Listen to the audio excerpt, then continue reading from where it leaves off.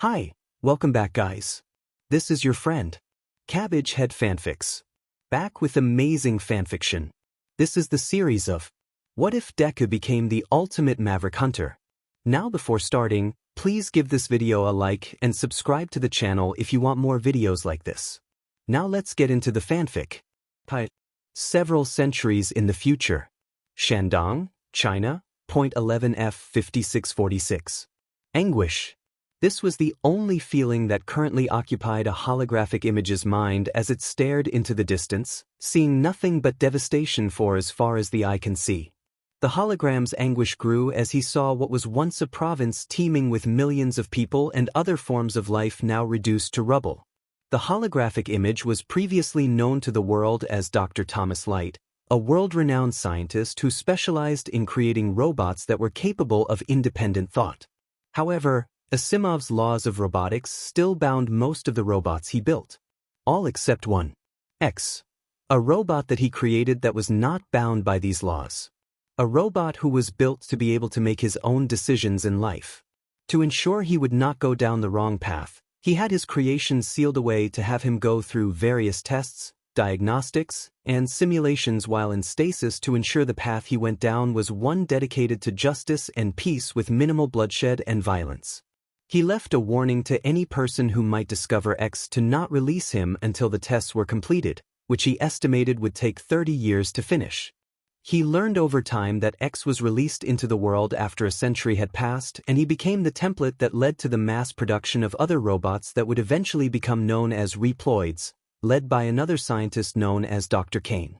However, they did not go through the same rigorous tests as X did, and combined with Kane's inability to fully understand Dr. Light's notes that he discovered along with X, several of his creations began to go berserk and commit crimes.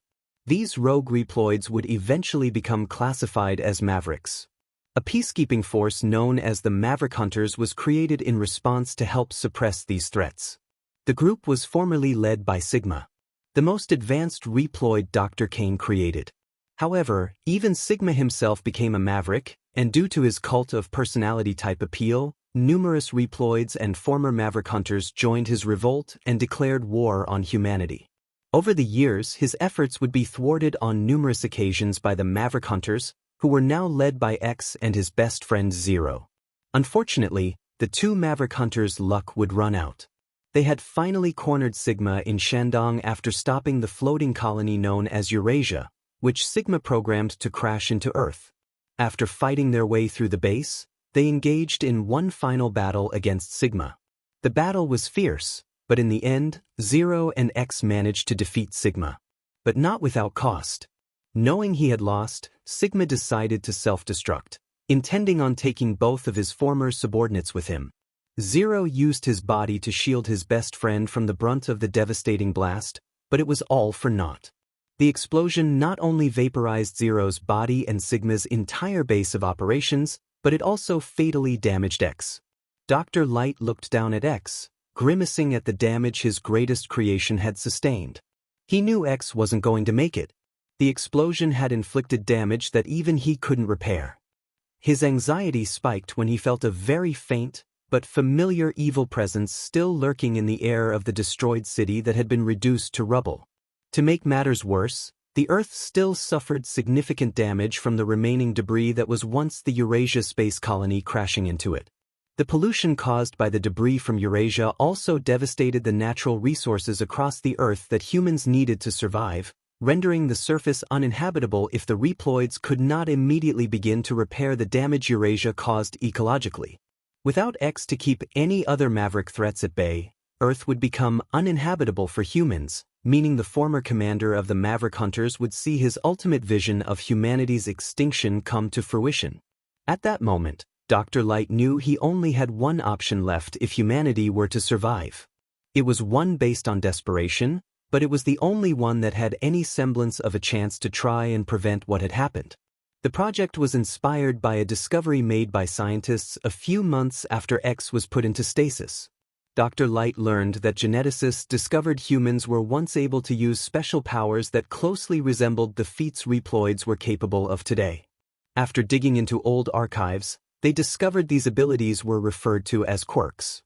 Several genetic profiles from current living specimens showed humans technically still had quirks and could develop them. However, something happened a few centuries after their initial development that removed or locked these abilities away. Several theories were developed as to why quirks were no longer active in the everyday populace, but with a lack of available public information, none of those theories could be definitively labeled as the real cause of the regression in humanity's capability to develop superhuman skill sets. Dr. Light had his theories for why this devolution occurred. The one that most frequently popped into his head was shared by many. The potential power one could hold in their hands depending on what skill they inherited could lead them to a path of tyranny. But threats like his old colleague Dr. Wily, and the destruction his technological innovations wrought upon society forced the hands of several leaders.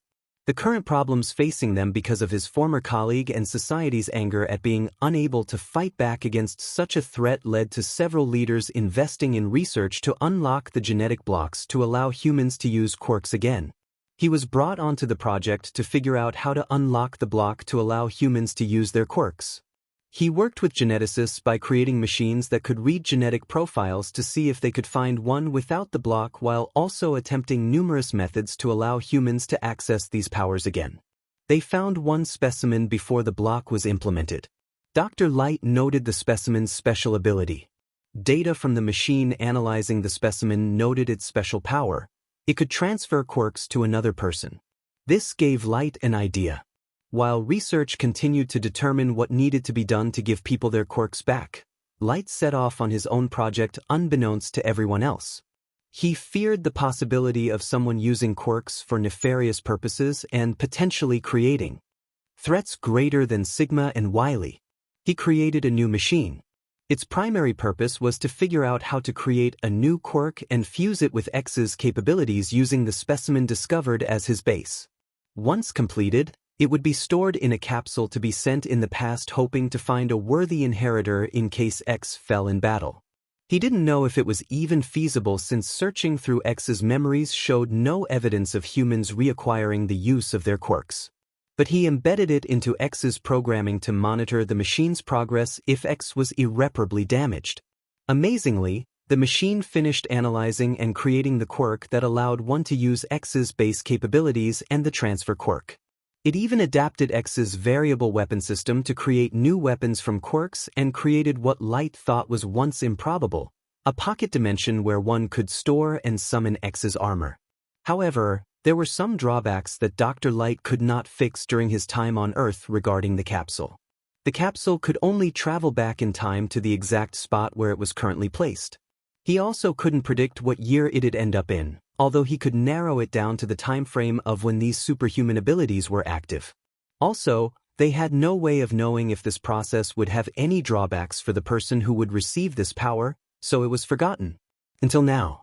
Knowing he had no other choice, he activated the program with X's red forehead crystal glowing brightly for a few seconds before dimming, signaling its completion.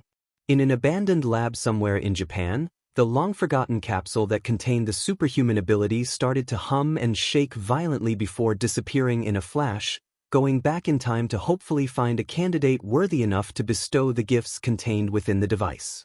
Knowing that the capsule was now traveling back to the past, Dr. Light sighed before looking at his greatest creation. X, forgive me for having placed this heavy burden on you. You fought so hard to try and maintain the peace I so desperately wanted to achieve. You placed blame on yourself for something you had no say in when you learned every reploid built that went Maverick could be traced back to you to some degree. But if anyone should be blamed, it's me. Every single tragedy and battle involving the Mavericks is my fault and no one else. All of the lives that were lost during this war I take full responsibility for. I hope you can forgive me for my lack of foresight that has led to everything that has happened. Dr. Light apologized as his holographic image faded. Their time was short. Goodbye, X. Maybe someday we'll meet again. Dr. Light said with melancholy in his voice before his image disappeared. A few seconds later, X's life force fully faded away. For the next several minutes, the eerie wind was the only sound that could be heard for miles before a sinister laugh began to echo throughout the ruins. Several hundred years in the past. Mizudafu, Japan. And another tragedy once again avoided thanks to All Might. Is there anything this man can't do? A news reporter gushed, emphasizing their adulation and awe of said person's heroism against a sludge-like villain that nearly killed 2 teenagers.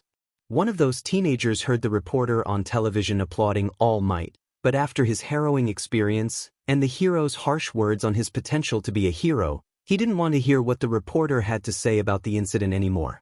The boy was Izuku Midoriya, a 14-year-old from Aldra Junior High School. At just a little over 5 feet 5 inches, Izuku is somewhat short for his age. His round face is framed by a short mop of fluffy dark green hair which curls up at odd angles around his head, casting noticeably dark shadows onto itself. His eyes, which at times are very watery, are large and somewhat circular, with his irises being the same shade of green as his hair and are usually stretched quite wide. He has a set of 4 symmetrical freckles in diamond formations, 1 on each cheek. And today was the worst day of his life. Today's events metaphorically screamed at him that the one thing he desired to be was nothing more than a foolish pursuit of the impossible. All because he lacked one thing that the majority of the population possessed: a quirk. The day started just like any other typical school day since he was 4, bullied, ostracized, mocked, and constantly reminded of how much less of a person he was because he had no quirk. His former friend Katsuki Bakugu was furious at him for wanting to attend UA, which resulted in him burning one of his hero quirk analysis books he worked so hard on.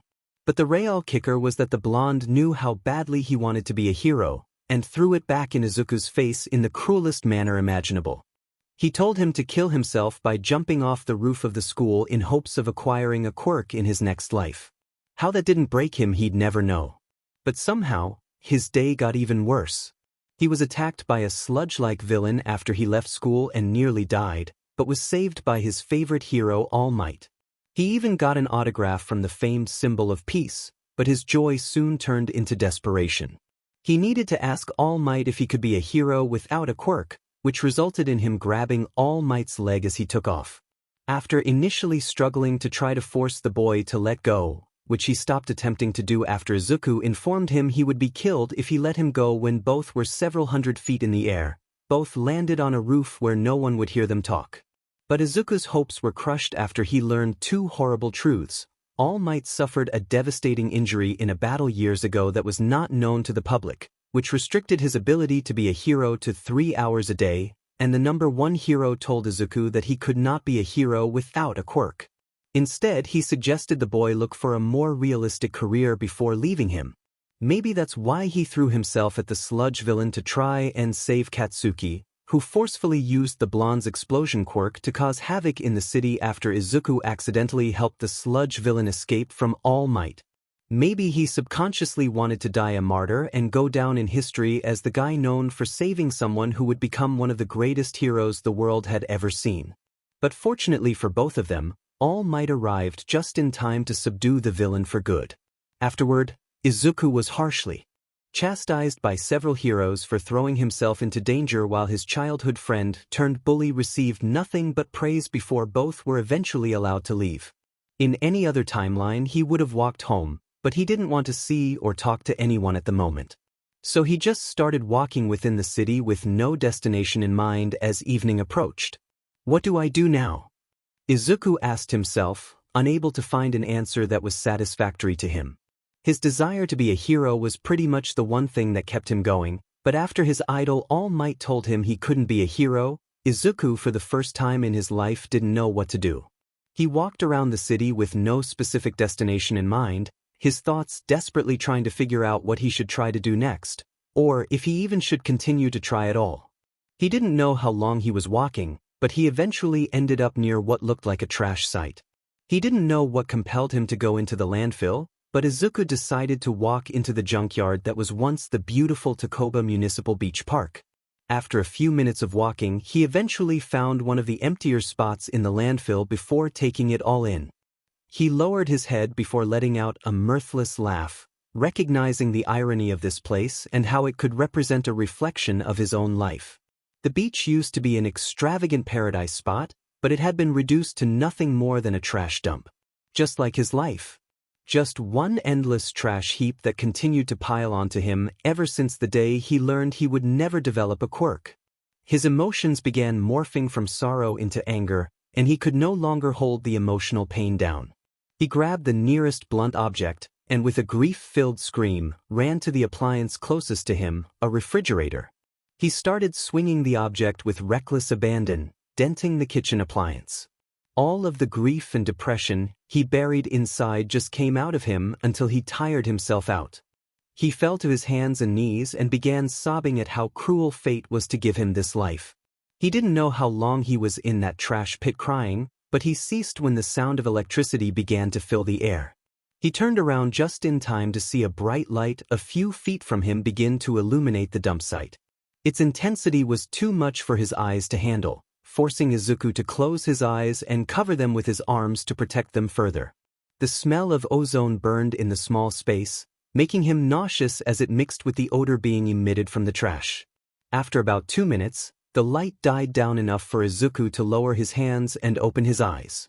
"What the?" Izuku managed to utter before his voice died in his throat, speechless at what had appeared only a few feet away from him. Meanwhile, 3 blocks from the landfill, a skeletal-looking blonde man was driving around the city searching for a young man he had met earlier, waiting for the stoplight to turn from red to green. The young man reinvigorated his heroic spirit by trying to save a hostage despite having no quirk. However, his search for the fanboy was a fruitless endeavor as he did not find him at any of the locations he expected him to be at. Sighing in disappointment, All Might decided he would continue his search for the young man tomorrow. Maybe Death Arms or Kamui Woods can help. Then again, they weren't happy with him from what I saw. All Might contemplated, before scrapping the plan as he felt the 2 heroes didn't want to see the young man again for a while. He continued trying to come up with a strategy to locate the green-haired teenager as he waited for the stoplight to turn green when he suddenly saw a faint light shine in the distance for a few seconds before dissipating. That was near Takoba Beach. But why would someone be around there at this time? Curious, All Might decided to investigate, mentally preparing himself to call the police on his phone that was mounted on the dashboard if it was a villain meetup. He opened a map-based app on his phone and verbally asked the app for the quickest route to the landfill from his current location. Once the directions were provided, he began driving to the junkyard. Meanwhile, Izuku's brain was going 1,000,000 miles a minute. He had so many questions as he examined the appearance of the device. In front of him was a piece of technology that appeared too advanced compared to anything he had ever seen. It looked like a pod or a capsule from one of those sci-fi movies he used to enjoy watching as a young child. It was primarily blue in color and appeared to be separated into a top and bottom section with what looked like green glass. Some of the notable features he noted mentally were the red light and hose-like attachments on the top. How did something like this end up here of all places? Did someone use their quirk to transport this thing? Why would someone send it here? Did they intend to send it here? This looks way too advanced for someone to just send it to a landfill where anyone can find it. Were they trying to hide it or destroy it? Wouldn't it be better to send it somewhere like the ocean or underground if they wanted to dispose of it? Izuku mumbled to himself in his head as he observed the strange piece of equipment by walking around it while keeping his distance. He realized he was becoming too engrossed with his thoughts before shaking his head to force himself out of his overthinking. Playost. Izuku knew he wouldn't be able to answer his questions by just circling the pod-shaped machine. So he cautiously started walking towards the machine, ready to bolt if it was a trap. He was 5 feet away from it when the red bulb at the top shined brightly and shot a beam of light at Izuku, who screamed in terror as he threw his arms up to defend himself as it was too fast for him to dodge. Several seconds passed before the teenager realized he wasn't in pain. Hesitantly, Izuku lowered his eyes to see what was happening. He saw the light scanning his entire form from top to bottom. It's scanning my body? But for what? Izuku rhetorically asked himself, unable to come up with a plausible explanation as to what the device was searching for on his person. The red light suddenly shut off before the machine started to hum lowly. Izuku's eyes widened in surprise when what he thought was green glass began to morph into a different shape. He stood in awe as the green light began to take a humanoid form. Eventually, the hologram's characteristics became fully fleshed out. Standing before Izuku was an elderly man in his 60s or 70s, who had a portly appearance with a bushy beard and equally bushy hair that went just past the nape of his neck and curled upwards at the front. He was wearing a lab coat, slacks, a polka dot tie, and dress shoes. Whoa, that was so cool. Izuku thought in awe at what had taken place in front of his eyes. The elderly man looked down at Izuku before smiling at the teen. Greetings, Izuku Midoriya. A pleasure to meet you. My name is Dr. Thomas Light. The now identified doctor warmly greeted. The green-haired boy's eyes widened in shock. You know my name? How is that possible? I never met or heard of you before. Izuku managed to utter, stunned at how the doctor knew his name with no previous introduction that he could recall. He was certain he never ran into this figure before, nor did his mother ever mention a doctor who looked like the one in front of him. Dr. Light continued to smile, amused at the boy's expected reaction. It is part of this capsule's process. It scans the person's memories to determine if the person could be trusted to inherit the gift I have left within it. Dr. Light explained. Izuku slowly nodded his head, understanding the reasons for the safeguard. Whatever was in this capsule must have been important to install such a security measure. However, the last few words in the doctor's final sentence registered in Izuku's head, his eyes widening in shock. Wait a second. Are you saying it finds me trustworthy? And why have I never heard of you or your inventions before in any news outlets? Izuku asked, his questions coming out at such a rapid-fire pace that he wasn't sure if the doctor picked up all that he said as it came out in a verbal, jumbled mess. Thomas couldn't blame him though. The boy had gone through so much today, and what was currently transpiring in front of the young man would be considered something that you'd usually see in movies only. The robotic scientist had a sad smile adorning his face. You haven't had the easiest of times during your life, have you, Izuku? Dr. Light responded rhetorically, already knowing the answer. Izuku flinched and looked down, a litany of his struggles due to being socially ostracized by his peers replaying in his head as the boy tried to hold his tears back unsuccessfully. He didn't want to explain his personal problems to a complete stranger. Izuku, please look at me, the hologram soothingly said. The boy sniffled before raising his head to look the hologram in the eye, tears streaming down his cheeks. Izuku, I can't begin to imagine the grief and pain you've had to hold onto for the last decade of your life. Nobody deserves what you've been put through. Those people are fools to spit on your dream. Which is why I'm going to make it a reality. Dr. Light explained. Izuku stopped crying as his eyes widened considerably in shock.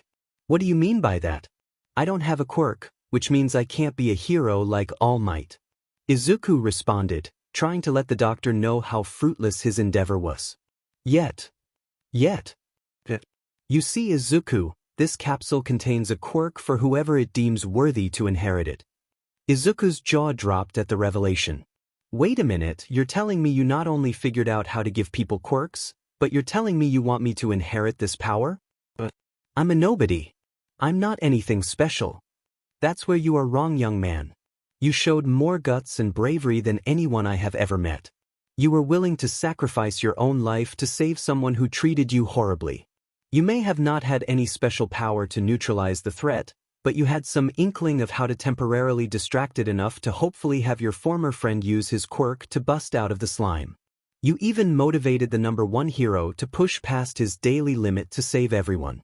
Also, Dr. Light explained before trailing off. Also, the life you lived, no one would have been surprised if you turned to a path of villainy. Most wouldn't even blame you if you did so. However, the thought never crossed your mind. You never even considered going down that path despite the world throwing everything at you. They said that you couldn't be a hero. But your actions today have convinced me you not only have the attitude and mindset to be a great hero, but you already are one in my eyes, Izuku. With or without a quirk. Dr. Light finished, smiling proudly at the teenager. Izuku was stunned. The words he wanted to hear for so long were finally uttered by a stranger, yet he couldn't deny the sincerity of the words. Someone finally believed in him and his dreams. His knees buckled before he gripped the front of his shirt, trying to rein his emotions in unsuccessfully as he started to cry. Except this time they were tears of happiness. He didn't know how long he was crying, but he eventually composed himself again before standing up and looking at the doctor. "Thank you." "You're welcome. I just wish everyone else would have that type of confidence in me." Dr. Light simply smiled. "I think you'll realize there are others who think of you like I do, young man." Izuku saw Dr. Light look away from him as the doctor's attention was grabbed by an unexpected visitor. "He is correct."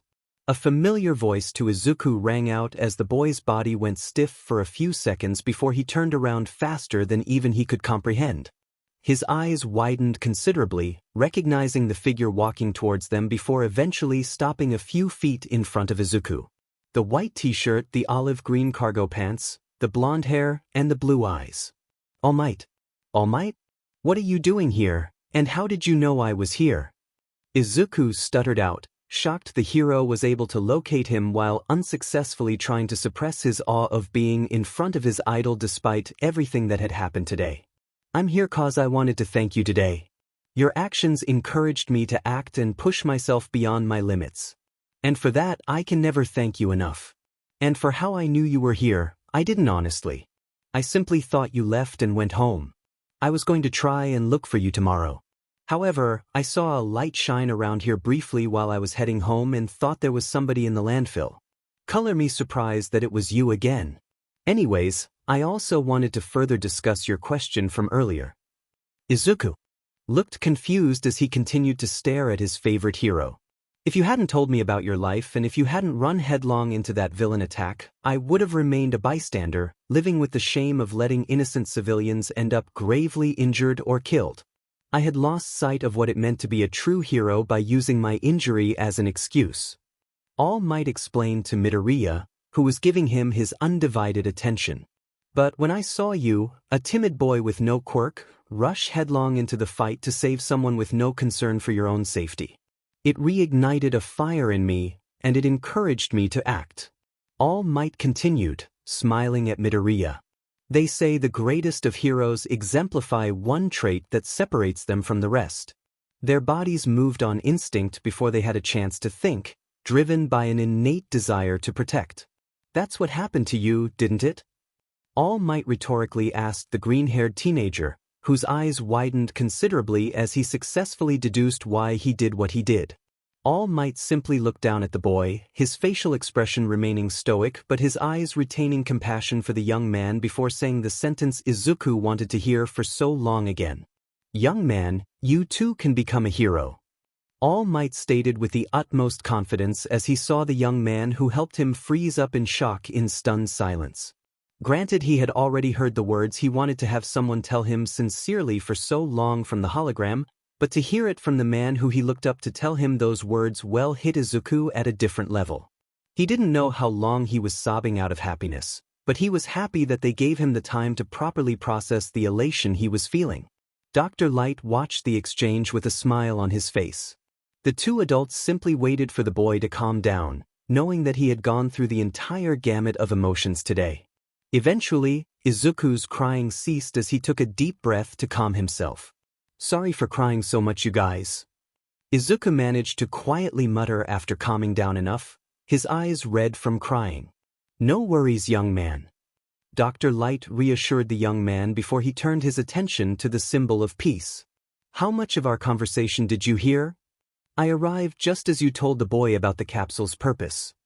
Dr. Light narrowed his eyes, before scanning All Might with the red light of the capsule, searching his memories and thoughts for any deception. He found none. Before finishing his scan, he also discovered why he was looking for Izuku. "I see. And why were you looking for the boy? Surely you weren't looking for him just to say thanks?" Dr. Light rhetorically asked, testing the blonde to see if he would try to deceive him. All Might realize the conundrum he was in. He wanted his quirks secret to be kept between him and the boy. If the doctor truly did develop machinery to transfer quirks, and based on how the machine looked, be able to send the said device back into the past, he knew being able to develop machines that can detect someone trying to be deceitful wasn't too far-fetched of a possibility. And in his current state, he wouldn't be shocked if the device had some sort of defense mechanism to prevent him from informing others of its existence. All Might sighed, knowing there was no way out. I was searching for Midoriya Shounen because I wanted him to be my successor and inherit my quirk. All Might responded. Izuku's jaw once again dropped. Inherit All Might's quirk? Interesting. I guess since you were honest, I believe it's only fair to explain why I sent this capsule. Dr. Light responded. All Might and Izuku recognized the seriousness in his tone, giving the scientist their full, undivided attention. Their focus was the signal for the hologram to begin. I suppose an introduction to help get All Might up to speed is in order. My name is Dr. Thomas Light. And as cliché as this sounds, I'm from the future. Dr. Light began as the two gave him their undivided attention, listening to the origin story of the doctor, and thus setting the table that would dictate their long-term plans. Dr. Light couldn't help but smile nervously as he saw the looks of disbelief on All Might and Izuku. He just finished explaining everything that led up to their encounter after his device traveled back in time. But the biggest reason for their shocked expressions was what Dr. Light believed set all these things in motion. Dr. Light himself could remember that day when the world changed forever in his timeline. Flashback. I strongly believe Albert's research must stop. Dr. Light told the committee in charge of funding for the Robot Institute of Technology's Electronic Engineering doctorate program. Both were trying to convince the committee to invest money into their area of research. Dr. Light was specializing in the creation of robots with independent thought, while Albert Wiley wanted to develop a tool to help robots increase their speed and power. Light, we can't build the future on your empty optimism. Wiley growled in frustration as Dr. Light pointed out what he thought were flaws in his research. He didn't understand why the committee was even wasting their time entertaining Light's idea, which he saw as nothing more than a foolish pursuit that would end in disappointment. Say what you will, I cannot agree to this. Please listen, Dr. Light calmly rebutted, trying to get his colleague to understand the dangers of his research. No, you listen to this. At every turn, you've ignorantly blocked my research. Albert scathingly spat out, cutting off Dr. Light before he was interrupted by the chairman. Mr. Wiley, control yourself. The chairman ordered. Wiley begrudgingly complied, but it was evident on his face he was still bristling in anger. I see the committee is in agreement. And so, the department chooses Thomas Light's research into robots with independent thought. Thank you, everyone. The chairman informed the department of where their funding would go.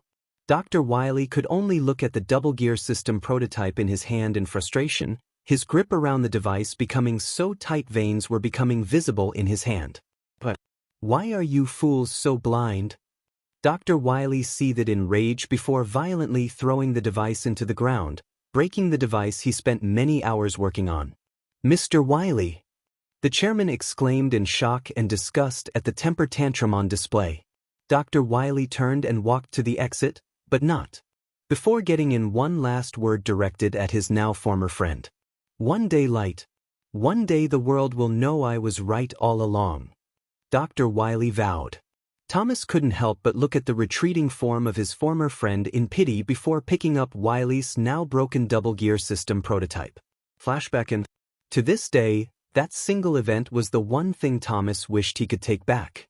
He should have been more supportive of Wiley and figure out a way to work together to achieve their goals. Dr. Light couldn't help but feel his nervousness grow as several minutes passed, his audience still trying to process the information revealed to them. Can't say I blame them for their reaction. It does sound like something that belongs in a low-budget sci-fi film. Dr. Light thought to himself.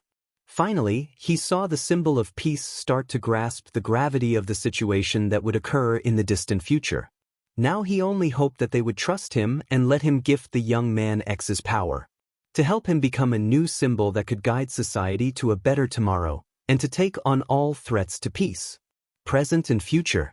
There weren't many things left in this life that could legitimately surprise All Might. He had seen medical and technological advances that he didn't believe were possible during his youth. He battled against villains of all shapes and sizes and heard nearly every reason under the sun why someone became one. He battled alongside his fellow heroes and had seen many of his comrades perish in the line of duty. But the words he heard from the hologram rendered him nearly speechless. What he once thought was reserved only for science fiction books or movies was now being exposed to the two as something that could be achieved and utilized. Not only that, but the story he heard from the doctor as to why he sent a machine capable of gifting someone a quirk that would essentially allow the lucky recipient to utilize the same abilities as his most advanced robot was even more outlandish. So let me get this straight. In a few centuries, you will design and develop machines that have varying degrees of artificial intelligence? All Might said, wanting to make sure he heard right. Dr. Light nodded.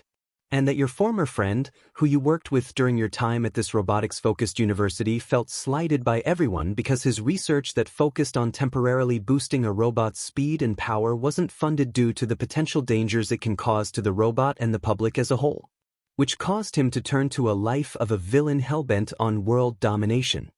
All Might concluded, trying to make sure he heard right.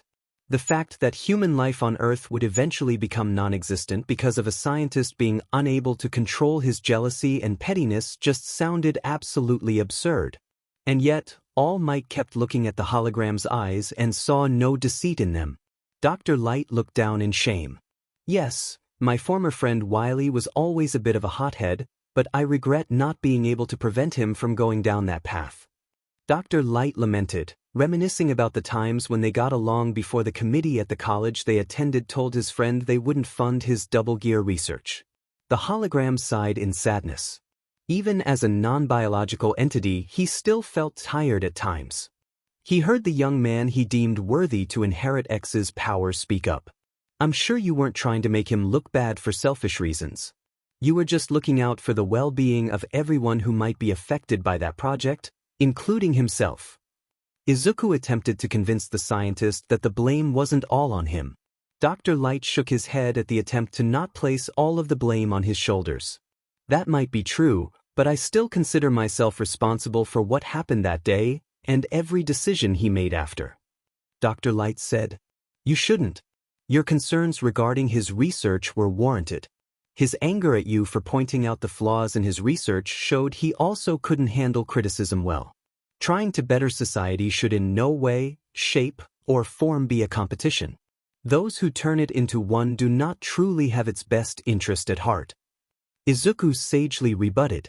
Dr. Light and All Might couldn't help but smile at the maturity shown by the young man. I wish more people thought like you, young man. The world would be a much kinder place if it were. Dr. Light complimented the young man in front of him. Agreed. This fanboy selfless attitude is the primary reason I chose him to inherit my quirk. All Might added jubilantly, patting the young man on the back as the two adults continued pointing out the green-haired teenager's positive traits. Izuku could only blush in embarrassment at the praise directed at him. He wasn't used to people giving such compliments to him. Especially people who he could say without hesitation were some of the most important in their eras. Unfortunately, the constant destruction caused by Dr. Wily's schemes started to cause the populace to become angry about placing all their hopes on one robot.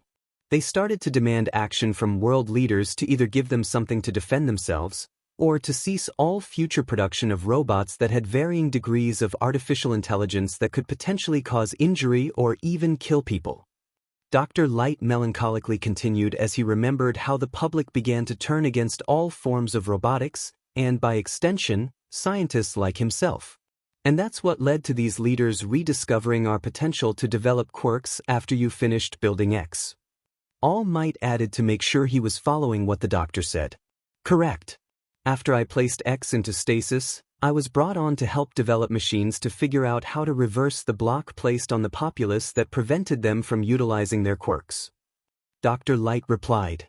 But weren't you in failing health at the time? Based on how long you took to develop X and how complicated the project was, wouldn't it almost take as long to develop a solution? You couldn't have had more than a few years left. Izuku asked. Yes. My health was failing at the time, so I was given access to all of the latest medical advancements the world had at its disposal at the time. I did not expect to live much more than 2 years after I built X, but they were able to prolong my life by nearly 2 decades. I guess they felt I contributed to the problems Wily caused since I drove him down that path, and that it was a mess I needed to clean up. Dr. Light answered, remembering the amount of drags and treatments he was subjected to keep him alive. He shuddered remembering the needles, surgeries, and various therapies he was forced to go through. It was not a pleasant time. And that led you to create the quirk fusing X's powers with the subject that had the ability to transfer their power to others? Izuku added. Yes. I believed quirks were suppressed because people feared some tyrant rising to power or had done so, which led to the event of their removal from society entirely. It left humanity defenseless against the threats I had an indirect hand in creating. But I also feared those leaders in my time using those powers for nefarious purposes once people like Wily were taken care of if they succeeded in reintroducing quirks into modern society. Dr. Light explained, a look of melancholy slowly showing itself on his face. My worst fears, unfortunately, came to fruition when my dear X fell in battle. His demise and humanity being unable to defend itself led to the time machine activating, and it ended up here with me meeting you too. Dr. Light finished.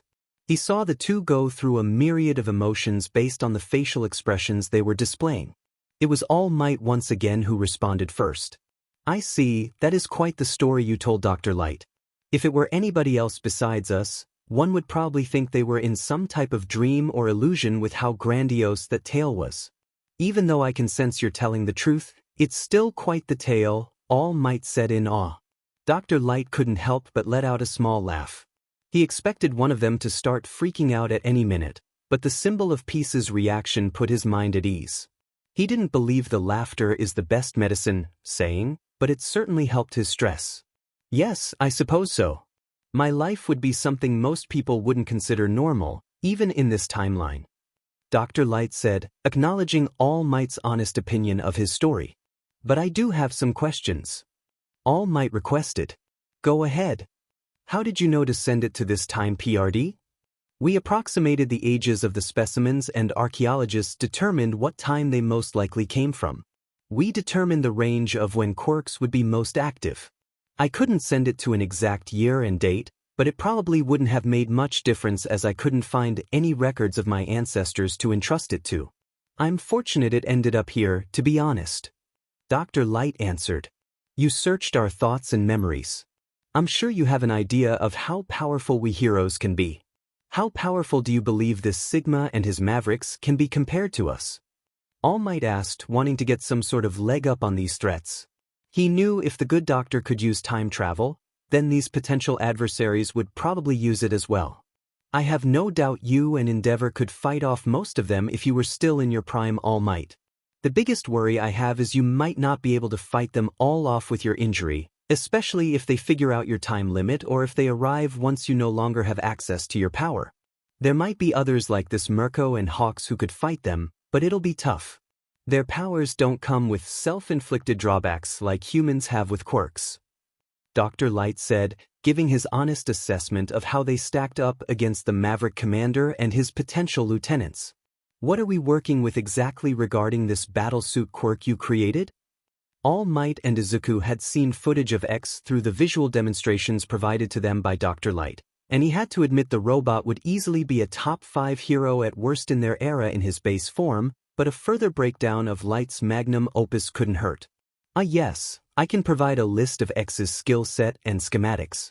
If you accept this gift, Izuku, you can access this list whenever you wish. Izuku nodded as both he and his idol saw Dr. Light materialize the list using the red light in front of them as they began reading.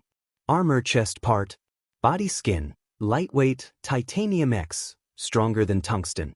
Accumulative energy generator, stores solar energy. This primary power supply generates the necessary energy to fuel all of X's systems. Head part, self-repair program. Battlesuit will regain energy and self-repair damages when inactive in the pocket dimension or if the user is standing still. Ultra-sensitive voice recognition system. Acute voice recognition in low-volume clarity situations. Universal language translator. Armor-piercing, non-piercing automated programming. Changes energy projectile properties depending on the target. If a projectile would hit both humans and robots simultaneously, programming will default the projectile's property to non-fatal and non-piercing. Armor piercing will only be applied to humans if the threat to the public condition is met. Armor upgrades, helmet, body, arm, and leg sections can be enhanced if certain quirks are assimilated. Arm part. X-Buster, Mega Buster Mark 17X's main weapon. Converts solar energy into a high-powered, separate burst. Energy amplification device. Amplifies stored energy to release a more powerful charge shot. Variable weapon system. Can use up to 8 modified weapons or systems copied from other robots or quirked individuals, programming chips, or copying a person's DNA. Note: not all quirks can be assimilated into battle armor. The suit will inform the user if the quirk is not compatible. Leg part. Emergency acceleration system. All Might let out a low whistle, impressed at the piece of technology that could be developed several centuries in the future. If humans could have access to this type of power, it would open the door for everyone to be a hero. He was particularly impressed with the programming feature that allowed the suit to automatically switch the X-Buster's properties to shoot non-lethal shots to mitigate friendly fire damage if humans could potentially be in the line of fire. Izuku raised his hand. Thomas couldn't help but note the polite gesture, his confidence in choosing Izuku to inherit this power increasing. Yes, Izuku? I'm honored to have you choose me to carry on X's legacy, Dr. Light, but how are we going to explain this to everyone? I have 2 joints in my pinky toe, so my developing a quirk, especially at this age, would raise suspicion. Izuku brought up, concerned about how they could fabricate a believable story while keeping the true purpose of this quirk under wraps. Yes, I thought that could be a potential issue. This capsule will remove the extra joint once it finishes modifying your genetic profile to accept it. If anyone asks, we can chalk it up to a false positive reading when you were younger. Izuku was still wary about one more thing. Will this work? Izuku asked with a little bit of trepidation. We were unfortunately unable to test it during our time, but the chances of any drawbacks should be minimal for quirkless individuals. It's up to you if you wish to take the chance. Izuku pondered the offer for a few minutes. He could accept All Might's offer of acquiring his quirk. But after thinking about what happened during the day when he almost got his former best friend killed by the sludge villain, Izuku knew which path he needed to take. I'll do it. Izuku answered before turning to All Might. I'm sorry, All Might. I appreciate the offer, but I'll have to respectfully decline. After the mess I caused today, I just feel like it would be wrong to accept your quirk. I understand why you chose me, but I can't in good conscience inherit your power. Izuku told his idol while bowing in front of him. All Might just stood there stunned, but he felt his admiration for the boy grow even more. Izuku and Dr. Light were startled when they heard All Might begin to laugh. He eventually stopped after a few minutes. My apologies, Midoriya Shounen, Dr. Light. I just have not met any person in my whole life more selfless than this fanboy. All Might explained before grabbing Izuku's shoulders while looking at him with a bright smile on his face. You are going to be a great hero, and I understand your reasons to go with Dr. Light's offer. I'll support you every step of the way. All Might unwaveringly told the teenager, who started to tear up. Hey now. You gotta quit all that crying, young man. You're gonna dehydrate yourself if you lose all that water from your crying. The symbol of peace jokingly told Izuku. I'm sorry.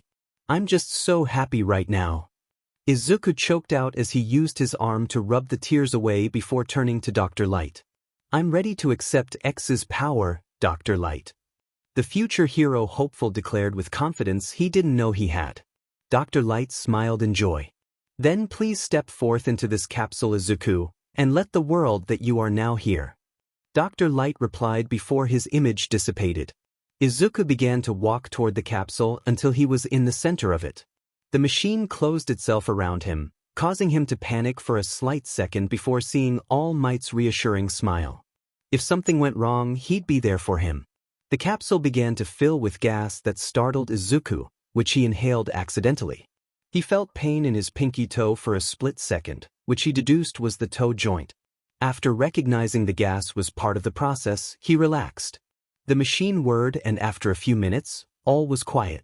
The capsule slowly opened up, revealing the occupant inside. It was Izuku, but instead of wearing his school uniform, he was wearing a futuristic piece of equipment that was primarily blue and cyan in color.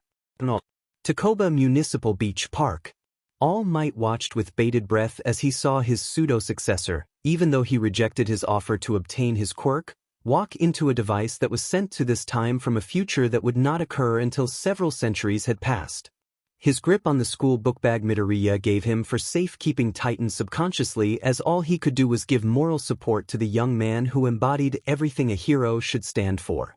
He swallowed the lump that had formed in his throat, his anxiety rising as he saw the inside of the device slowly enclose itself around Izuku. He was about to jump into action and try to shatter the glass encasing the teenager when he saw him begin to panic as gas filled the container. However, he saw the boy eventually relax and even smile. An anesthetic? All Might asked himself as the gas became so thick the symbol of peace could no longer see what was occurring within the device. The only thing that was able to permeate through the fog was the green light.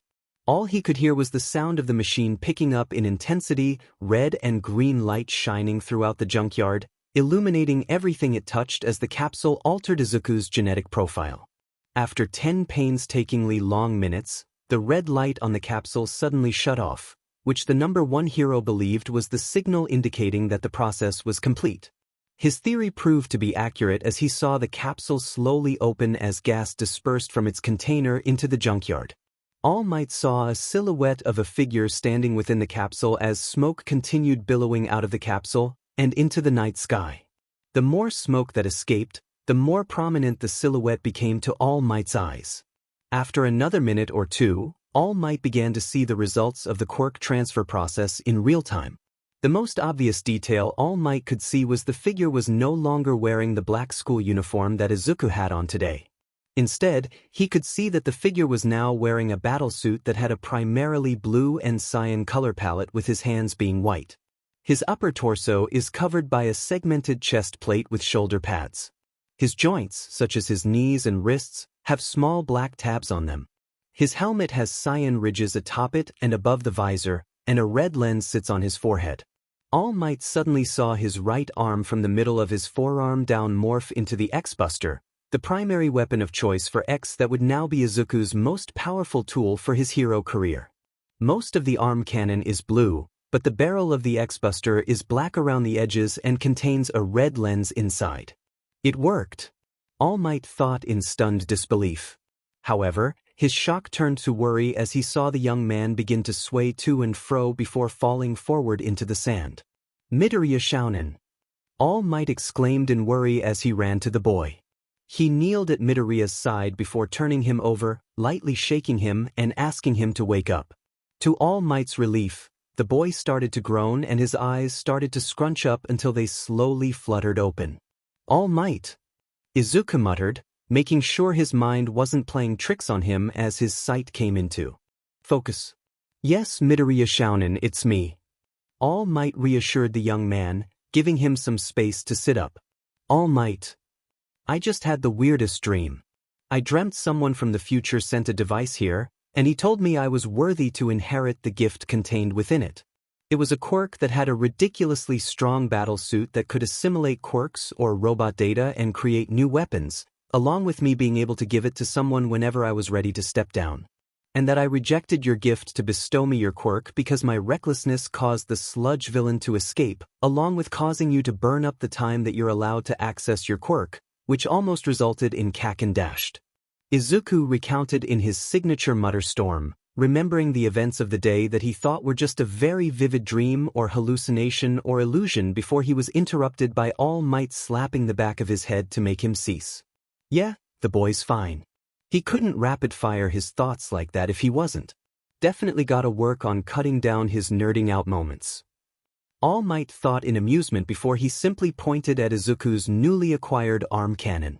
Midoriya Shounen, what happened today wasn't a crazy dream your mind conjured up. All Might informed the boy, who slowly looked down. The young man's eyes widened considerably, seeing his arm shaped like a cannon and covered in some blue armored plating. My hand. Izuku muttered, coming close to freaking out again. It transformed into that cannon Midoriya Shounen. You should be able to deactivate that weapon and get your hand back. All Might attempted to assure the boy. However, All Might's words fell on deaf ears as Izuku slowly examined the rest of his body, noticing it was mostly covered in blue and cyan. He ran to a cracked body mirror near one of the junk piles just to make sure his mind wasn't playing tricks. Sure enough, Izuku saw himself covered in a battlesuit that had various shades of blue with hints of black. The one hand he could see was ghost white, and in the middle of his forehead sat what looked like to him some sort of red gem. Wah, you mean to tell me everything that happened was not some crazy dream? I was chosen to carry this extremely powerful weapon turned quirk. Izuku cried out in disbelief while holding his head. The events that transpired today actually happened. He had a quirk. An extremely versatile and powerful one. And there was a high probability that robots that had high degrees of artificial intelligence would be coming from the future to fight him and try to wipe out all biological life on Earth. To say Midoriya was experiencing a myriad of emotions would be putting it mildly. All Might and Izuku heard a laugh echo throughout the area before refocusing their attention on the capsule. They saw Dr. Light with a smile on his face laughing. It took a minute or two for the robotics doctor to calm down before he turned his eyes to the two. That is correct, Izuku.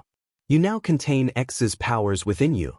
Normally this is where the mentor would say something like, with great power comes great responsibility. But knowing the type of person you are, I don't think I'll have to worry about that. I know I have chosen the perfect candidate to carry on X's legacy. Dr. Light amusingly, but proudly told the boy. Izuku couldn't help but stare at the doctor in disbelief for a few seconds. It was almost surreal that he even existed, and yet, in a span of a few hours he turned his hopeless situation around and gave him a gift that would make his dream of being a hero come true. Midoriya walked to the capsule until he was only a few feet away from it. He then lowered his body until he was prostrating himself in front of the doctor, who was taken aback at such a gesture. Dr. Light, words can't begin to describe how thankful I am for you. You made my dream something much more attainable for me. Being a hero is the only thing I ever truly wanted. I want to be a hero that puts a smile on everyone's faces and keeps them safe. I assure you I will not take your gift for granted. After everything you've done, I'll do my best to carry on X's legacy.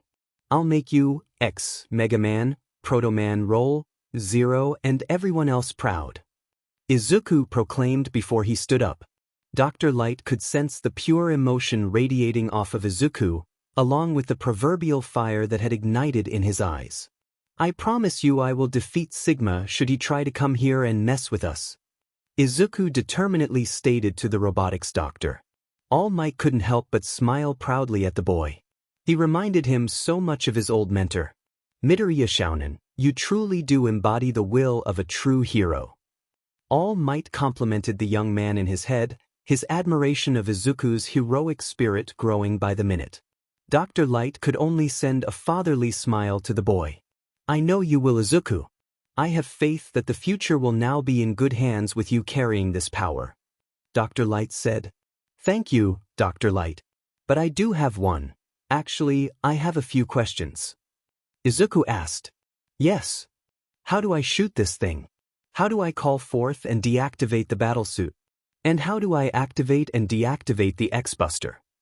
Izuku questioned the doctor. He wanted to figure out the basics of his quirk before he went and tried anything more advanced. Ah, I see. Thank you for bringing that up. Dr. Light said, thankful the boy reminded him to give him instructions on how to activate the different assets of his new suit. It's in another list I provided. But firing projectiles with the X-Buster depends on which projectile you want to fire. To fire the base-level shot, imagine pulling a trigger on a gun. Dr. Light informed before turning his head to a refrigerator that had some dents in it, wordlessly instructing him to test the method. Izuku nodded before turning his X-Buster to the fridge, aiming it before doing as Dr. Light instructed. A yellow projectile shot out of the X-Buster, traveling through the air until it made contact. The shot collided with the fridge, but it didn't leave a dent. Those shots don't pack much punch power-wise, but they are good for rapid-fire purposes to apply pressure to enemies. Try charging it for 5 seconds before firing. Focus your energy at one point before pulling the trigger in your head. Dr. Light instructed Izuku, who nodded. He charged his X-Buster for the amount of time Dr. Light told him to before firing again. At the fridge, a green projectile emerged as it flew to its target before hitting it. The thud was much louder, but still no dent. Now hold it for 8 seconds and repeat what you just did. Izuku nodded before repeating the previous steps while gathering energy for a little bit longer. The third-level charge shot packed a much more powerful punch. A large, bluish-pink ball of energy rocketed to its target before making contact. It caused the fridge to tilt backward, but it didn't knock it down on its back. All Might suddenly heard Izuku hiss in pain, looking at his pseudo-successor holding his right shoulder. Midoriya Shounen. All you alright? The symbol of peace called out in concern. Yeah, I'm okay. The kickback was a lot more than I anticipated from those higher-level shots. Izuku answered while gritting his teeth waiting for the pain to subside. How many of those shots can you fire, Izuku? Dr. Light asked. 5 for those green shots, maybe 2 more for the third-level charge shots, Izuku answered. I see. So your body isn't physically capable of being able to handle the shots well right now. Fortunately, the X-Buster has an ambidextrous feature that will allow you to switch which side you'll be able to summon your X-Buster. You can switch where the X-Buster is by picturing it in your head. That also applies to the special weapons that are created. Dr. Light informed the two. So working on the boy's physical conditioning will allow him to shoot stronger shots and in higher quantities? All Might asked the doctor. Correct. Getting his body into peak physical condition is tantamount to getting the most out of the suit. As his body grows and gets into shape, the charge time should reduce as well. Dr. Light advised before turning his attention to the young man, who was now giving him his undivided attention again. Now to switch between the X-Buster and your regular arm shape, just picture them on the arm you want to change. Izuku nodded before focusing a mental image in his head on his right arm that currently had the X-Buster activated. He felt his right arm change shape as the X-Buster morphed back into his regular arm. Excellent. Now to summon and deactivate the battlesuit, I implemented a vocal command to trigger the suit materializing or dematerializing on Izuku's person. He can also call forth the suit mentally in case his vocal cords are damaged. Dr. Light told Izuku. He implemented both methods to ensure Izuku could summon the suit if he couldn't speak. To summon the suit, say, requip. And if you wish to take the suit off, say, power down. Dr. Light informed Izuku, who nodded before preparing himself to follow Dr. Light's instructions. Dr. Light and All Might saw the suit glow blue before it disappeared, signaling its deactivation by Izuku. The young man looked down to see his Aldra Junior High uniform. He then utilized the instructions given to him by Dr. Light to have it rematerialize on his body. The blue glow returned as it covered Izuku's body before the suit covered his form again. After deactivating it one final time, Izuku turned to the doctor with a smile on his face. Thank you for the instructions, Dr. Light. Izuku gratuitously thanked the doctor. You're welcome, young man. Dr. Light replied. Playost. Suddenly, his hologram began to fade in and out between his full form and a blob of static, startling his audience. What's going on, Dr. Light? Izuku stuttered out in shock. It seems, my time, here is, growing short. The capsule, will, fade, and, cease, to exist, in 2 minutes. Dr. Light's voice tried to explain as it altered between clean and garbled. Izuku's eyes widened in terror when he saw the capsule begin to disappear. Wait, you can't go. I still have so many questions to ask you. Izuku cried out, tears beginning to run down his face. Don't cry. Izuku, please listen to me. Dr. Light asked of the young man, who stared at the image and the capsule that began to fade away. I know you can be a great hero. You'll find others to help guide you to greatness. Don't worry about me, young man. I have no regrets choosing you. Be a symbol of hope for your world. The capsule was almost gone. Farewell. Izuku. Dr. Light said before the capsule dematerialized fully. An uneasy silence filled the junkyard for the next few minutes.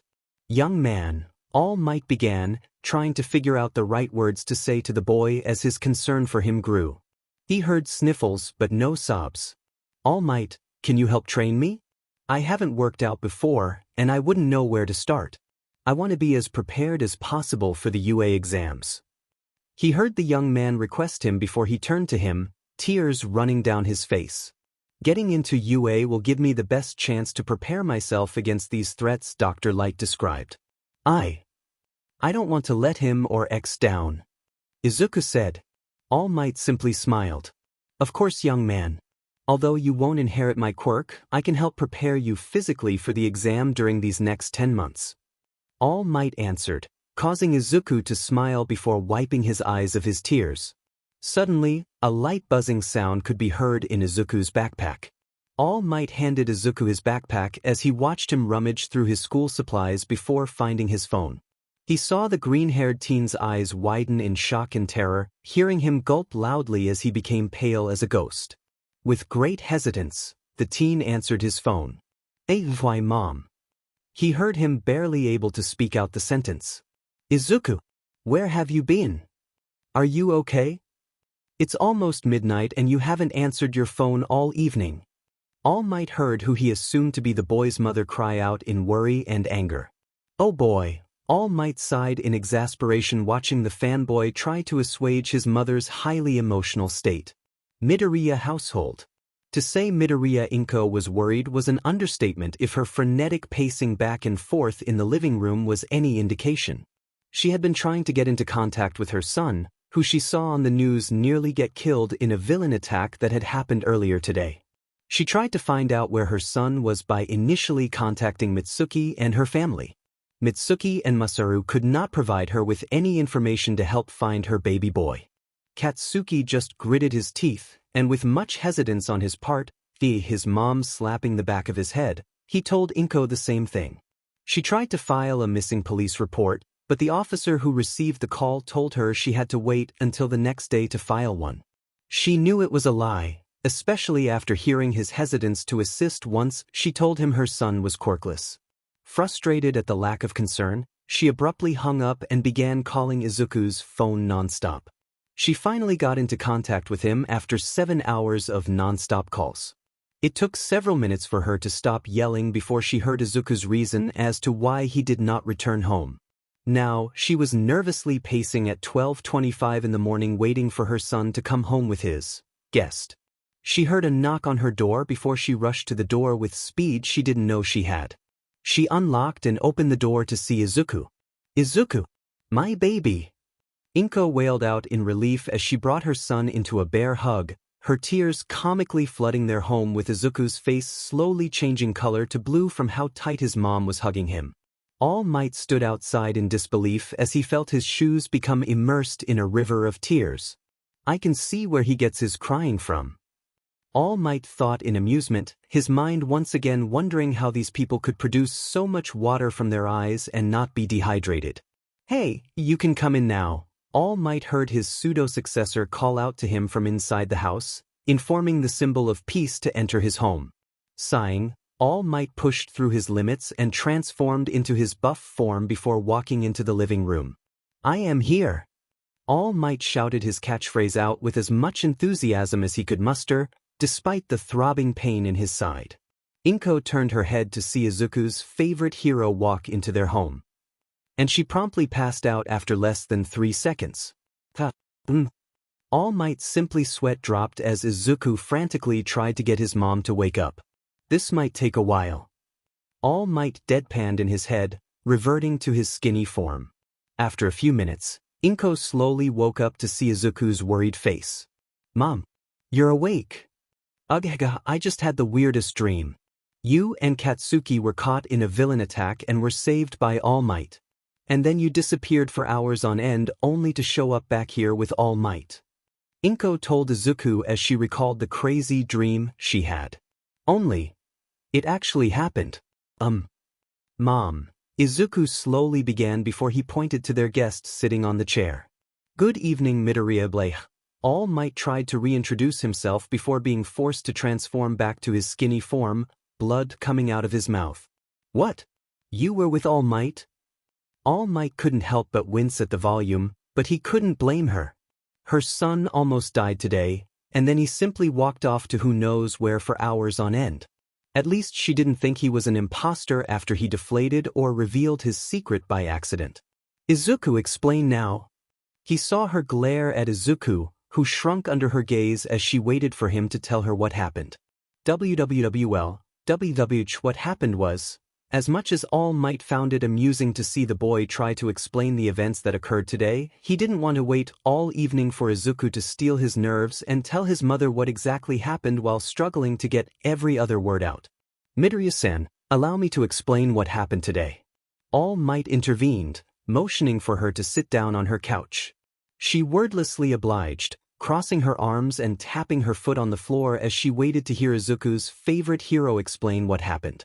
All Might could only sigh, mentally preparing himself. He didn't know how the boy convinced him to tell his mother everything that occurred today without any slight fabrications.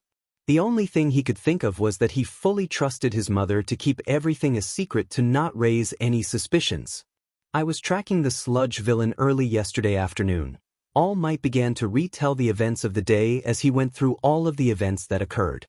After an hour of breaking down the series of events that happened, the symbol of peace awaited Inko's response. She was rubbing her temples with her fingers, her mind trying to absorb all of the information that the number one hero told her. Everything that she had been told sounded absolutely ridiculous. All Might could only be a hero for 3 hours a day? A machine time traveled to this particular year, and Izuku just by happenstance was in the vicinity of where the device emerged. And it gifted him a quirk specifically designed to fight misanthropic, homicidal robots that were programmed with human-like intelligence to exterminate all organic life on Earth. The only thing that kept her from calling out the two for coming up with such a preposterous tale was the blue-armored boy sitting next to her. As much as her brain screamed at her at how illogical this all was, she couldn't argue against what was in front of her. Her son had a quirk bestowed upon him, and now he had to prepare to probably fight against these Mavericks. Izuku, I don't even know what to say. I'm angry at you for almost getting yourself killed twice, wandering to who knows where for hours without even telling me you just needed to take a walk, and for accepting a gift from a complete stranger who could have easily been lying to you. Inko admonished her son, who looked down in shame. But I'm relieved. I'm glad you're back home safe. Inko then turned to All Might before lowering her head in respect. Thank you for protecting my son, All Might. He means the world to me. Inko thanked the symbol of peace, grateful that he protected her only child. No worries, Midoriya-san. Your son, quirk or no quirk, embodies what it truly means to be a hero. Even if he didn't acquire this quirk, I would have happily given him mine. All Might responded. I still can't believe there are quirks out there that can be transferred to other people. It feels surreal to know my baby has a quirk now, she said in amazement as she looked over the boy in his current armored suit. So what does this quirk do exactly? Inko asked, curious to know what her son was capable of. The primary features of this quirk make Midoriya Shounen a formidable long-range combatant. He can shoot projectiles with varying degrees of strength. Not only that, but he's able to copy quirks, and the suit uses those copied quirks to create new projectile weapons. It does have some pretty heavy kickback depending on how long he charges, along with being weaker in areas with minimal sunlight. But getting his body into tip-top shape will mitigate the recoil and nerfed power in darker areas. That's why I am here today, Miss Midoriya. I wish to train your son to get him ready for the UA exams coming up in 10 months. All Might explained before making Inko his offer to bring Izuku under his proverbial wing. Are you sure, All Might? I mean, I'm flattered to hear you think my Izuku has that much potential, but what about your injuries? Inko stammered out. I am sure. I wish to see your son flourish and fulfill his potential.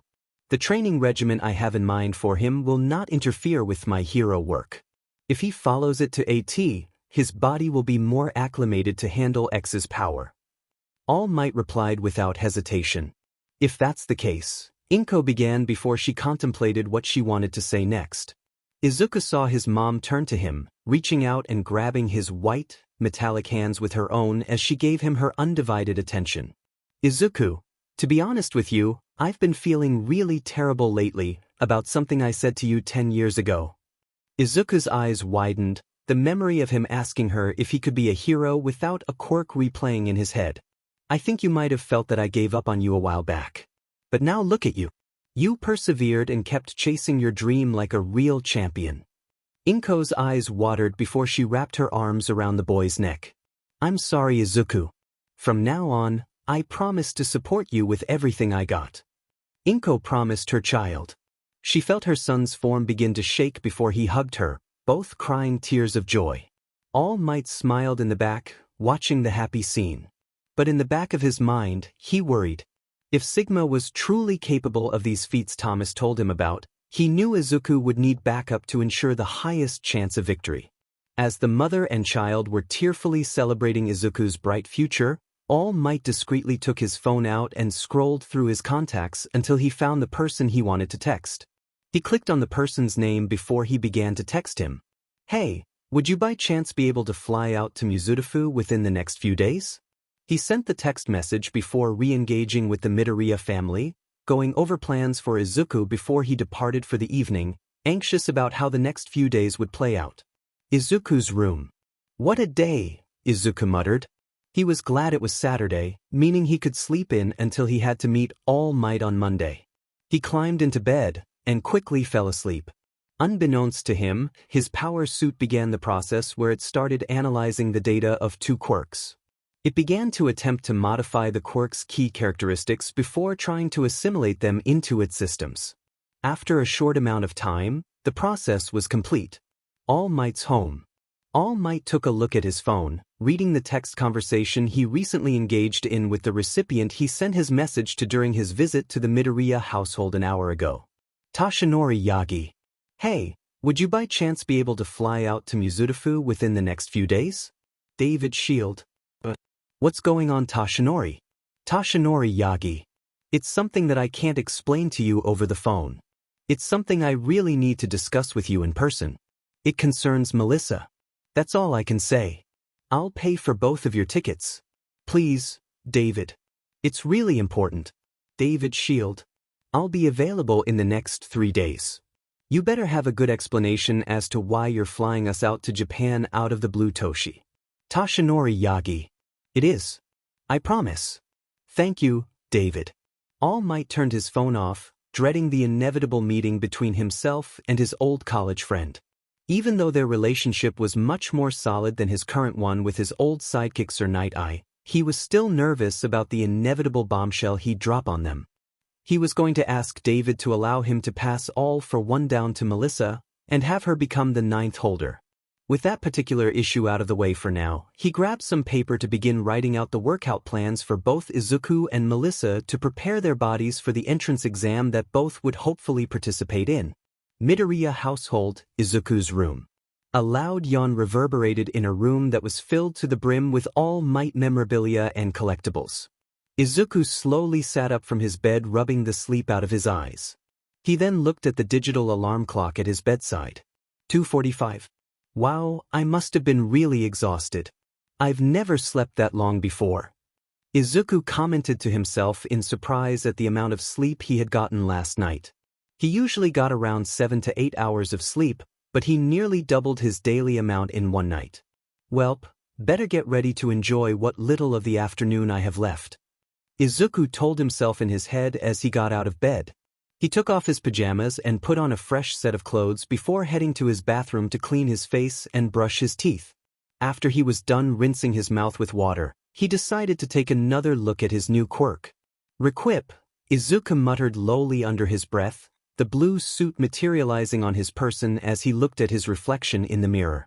Although he told All Might he couldn't accept his quirk due to his indirect role in the sludge villain escaping and nearly killing Kaken, the primary reason was hearing the story of X's life. He felt his heart ache after being told what X had to go through. His design and specifications were used to develop the Reploids, with many of them going rogue. He felt responsible for every crime and misdeed these Reploids, or Mavericks to differentiate them from law-abiding reploids, committed as they were built using his specs. To X, he felt that they were all an extension of him. X, I can't even begin to fathom everything you had to go through until the end. You were forced to keep fighting even though you didn't want to. You've had to carry this heavy burden for so long. All of that guilt, pain, and sorrow. You didn't even get a true chance to explore and discover what you truly wanted in your life. But don't worry, X. I promise you that I will continue fighting for the peace you and Zero desperately wanted to achieve. Izuku vowed, taking a look at the suit covering his body as if it was a sentient being he could converse with.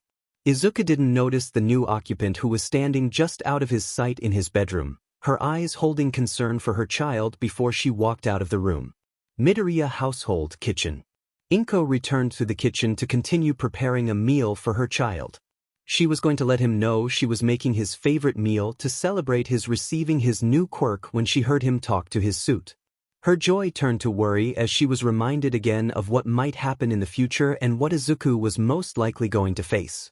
She wanted to be happy that her son finally had a quirk and now had an excellent shot to pursue the one career he wanted to work in more than any other occupation in the world.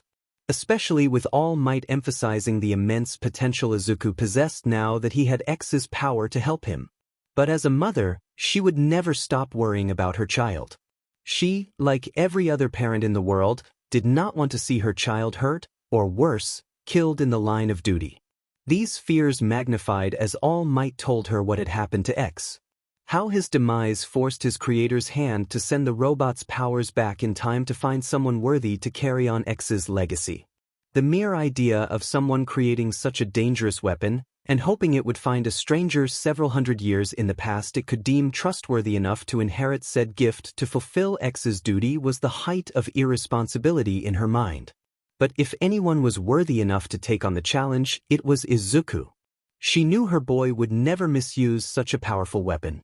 That belief solidified in her mind when he stuck to his morals and values despite the bullying he was subjected to at school, even if he never admitted it to her. But there were telltale signs of it happening to him. The most notable being burns on his skin. She had a strong inclination that Katsuki had to have some sort of role in the bullying itself. His quirk could burn people, but she could never find any proof that Izuku's burn came from Katsuki's explosion quirk. Every time she brought it up to the school downplayed it as Izuku just being clumsy with some of the equipment that could potentially burn people. Inko knew that was a blatant lie as she emphasized caution when working with dangerous equipment to Izuku while he was growing up. The one event that convinced her that Katsuki had some degree of responsibility for Izuku's ostracization from his peers was the look in his eyes whenever he looked at her son during Izuku's 9th birthday. She caught Katsuki staring at her son with hostility in his eyes. The looks he sent Izuku, it was as if he was staring at the scum of the earth. She thought it was due to Mitsuki forcing him to be polite, but looking back at it, the reason he was acting that way was that he didn't want to be there. She didn't see him or his family much after he learned her son was quirkless. But after remembering the events where both families were together, she realized that Katsuki was staring daggers at her son every time, a look that never changed during the last 10 years. She tried to ask Izuku about it, but he always brushed it off and used the same excuses that the school told her when asked about it. There wasn't enough proof for her to do anything legally, but she was certain Katsuki played a major role in Izuku's social ostracization. "Hey Mom, are you making katsudon?" Her son called out as he walked into the kitchen. Inko was roused from her thoughts as she heard her son excitedly ask about his favorite meal. "Yes, honey. I thought that it would only be appropriate to make your favorite meal to celebrate the new gift you received last night." Inko told her son, trying to sound as happy as possible. "Awesome. Thank you so much, Mom. You're the best." Izuku warmly told her as he hugged her, which she eagerly returned. "Oh, and Izuku, I saw on the news that Fat Gum was going to hold an autograph and photo session at the nearby mall if you want to go and see him. I don't think you have his particular autograph in your collection yet, yes?" Inko asked her child. She knew he loved going to those sessions. Izuku's eyes widened in excitement at the prospect of getting to meet a hero. Especially one as beloved as Fat Gum. "No, I don't. What time is he holding the event?" Izuku excitedly asked. Inko giggled at his enthusiasm. It's starting at 5. We can go after we eat our food, Inko answered as Izuku shook in excitement. Yes. Hang on. I gotta find my notebook with his particular entry. Oh man, this is gonna be so cool. Izuku excitedly said as he rushed back into his room to rummage through his hero analysis books hoping to find the one that contained said hero. Inko could only chuckle in amusement. Even 10 years later, Izuku's excitement about anything hero-related hadn't wavered one bit. Kyoshimal. Excuse me, coming through, Izuku said as he bumped into various people. They had gotten there a little later than he would have liked, and he was rushing to get to the booth before it closed. Inko smiled as she saw her son rush to the booth with a pep in his step to the back of the line. He couldn't contain his excitement to meet the BGMI hero. And to add to it, the line wasn't too long. At best, Izuku would only have to wait 15 minutes before he'd get to meet the hero face to face. Shaking her head, she told Izuku she would be at the nearby store to start looking for the items All Might, or Tashinori as he'd tell them to call him in public in his non-hero form, requested they'd buy to prepare Izuku for his training. Izuku nodded before she told him she would be right back. Seeing her walk into the store, Izuku turned to the booth, eyes shining brightly with anticipation. Oh my gosh, oh my gosh, oh my gosh. It's really him. Izuku gushed, unable to keep his fanboy tendencies at bay while slowly creeping out the others in front of him. Fat Gum, real name Taishiro Timitsu, was currently ranked in the top. He was hard to miss being big, round, and towering over most others at 8 feet 2 inches. His hero costume consists of black pants and an orange, zippered hood, which has the initials of his alias on the front of Fat Gum, written with a clear F, G, and an inverted F. Alongside them, he also wears gloves, metallic boots, and a mask that goes around his eyes and over his forehead. Although others were creeped out, Fat Gum couldn't help but chuckle. It had been a while since someone was this excited to meet him. Sure, he had his fans and he was a beloved figure in the hero world, but it paled in comparison to the likes of Endeavor and All Might. After a few people got their autographs and pictures with him, the boy who was literally shaking with excitement was finally up. He had his guards close the booth for the day a few minutes ago, meaning this boy was going to be the last fan he'd interact with. Something about the boy piqued his curiosity, so he informed the security guards that they could go and take a quick break. The guards took the offer with gusto as they either went to the bathroom or the food court. They were exhausted from helping set up the signing and photograph area while running around to provide food for the BGMI hero, who just kept going through the food they provided for him like it was nothing. He then turned his attention to the green-haired boy in front of him. Hello, Fat Gum sir. The boy shakily said, his nerves getting to him standing in front of one of his favorite heroes as he held his notebook in his hand. Hey there kid. Want me to sign the notebook? Fat Gum offered with a smile. Wow, yes sir. Let me find the page. The boy stuttered out, opening it till he reached Fat Gum's analysis page. Fat Gum took the book and began to read it. His eyes slowly widened at how accurate the information was regarding how he used his quirk and its drawbacks. It even had suggestions on how to mitigate his weaknesses that he hadn't even thought of yet. Wow, kid, this is pretty accurate. Do you have some sort of intelligence quirk? Fat Gum complimented the teenager before asking him about his potential power. No sir. I just like to study heroes and learn as much about them. I do want to join UA and their hero course. Izuku replied, happy the hero approved of his hero analysis. No kidding. The amount of details and stats in this book is incredible. I'm sure you'll be a force to be reckoned with once you get your body into shape. Fat Gum confidently told Deku as he signed the page dedicated to him. Izuku had a beaming smile on his face before bowing. Thank you for your kind words, Fat Gum, Izuku responded, raising his head back up. No problem. Say, what's your name, kiddo? Fat Gum asked. Midoriya Izuku sir. The fanboy answered. Midoriya, Fat Gum repeated to himself, slowly standing up from his seat as Izuku looked up at the giant man. His eyes widened when his gloved hand reached out to him. When you do get into the UA hero course, be sure to give my agency a look if you could. I would love to be able to bring you in as an intern if possible. Fat Gum offered Izuku. Izuku's eyes widened before he shakily reached to grab the much larger hand before shaking it. Thank you, sir. I promise you I will. Izuku managed to say, still stunned at the olive branch extended to him. But the excitement he'd usually feel after hearing such a thing was short-lived as his vision suddenly blurred. No problem, young man. I look forward to, young man. Fat Gum's smiling face morphed into worry as he saw Izuku grab his head. Ugh! Izuku groaned out, feeling dizzy. Fat Gum felt his hero instincts kick in as he grabbed the young man by his shoulders before picking him up. Here, young man. Sit in this chair. I'll go get some help. Fat Gum guided the green-haired teen to his seat before he turned around to fish his phone out of his bag. Suddenly, a bright blue light shined in front of the BGMI hero. He looked up before his eyes widened at the scene playing out in front of him. He saw the young man glow blue briefly before a suit suddenly appeared on his person. It was mainly blue, but an ethereal, white glow covered his torso. Suddenly, the glowing stopped. Fat Gum's eyes widened in awe. The torso section of his suit was no longer the blue-cyan color combination like the rest of his body was. Its color scheme was completely different. It had white shoulder pads with a bright red border with what looked green and blue latches with black straps to hold it together. The breastplate was also white with blue and yellow borders with his trunks turning white with hints of blue and yellow. The hero heard Izuku's groaning fade as he took his hands off the sides of his head. As he opened his eyes, he looked down to see he was surprisingly in his battle suit, along with the new enhancement. Why am I in my suit? Izuku was confused. He knew he didn't call for it. His eyes widened as he recalled the armor upgrade portion of his new quirk. But that only deepened his confusion. He was sure he didn't touch any of Fat Gum's skin, and his quirk wasn't active if he somehow did so. Young man, are you okay? He felt a hand grab his shoulder before seeing Fat Gum looking at him in worry. Yeah, I'm okay, it's just.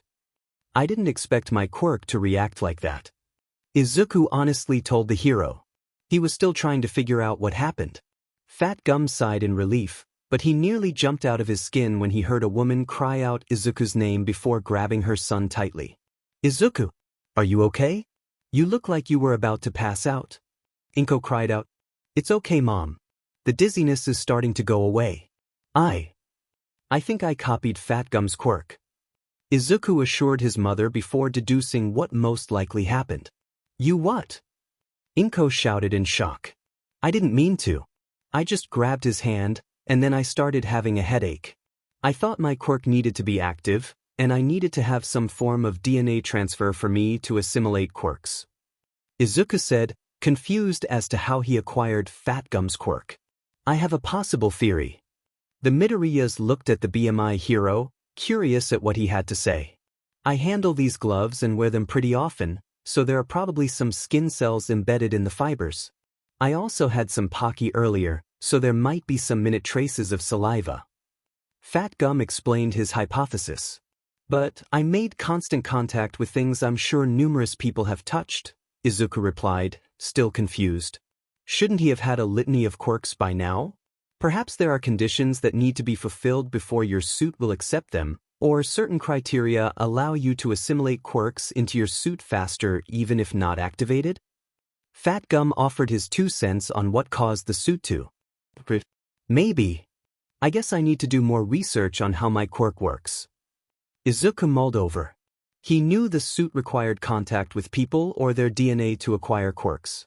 But if that was the case, then why didn't he absorb all those quirks when he bumped into those people or when he touched the door handle at the front of the entrance of the mall? Fat Gum cleared his throat, getting Izuku's and Inko's attention. Are you sure you will be okay, young man? Fat Gum questioned Izuku, a hint of concern still evident in his voice. Yeah, I'm okay. The dizziness is gone now. Thank you for making sure I didn't fall on the floor. Izuku responded, appreciative of what the BGMI hero did. No problem. Do you by chance still want that picture? He asked. Izuku nodded his head before giving his mother his phone. After he deactivated his suit, the two stood side by side as Inko walked far enough to get both within the picture frame of the camera. The hero and her son smiled before she clicked the button. She took a look at the photo. She didn't know why, but she examined it for a few more seconds. She noted how Izuku's eyes were now much brighter than they were during the last few years. Shaking her head to prevent herself from thinking of Izuku's struggles, she showed the two the photo with both liking how it turned out. Both bid the BGMI hero farewell before leaving the mall. Kimitsu looked at the family as they headed for the exit. "I'll keep an eye on you, Midoriya. Despite recklessly putting yourself in danger yesterday, something tells me you're destined for great things in this world."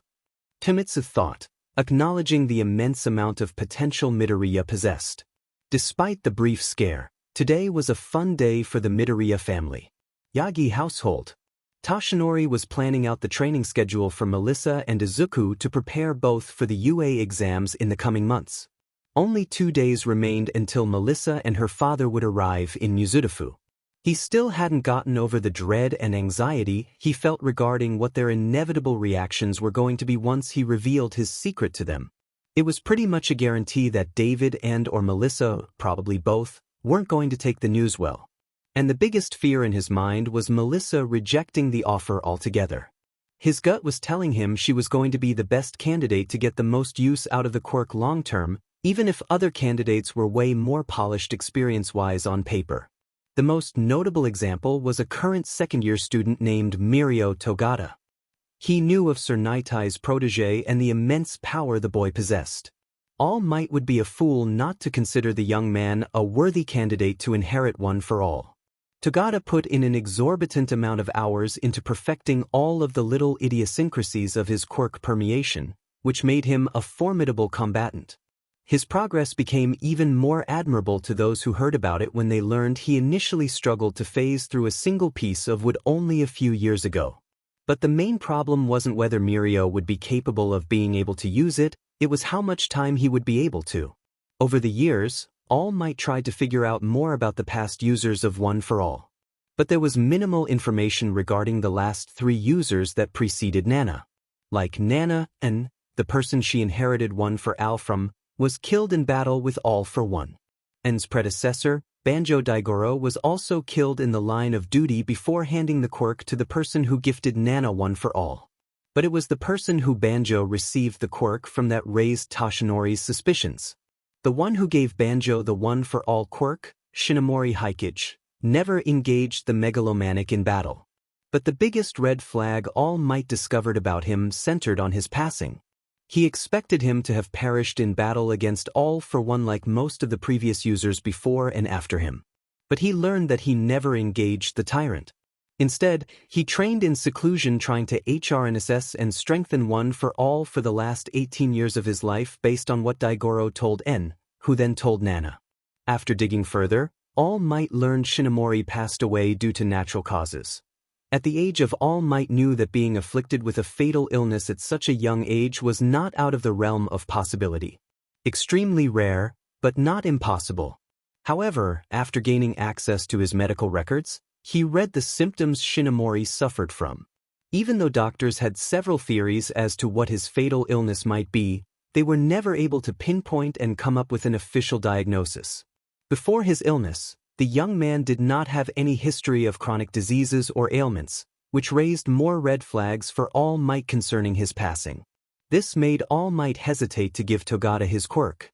Although he couldn't show any proof, his gut was telling him Shinomori's untimely passing somehow involved him having One for All itself.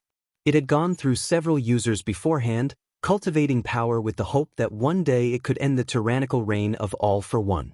This led to All Might trying to figure out why he had minimal side effects regarding One for All until he sustained permanent injuries after that battle 5 years ago, even though he had the quirk for nearly 3 times as long as Shinomori. The only thing he could think of was that he was the only person out of the 8 who did not have a quirk during the time he received the quirk from Nana. He hypothesized that if a person who already possessed a quirk received One for All, it could magnify the negative side effects that the quirk subjected the person to. But that was all it was, a theory. A text message is here. He heard his phone near his desk exclaim an alert, informing him that he received a text message. He walked over to his desk and picked the phone up, seeing it was a message from Midoriya's mother. Midoriya-inko. Toshinori. We need you to come to the apartment as soon as possible. Something happened with Izuku today. Eyes widening in concern, All Might began to type out the message he was going to send to Inko as fast as he could. But before he could finish typing the message out, he quickly received a photo from the mother of his successor. He nearly dropped the phone but was able to keep it from hitting the floor after juggling with it for several seconds. He took a second look just to make sure his eyes weren't deceiving him. It was Izuku with his new quirk activated. But his torso was now primarily white, red, and yellow with hints of green and blue. It sharply contrasted with the rest of his limbs and helmet's color scheme of cyan and blue. Composing himself after being informed of this unexpected development, Toshinori deleted the characters he had accidentally typed into his message until he reached the point where it did not resemble a garbled mess. He then started where he left off, typing out what he wanted to say before sending the message to Inko. Toshinori Yagi. I see. I will be there in half an hour. All Might couldn't help but shake his head in disbelief. The boy seemed to be a magnet for trouble or for crazy events happening that involved him, just like he was. Chuckling to himself at the comparison, Toshinori grabbed his car keys and walked outside his home to drive to the Midoriya household, curious to see what had happened after only being away from Izuku for less than a whole day. He had a feeling he was going to have these reactions with a lot of things regarding Midoriya going forward. California.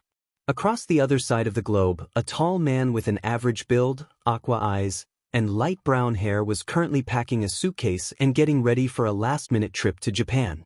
He has light wrinkles on his face from age. His hair is short and messy with two prominent tufts for bangs, and he has a short goatee.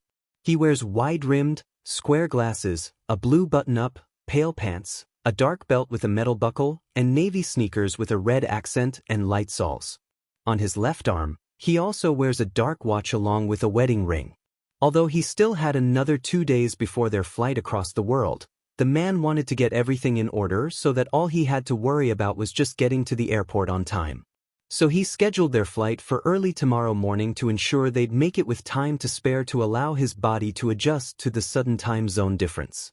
He took a quick look at an array of photos he had in his room that highlighted some of his happiest and proudest moments during his life. This included graduating college, designing one of All Might's superheroes, and holding a baby girl that had a tuft of blonde hair over her head. David Shields smiled, reminiscing about the day he met the symbol of peace and how he saved him from a fire caused by an explosion at the school he was attending. That initial meeting sparked a partnership that would eventually lead to some of the most memorable moments of his life. However, the last few years were anything but happy memories when it came to the symbol of peace. 5 years ago, the former sidekick learned from All Might's other former sidekick Sir Night-Eye that the hero had been grievously injured in a battle. He had learned from Toshinori himself that he was now severely limited to the amount of time he could be a hero per day. 3 hours to be exact. Hearing the news, David threw himself into trying to create a potential fix. He poured countless hours into finding a potential solution to heal his friend, trying to figure out what he could build to help restore All Might back to his prime. But none of the research and experiments he tried worked. But he wouldn't give up. He owed the man too much. He wasn't expecting the man to text him out of nowhere a few days ago. He was hesitant to go with Toshi's request to drop everything and go to Mizudafu, especially with him imploring Melissa to tag along with him.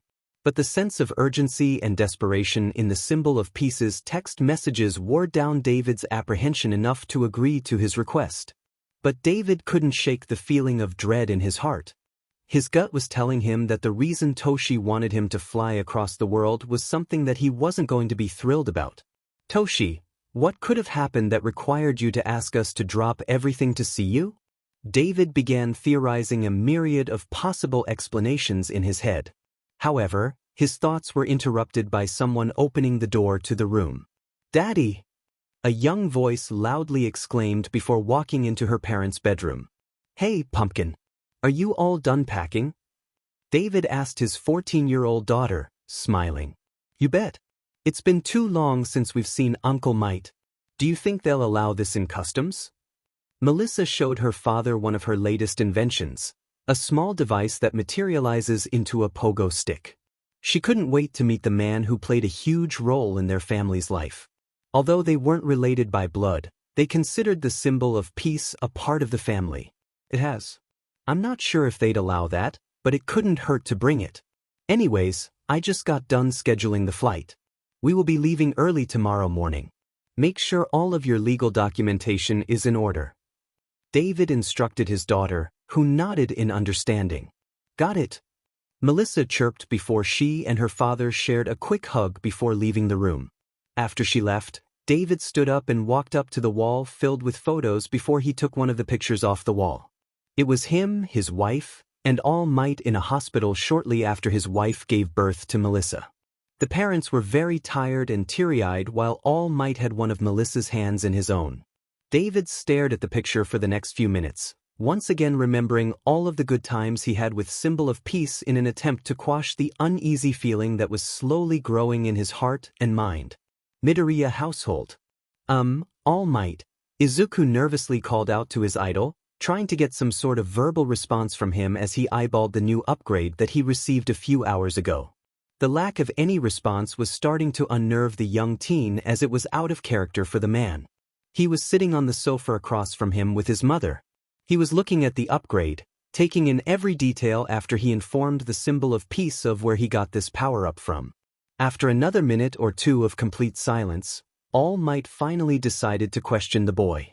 So Midoriya Shounen, what exactly happened today, and what exactly did you do to acquire this upgrade from Fatgum? Izuku shifted nervously as he felt the man stare at him like a father who caught their child eating sweets when they weren't supposed to. Taking a deep breath to calm himself, he looked at All Might as he started to recollect the events of the day. My mom told me about a meet and greet session involving Fatgum that was taking place at the Kiyoshi Mall today. He was one of the heroes in the top 100 that I didn't have an autograph from yet. Mom offered to take me there as she also wanted to do some shopping to prepare for this workout regimen you planned for me.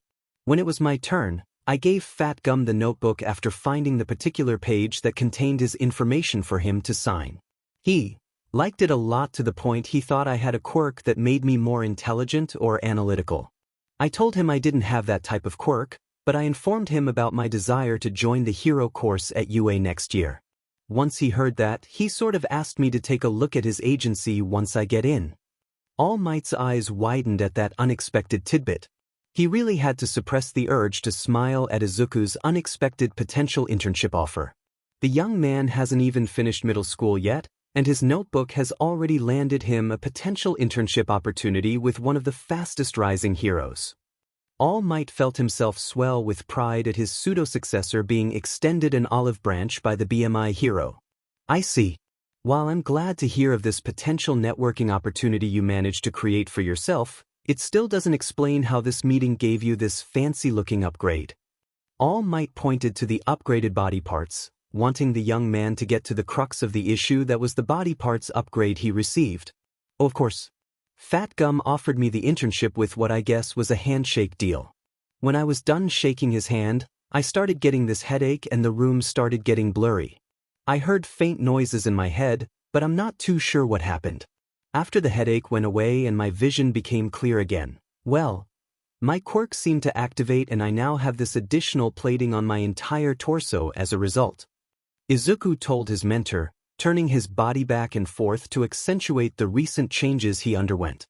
He wasn't surprised at how his mentor reacted. You used your quirk on a pro hero? All Might exclaimed, the sudden intense movement causing his injury to flare up. All Might! Izuku cried out, seeing his idol cough up blood as Inko rushed to get some paper towels before his blood dripped onto the carpeted floor. Here!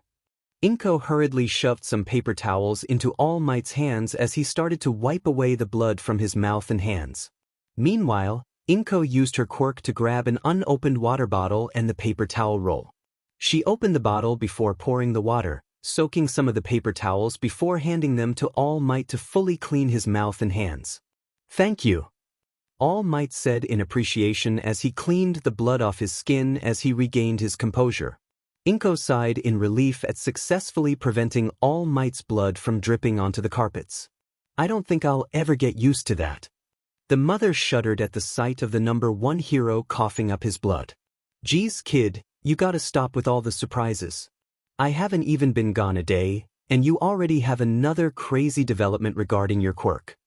All Might exasperatedly stated as he threw the blood-stained paper towels in the trash bin as Izuku looked down in embarrassment. I didn't mean to copy and assimilate his quirk. It just sort of happened. I'm not even sure what triggered it. I thought my battle suit needed to be activated and that I needed to make direct contact with the person to be able to potentially assimilate it into my suit. Izuku poked his fingers together repeatedly, unable to look his mentor in the eye. It's true, All Might. Fat Gum wasn't upset about what happened. He was pretty understanding of the whole situation. Inko chimed in, giving credence to Izuku's explanation of accidentally acquiring the BGMI hero's quirk. All Might couldn't argue with that. They weren't fully aware of the specifics regarding Izuku's variable weapons systems and armor upgrade aspects of his quirk. Sure, they knew the steps the young man had to take to integrate quirks into the battle suit, but they both assumed the suit needed to be on his person for him to utilize that particular ability. So, did you have any theories as to why you got Fat Gum's quirk despite your quirk not being active at the time? All Might questioned, wondering if the young man had some theories as to why he gained the BGMI hero's quirk. Fat Gum believes that there might have been a large amount of skin cells on his gloves. He also had some Pocky during that time, so there might have been minute traces of saliva as well. Izuku revealed, remembering the explanations Fat Gum provided as to what potentially triggered his quirk's unexpected activation. I see. Do you remember how you felt while talking with him? All Might asked. I was nervous initially, but I felt happy that he liked my analysis of his quirk. He liked it so much that he offered me a potential internship opportunity, Izuku responded. All Might rubbed his chin, trying to figure out what else he could ask that might explain why fat absorption was copied and assimilated into the suit. Nothing else came to mind though, as Fat Gum's explanations covered the only other reasons he could come up with in his head. I see. Why don't we check that list Dr. Light mentioned? It could provide some explanation as to what triggered the process. All Might suggested. Izuku nodded before summoning X's armor. Remembering what the doctor said to materialize the list, Izuku focused on projecting the list in front of him. After a few seconds, the red gem on his forehead began to glow before bringing the skill set the suit possessed as Inko looked on in amazement. She noticed two things once the list appeared in front of him. Hey, there appears to be some sort of notification in the heads and arms section. Looking through the list, he noticed two updates in the text in the arms and head parts section. Head part. Self-repair program.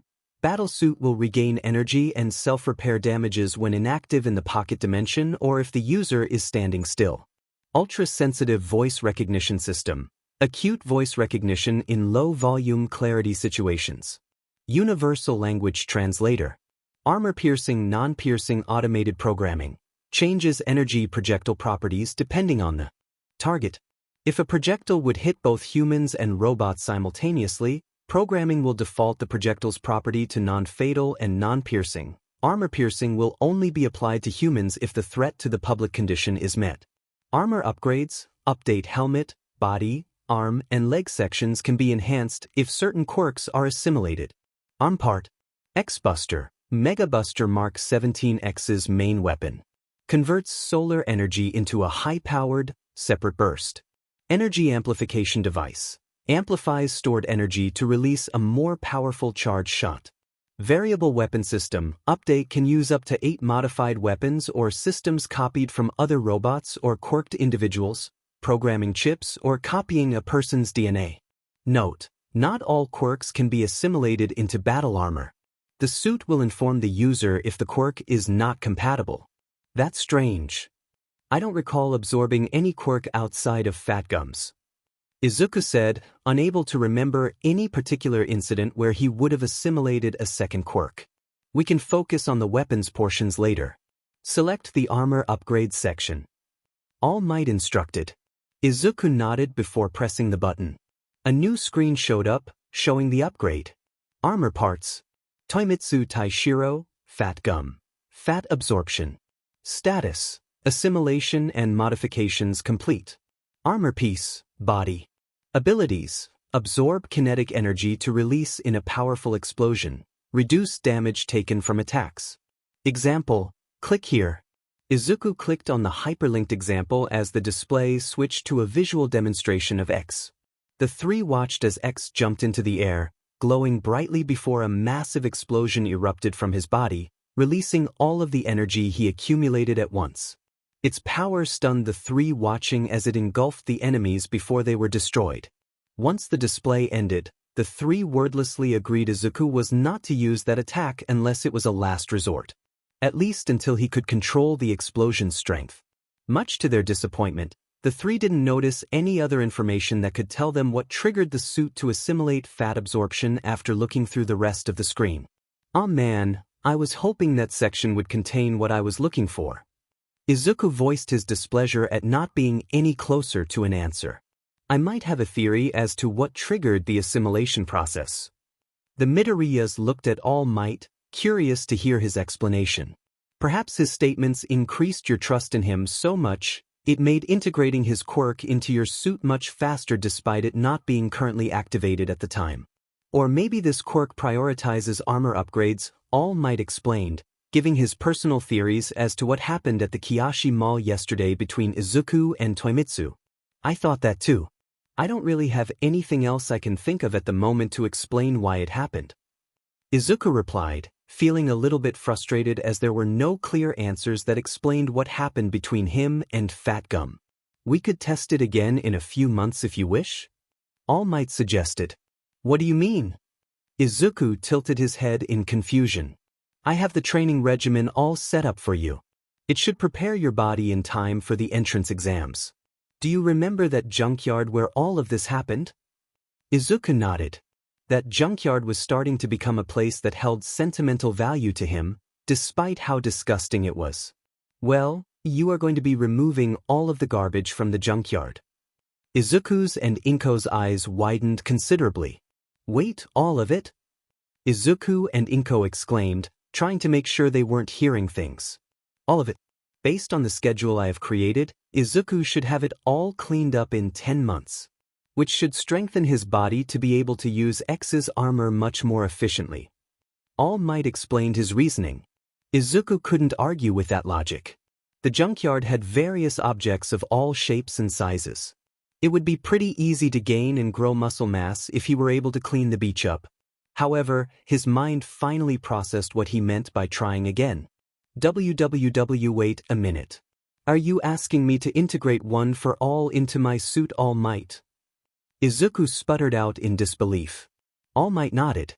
"That is correct, Midoriya Shounen. I realized that if these threats from the future are going to be as dangerous as Dr. Light said, we're going to need to give you every advantage possible.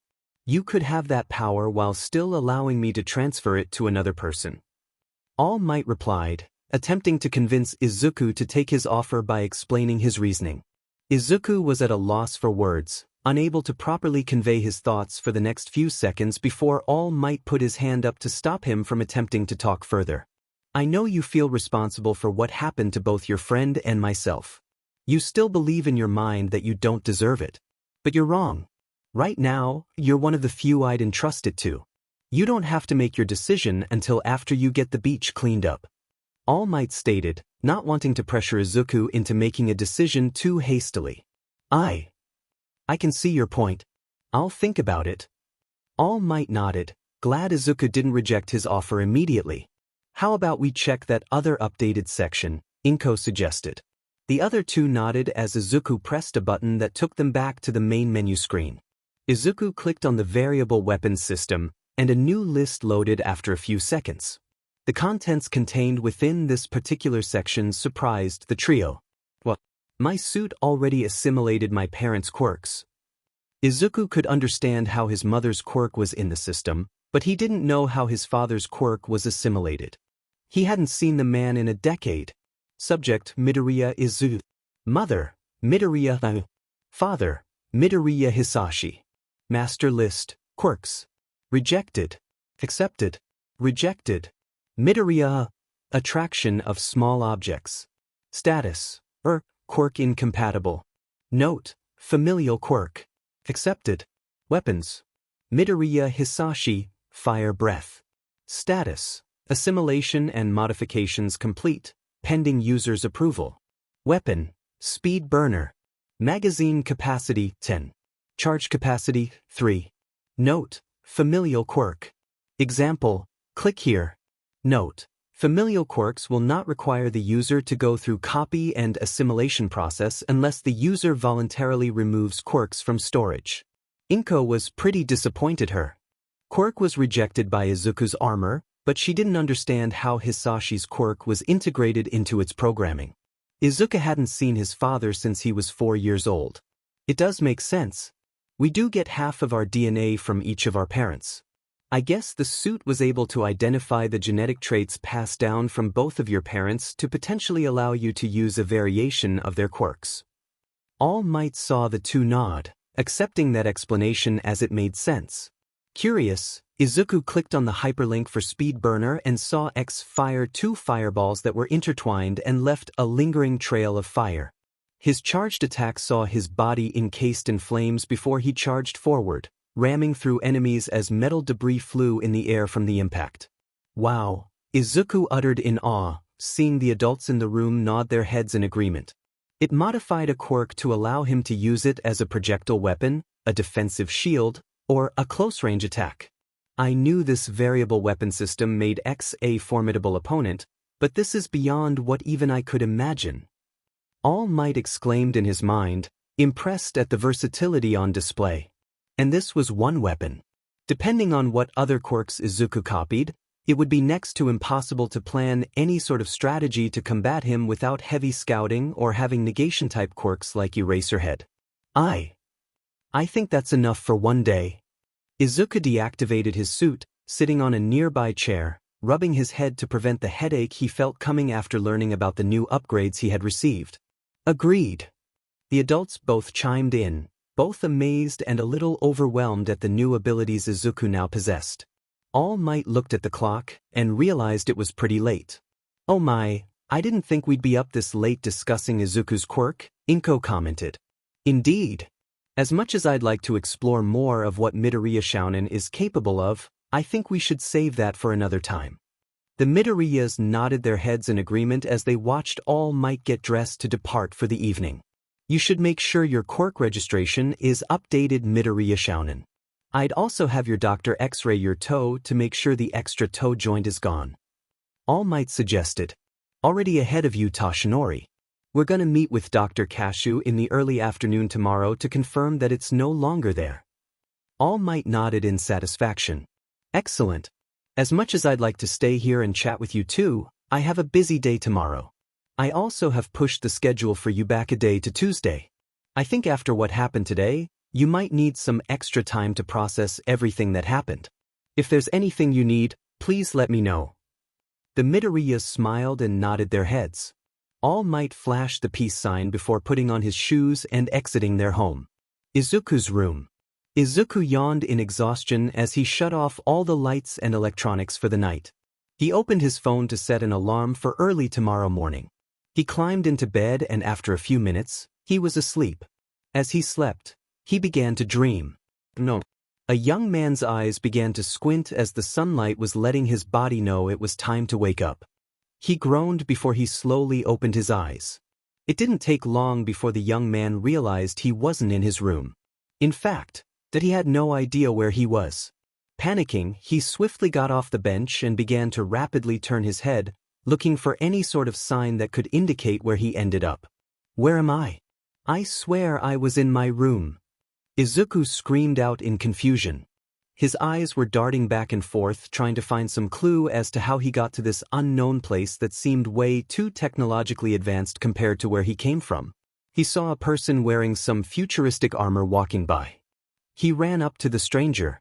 Hey, can you tell me where I'm at? Izuku shouted out, hoping to get the stranger's attention. Only, he didn't, which confused the boy. Maybe they didn't hear him? Sir, I need your help. Can you tell me where I'm at? Izuku shouted out louder as he attempted to tap the stranger on the shoulder to get their attention. Instead, he phased right through the person and had to catch himself by his hands before face-planting into the ground. Wow, what's going on? Izuku's anxiety began to spike as he didn't know where he was or what was going on. To top it off, it seems he had no way of communicating with any of the residents of this unknown city. Suddenly, his eyes landed on a sign, and he only became more confused. Able City? Izuku looked at the sign perplexed before he realized something. Am I still dreaming? Izuku couldn't come up with any other reasonable explanation as to what was happening. Suddenly, an explosion down the street caught his attention. Izuku began to run down the street where the explosion was located to figure out what was going on. Even though the possibility of danger was high, he needed answers. Isle Delfino Airport. Good afternoon. Thank you for choosing Big Blue Airlines. We will be making a quick pit stop at Isle Delfino Airport in the next 10 minutes. Please follow the directions of the airport employees on where to wait and which plane to board to Mizudafu. Do not hesitate to ask any questions if you are unsure where to go or are unable to find your luggage. Thank you for choosing Big Blue Airlines. The pilot informed the passengers in the plane, alerting them of their imminent landing at the dolphin-shaped island. David looked outside his passenger window, seeing the island. He had visited it a few times on vacation and was mesmerized by its beauty. But this time, he wasn't there for leisure.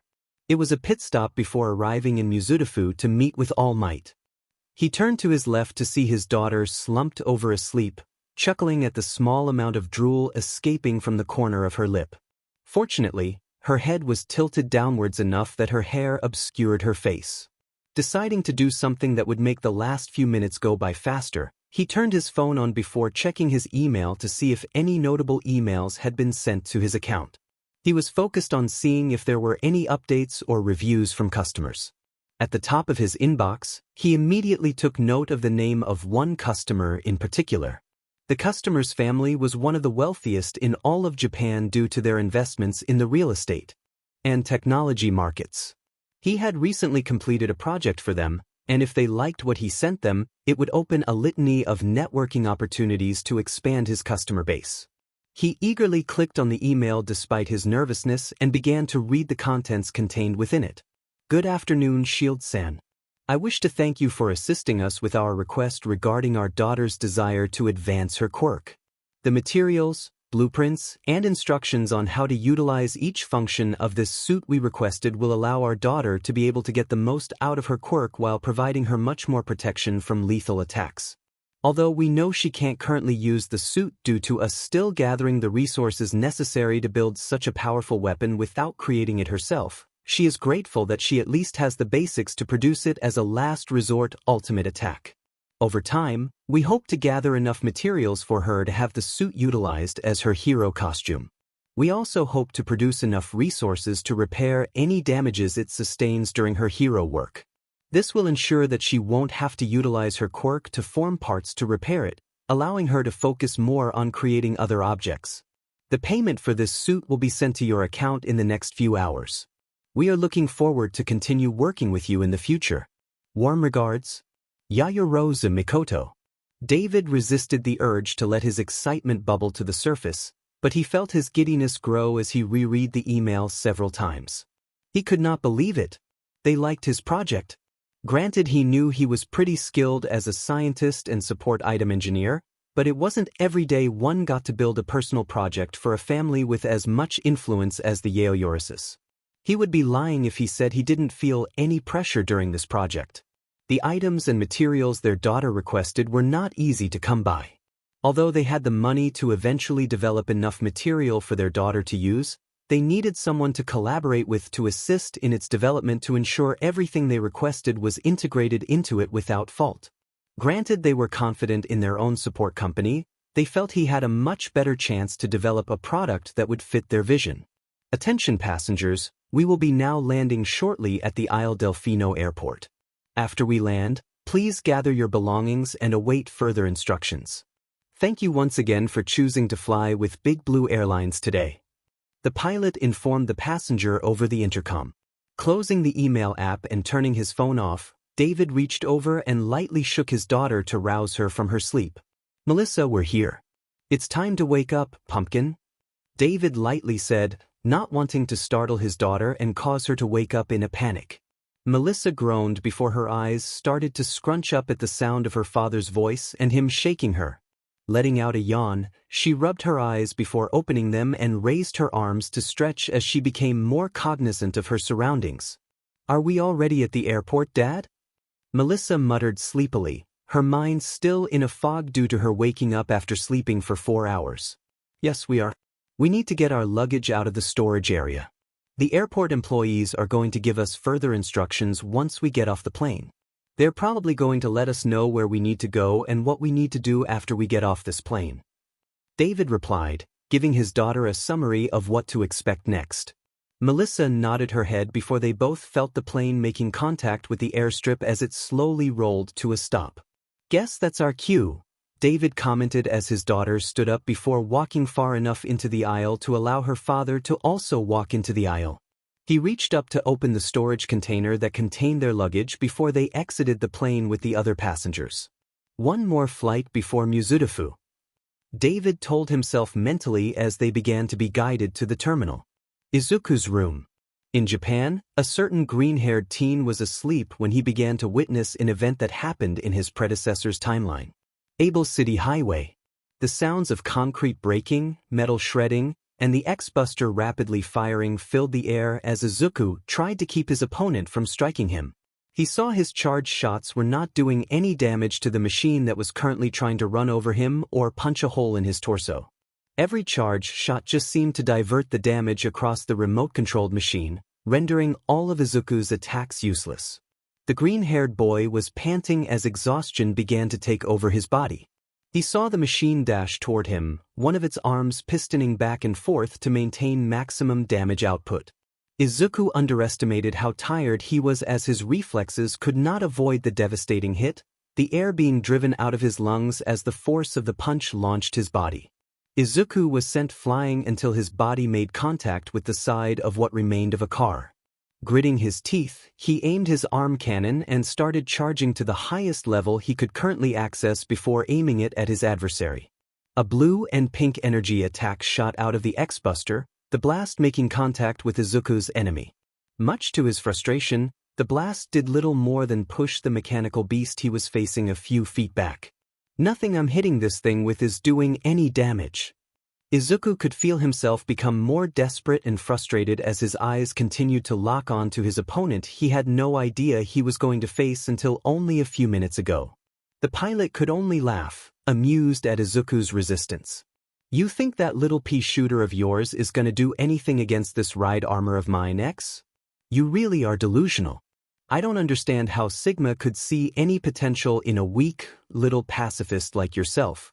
Oh well, I'll destroy you both and remake the world in my image." Izuku couldn't help but recoil in surprise at the deranged rant from the megalomaniac. The machine began to ominously move closer to Izuku as he got up and started charging up another shot. He had one last move up his sleeve that he could use. "If I can't damage his weapon, then I'll aim for him instead." Izuku waited for his adversary to make his move as he crouched slightly. He didn't have to wait long as he saw the now identified ride armor dash at him at full speed. "Time to die, X!" Izuku's opponent screamed, intending to put an end to the confrontation as he got closer to the boy. Once his opponent was close enough, Izuku maneuvered his body enough to barely dodge the attack before jumping at the pilot, aiming his X-Buster for a close-range blast. "What?" The Maverick shouted in shock and anger at falling for such a basic tactic. Izuku roared before firing his most powerful shot, a cloud of dust kicking up from the energy blast exploding as it made contact with the Maverick. The shockwave sent Izuku back several feet before his back made contact with the ground. Despite the pain coursing through his body, Izuku couldn't help but sigh in relief. His enemy had underestimated him and his pattern of attack was straightforward. This made it easy for him to predict when his enemy would be most vulnerable to a counterattack, and he made him pay for it. But his short-lived joy disappeared when he heard the pilot's laughter ring throughout the area. It morphed into horror as the dust cloud enveloping the ride armor dissipated, showing the Maverick still standing. He was basically unharmed outside of some scuff marks and scraped paint from the blast. "Damn it." Izuku cursed in his head. That was his best chance, and he was pretty sure the Maverick wasn't going to fall for a simple trick yet again. Impressive. You managed to scratch up my paint job. But I think it's time to show you an attack that actually gets the job done. The Maverick sarcastically complimented the boy before aiming his shoulder cannon, a large amount of electricity crackling at the muzzle. Izuku's eyes widened before he charged his X-Buster to intercept it. Both combatants fired, a blue and pink energy wave colliding with a yellow sphere. The electrical sphere of energy cut right through the boy's attack before hitting Izuku, paralyzing his body to the point where he collapsed onto one knee, incapable of moving.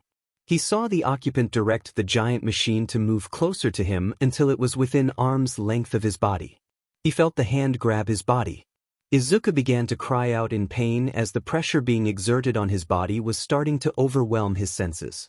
He was fading in and out of consciousness as he looked at the Maverick, who was currently trying to destroy him. "You worthless piece of scrap metal. Did you think you could defeat me?" The pilot mockingly asked him, increasing the pressure. The Maverick's delight grew at hearing Izuku's screams of pain increase in volume. To him, seeing the boy suffer brought joy to his systems as the decibels in the boy's voice went higher as the machine's hands started exerting more pressure to crush the boy caught in its grasp. As Izuku struggled to maintain consciousness, his mind was still trying to come up with an explanation as to how he ended up fighting this Maverick. Flashback. Izuku had been running non-stop, silently thankful that he could phase through most moving objects like the cars, reploids, and humans that were all trying to evacuate the scene, trying to get away as far away from the explosions as possible. Izuku could see in the distance a giant aircraft dispatching several machines that began to attack not only the highway but various buildings surrounding it as well. Izuku had to force himself to look away from the sight of cars plunging off the highway and the deadly assault resulting in several buildings collapsing. After several more minutes, he found the entrance ramp to the highway. Without hesitation, he began to run up the highway, his desire to figure out the cause of the mayhem overriding any sense of fear or trepidation he'd usually be experiencing. As the boy ran further down the highway, he made note of the several types of robots that were destroyed, along with how unstable the terrain was becoming. One particular type of robot had a mace-like weapon that apparently could extend several feet from its body. He noted the circular holes that were punched into various parts of the highway. Those must be the main cause of the highway collapsing. Izuku deduced as he ran right past the destruction, weaving and maneuvering around the potholes. As he looked further down the highway, he noticed several robots being destroyed as they exploded in the distance as they confronted some sort of adversary Izuku could not make out visually as he was too far to get a clear image. He knew whoever was engaging these threats on the highway was cutting them all down if the mechanical remnants gave any indication. As Izuku traversed further down the road, he noticed the damage to the highway was becoming more severe as large holes littered the road. He eventually reached a point where he noticed an entire section of the highway was destroyed. He looked at the bottom of the chasm and wished he hadn't decided to take a peek at how far he'd fall if attempted to leap to the other side. He noticed several cars and destroyed Mavericks littering the bottom of the chasm, the pile representing the carnage that was currently ongoing. He tore his eyes away from the sight as soon as he saw what looked like red liquid seeping from one of the broken windows of a car. Forcing the image out of his head, Izuku closed his eyes trying to figure out a way he could make it to the other side. Jump. Izuku scoffed at what he thought were his intrusive thoughts goading him into doing something stupid. Jump. It repeated. Izuku's eyes snapped open, looking around in a panic to find the source of the voice. Jump. It said a third time. Are you crazy? There's no way I can make that jump. Izuku cried out to the mysterious voice, his tone conveying disbelief at the outlandish suggestion. Jump. Izuku's incredulous reaction was now morphing into one of annoyance. His patience wearing thin, and Izuku couldn't help but speak out a snarky thought that formed in his head. What makes you think I can even make that jump? I have no equipment or anything to help me cross that gap. The voice couldn't help but chuckle in amusement. You can phase through things in this dream. I think jumping long distances shouldn't be out of the realm of possibility. Izuku tried to offer a rebuttal, but it did have a point. I hope you're right. Izuku got into a sprinter's stance before he started running as fast as he possibly could. He made it to the very edge before he jumped as high as he could, eyes closed as he expected to hit the metal pile below. He felt his feet land on a flat surface. Slowly, the boy opened his eyes to see that he made it to the other side unscathed. Izuku was stunned. The voice wasn't messing with him. It knew he could make the jump. Izuku had so many questions running through his head, but the sounds of more explosions interrupted them, reminding him why he ran down this highway for. Suddenly, a giant aircraft emerged from the clouds that resembled a blue marlin. Maybe I'll find the answers if I can get on that ship. Izuku looked at the highway to determine the quickest path to the airship. After analyzing the roads, he determined what was the fastest route to what he believed to be the main culprit for the attack on the highway before deciding to proceed forward. As he started getting closer to the area where the aircraft was hovering, Izuku noted an opening at the bottom of it that was sending out Mavericks to battle whoever was near it. He noticed two things as he reached the final stretch and was only a few feet away from the aircraft that was airdropping Mavericks. One, there was a figure that was wearing blue and cyan armor that was identical to his. The other thing was the appearance of another robot that emerged from the airship that was piloting a royal blue war machine that looked designed for fighting. The pilot was wearing basic body armor with a distinct purple sheen and white and gold highlights.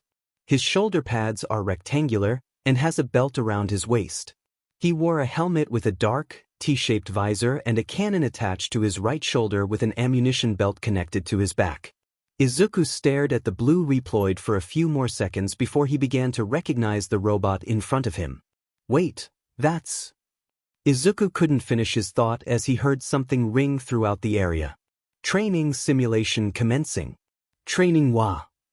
These were the only words that Izuku heard before he felt a sharp pain in his head as his vision faded. When the pain faded, and he came to several seconds later, he no longer saw X in front of him. Instead, he realized he was in front of the robot piloting the blue war machine that was approaching him at terrifying speeds. The searing pain was the only thing the boy could register in his brain before he felt his body fly across the street, his body hitting the concrete several times before he rolled unceremoniously to a halt. When the pain subsided enough, a look of horror emerged on his face as he figured out he was no longer able to have things phase through him anymore. What happened? Izuku managed to wheeze out, the pain still radiating throughout his body. As he stood back up, he realized he landed near a car.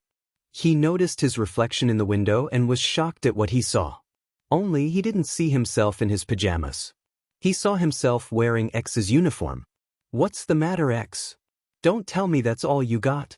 I want you to at least give my circuits somewhat of a workout before I smash you into so many pieces that they can't put you back together.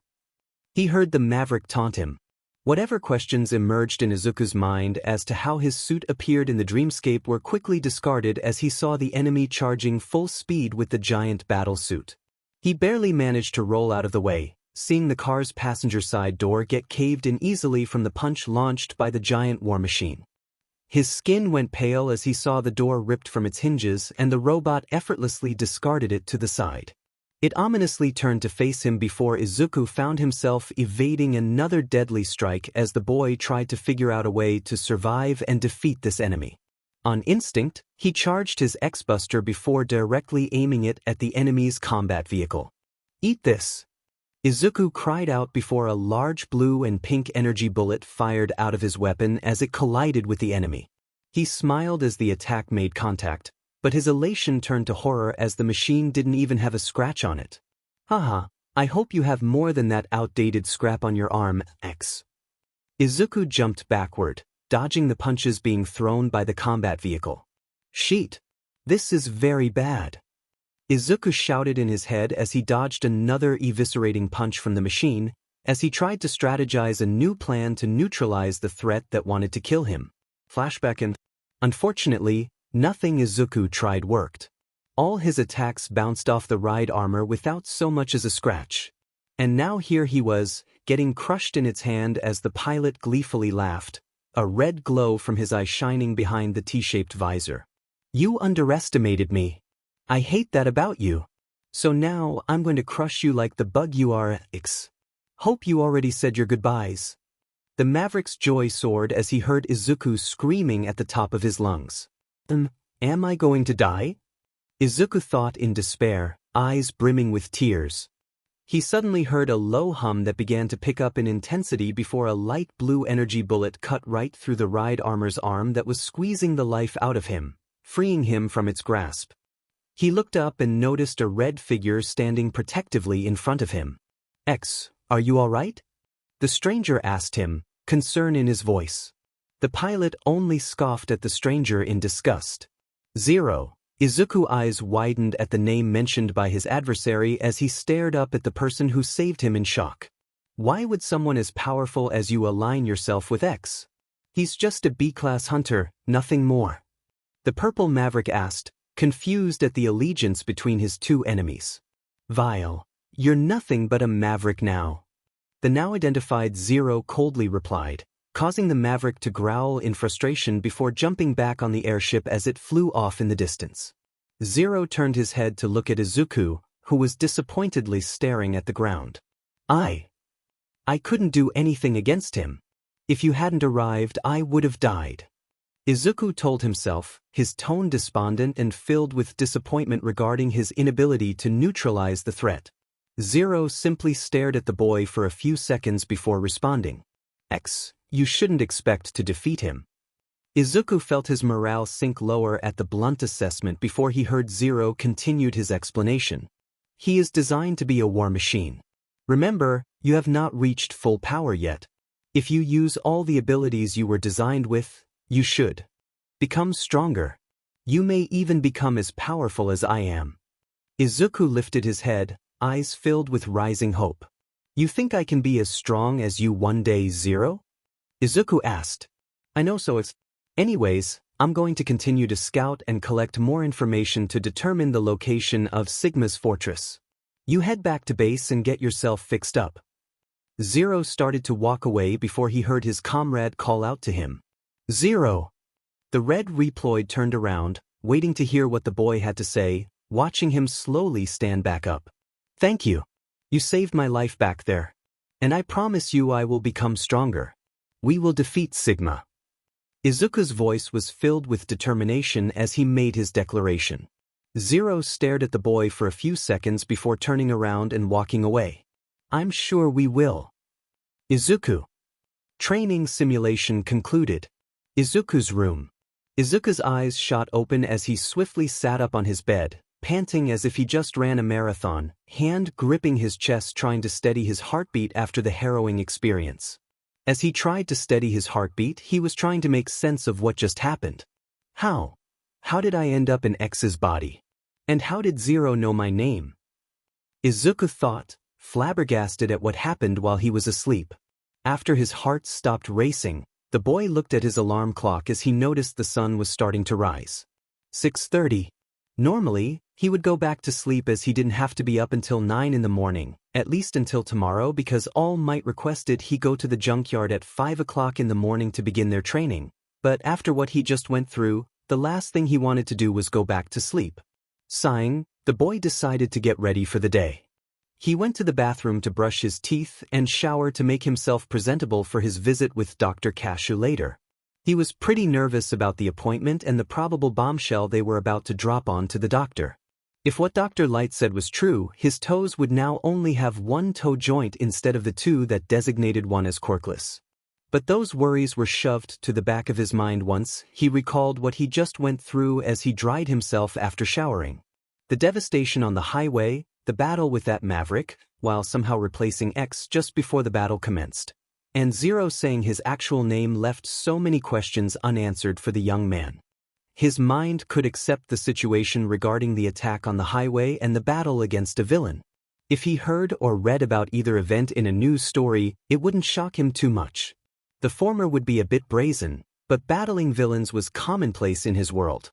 But he didn't understand what triggered the training simulation, or how Zero knew his name without ever introducing himself. Perhaps this might be another of Dr. Light's built-in programming that finally activated in the suit. Izuku wouldn't be shocked if the doctor implemented his own form of training to help strengthen him. Getting an idea of how strong Mavericks could be by directly battling them would probably be the best way to gauge his strength, even if they were just simulations. It could also explain why Zero said his actual name. Deciding to write those notes down, the young man got dressed and went back into his room. He sat down at his personal desk before grabbing one of his notebooks, which coincidentally had a cyan-colored cover. Opening the first page, he wrote the list provided to him by Dr. Light regarding X's base capabilities, the quirks that he copied that were assimilated or rejected, and what was created after the process was complete. He then skipped several pages to leave space for future quirks before finding a spot in the notebook that he would bookmark, focusing on potential developments that weren't listed by Dr. Light. Potential developments. Training simulation. Able City Highway. Enemy battled. Vial. Various types of weaponry. Unknown combat vehicle. Can withstand any current level of X-Buster's projectiles with minimal to no damage. Paralysis shot.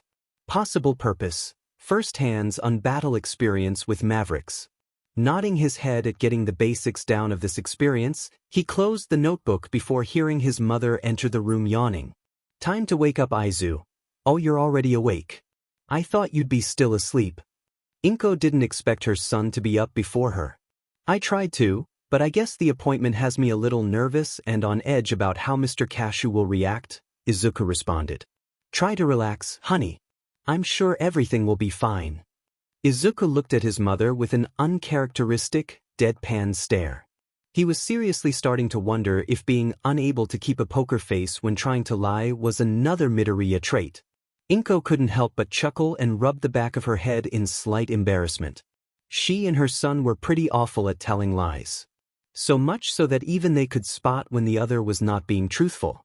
Izuku deeply sighed before deciding to address the elephant in the room. Izuku, I know you're worried about how Mr. Cashew is going to react when he sees this. However, if we don't do this now, he's going to have questions later if he sees you walking around in a battle suit that you can summon on verbal command alone. Inko could see her son wasn't fully convinced. She placed her hands on his shoulders to help him relax. Honey, you know the type of person Kyoji is. He won't hold this against you. Inko said, attempting to coax her son into dispelling any doubts he was still having. I know, Ma. But even if I have to tell him the truth, I don't think he'd believe it. And I know he's going to know I'm hiding something if I try to come up with some cover-up story. The doctor was probably the closest thing that Izuku could call a friend. He wasn't bigoted about the quirkless like most of society. But he still had his reservations about how'd he react and if he'd ask any questions where he'd be forced to lie. We'll cross that bridge when we get there later today. But for now, let's just focus on things we can control. Like what we're going to eat for breakfast. Inko replied, wanting her son to focus on something else for the time being. You're right. And I'm not craving anything in particular, but I'll eat whatever you cook, Mom. Inko smiled as her son tried to relax. All right, I'll have something made in a few minutes. Don't go back to sleep, okay? Inko then left the room to prepare a meal for them, leaving Izuku by himself. Izuku then opened the cyan notebook again, going over his notes and mentally trying to figure out how to apply the weapon gifted to him by his father's quirk outside of the demonstrations presented by the power suit. Mizudafu Airport. Ugh, finally! I'd never thought that flight would end. Melissa whined as she and her father walked out of the airport while waiting for the chauffeur they had scheduled to pick them up. Yes, it was a pretty long flight. David couldn't help but snicker at his daughter's childish pout. But he did share her sentiments about the amount of time cooped up in that airplane. Granted, it was a nicer plane, but being on a plane for several hours wasn't fun, no matter what amenities were offered to make the trip less strenuous mentally. Did Uncle Mike give you any instructions on when and where he wanted to meet, Daddy? David's eyes widened as he completely forgot to text Toshinori. And it reflected as his daughter gave him a deadpan stare. You forgot to ask him, didn't you? David could only chuckle in embarrassment. I'll get right to it. David took his phone out as he sent a message to his former partner. David Shield. Hey Toshi. We're here in Mizudafu. We're currently heading to our hotel. Do you have any place in particular you wanted to meet up at? And now we just have to wait for him to respond. Melissa nodded her head, satisfied that her dad rectified his slight missteps swiftly. A car horn suddenly honked before they noticed a four-door sedan slowly approaching them. "Ah, that must be our ride," David said, elated to not have to lift his luggage around for much longer. The car door and the trunk opened before the driver stepped out of the car. "Good afternoon. I hope I didn't make you wait too long." The driver greeted the Shield family. "Not at all. You arrived just as we exited the terminal." David responded. "Excellent. And don't worry about the luggage. I can personally place that in the trunk of the car." Melissa and David nodded, handing the driver their personal belongings. "Thank you, sir," both Shields said with smiles on their faces. "No problem. Yaoyorozu Industries strive to provide the best service possible. Whether that be tech, transportation, real estate, or any of our other business ventures, the customer's comfort and satisfaction come first." The driver replied in a rehearsed manner as he delicately placed their luggage into the vehicle. Melissa couldn't help but giggle at how stoically the driver talked as she and her father got into the car and buckled up after they sat down. The driver joined them in the car shortly afterward, clicking on the screen attached to his dashboard to type the hotel name they were staying at for the week. "It should take us no more than 15 minutes for us to reach the hotel, Mr. Shield." The driver informed his passengers as he moved the car's gear stick from park to drive before it started moving. The Shield family nodded in unison as the car's GPS began to inform the driver of the quickest route to their destination. Knowing they would be in the car for a while, Melissa and David took out their smartphones to pass the time. As Melissa looked up parts to help her build various projects she had planned or was already building, David decided to reopen his email app to send a reply to the email he had received from the Yaoyorozu matriarch a few hours earlier. "Good afternoon, Yaoyorozu-sama.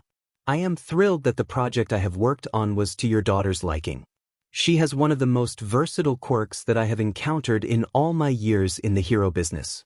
The possibilities of what she can accomplish in the field of heroics are only limited to her own imagination. But hearing what she is already capable of creating with her quirk, I have no doubt she will become one of the greatest heroes of our generation and in recorded history. If either of you have any additional questions regarding the suit, additional upgrades, or additional side projects you wish for me to work on, I would be more than happy to assist. Warm regards, David Shield." And send. David clicked the button to send his email response. Shortly after he sent it, he received a text message notification. "I am here in your phone." David clicked on the notification that appeared at the top of his screen, ignoring the snickers from the driver and Melissa. "Tashinori Yagi." "Hey David. I'm currently a bit busy at the moment. I should be done around we can meet here." David opened the hyperlinked map and saved the address before he began to type out his response. "David Shield. Excellent. We'll see you then. Please let me know if anything comes up and if we need to reschedule or meet elsewhere. Mr. Shield, we have arrived at the hotel." The driver notified David that they had arrived at their destination, and the car slowed to a stop. David and Melissa nodded, unbuckling their seatbelts and exiting the car.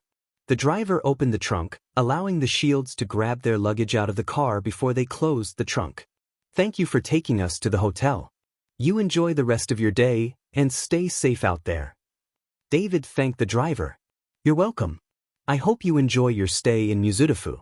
Thank you for choosing us to drive you around today." The driver responded before returning to the road to meet up with his next client. The Shields then took their luggage and entered the building before David approached the receptionist in the lobby. "Good afternoon, we have a room here reserved for the Shields." David showed the receptionist his identification card to confirm his identity. After looking it over for several seconds, she nodded in approval before she began typing on her computer.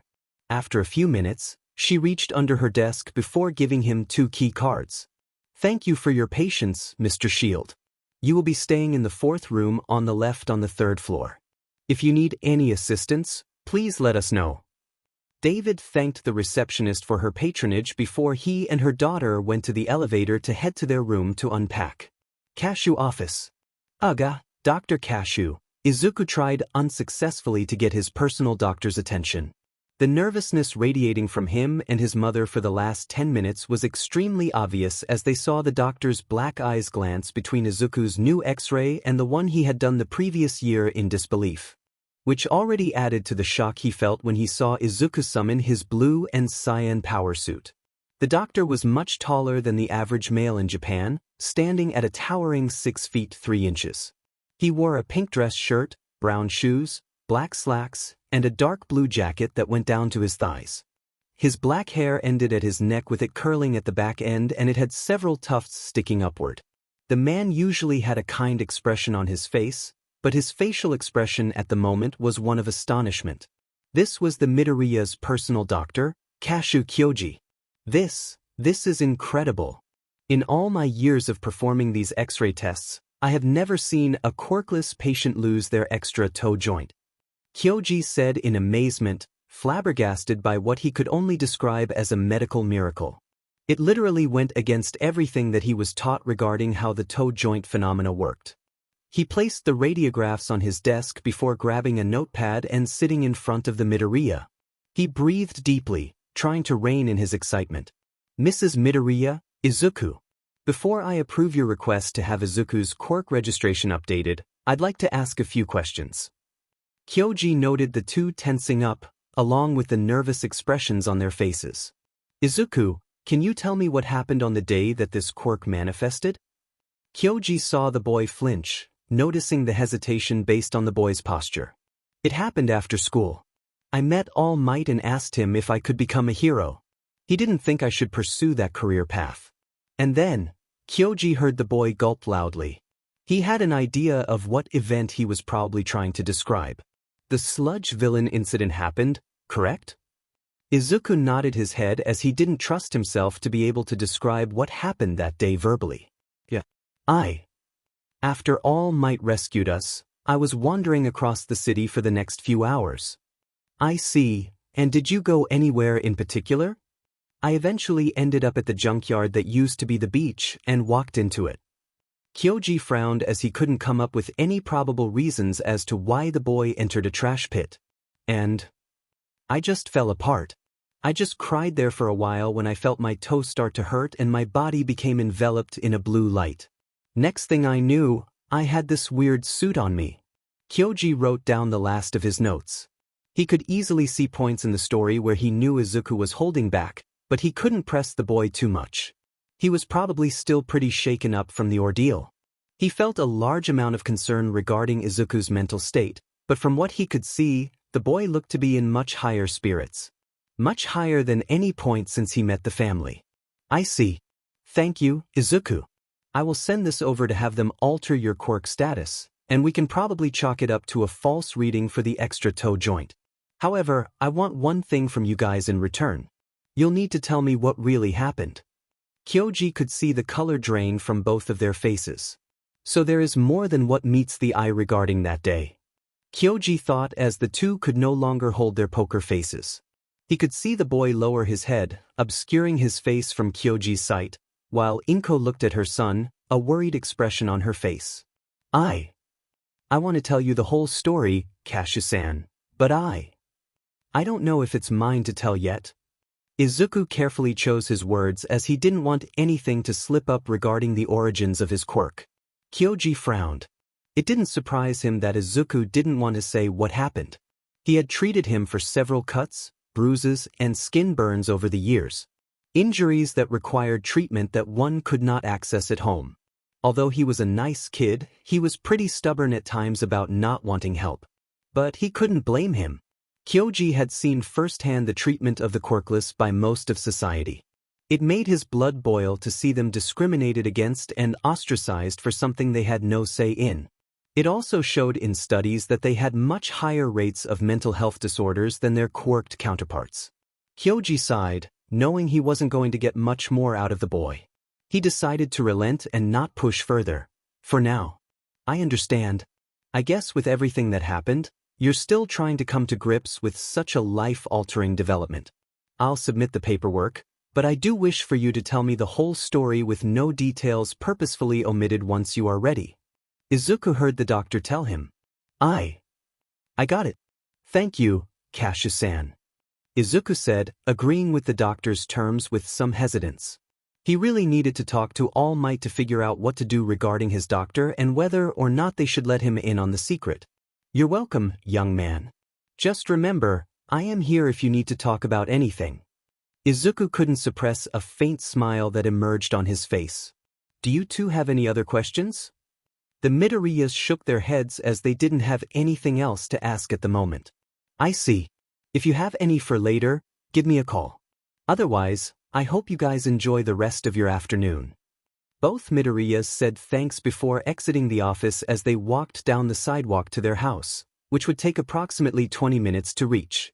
As they made their way home, Inko decided to bring up what just happened. Well, that could have gone worse, Inko commented, unsure of how to feel about their encounter.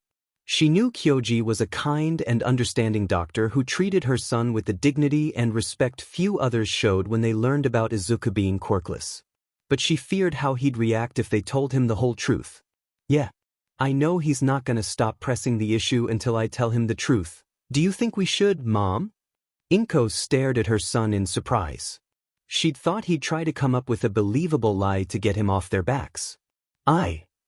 We should ask All Might first. Izuku nodded his head in agreement. Yeah, I thought so too. Inko then heard her son's stomach growl, causing him to blush in embarrassment. She chuckled in amusement. Why don't we get some food?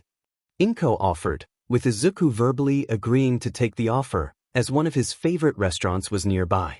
As the two turned the corner, something or someone ran into Izuku, knocking him down. His mom rushed to his side, kneeling on the ground. Izuku, are you all right? Inko exclaimed in worry. Yeah, I'm okay.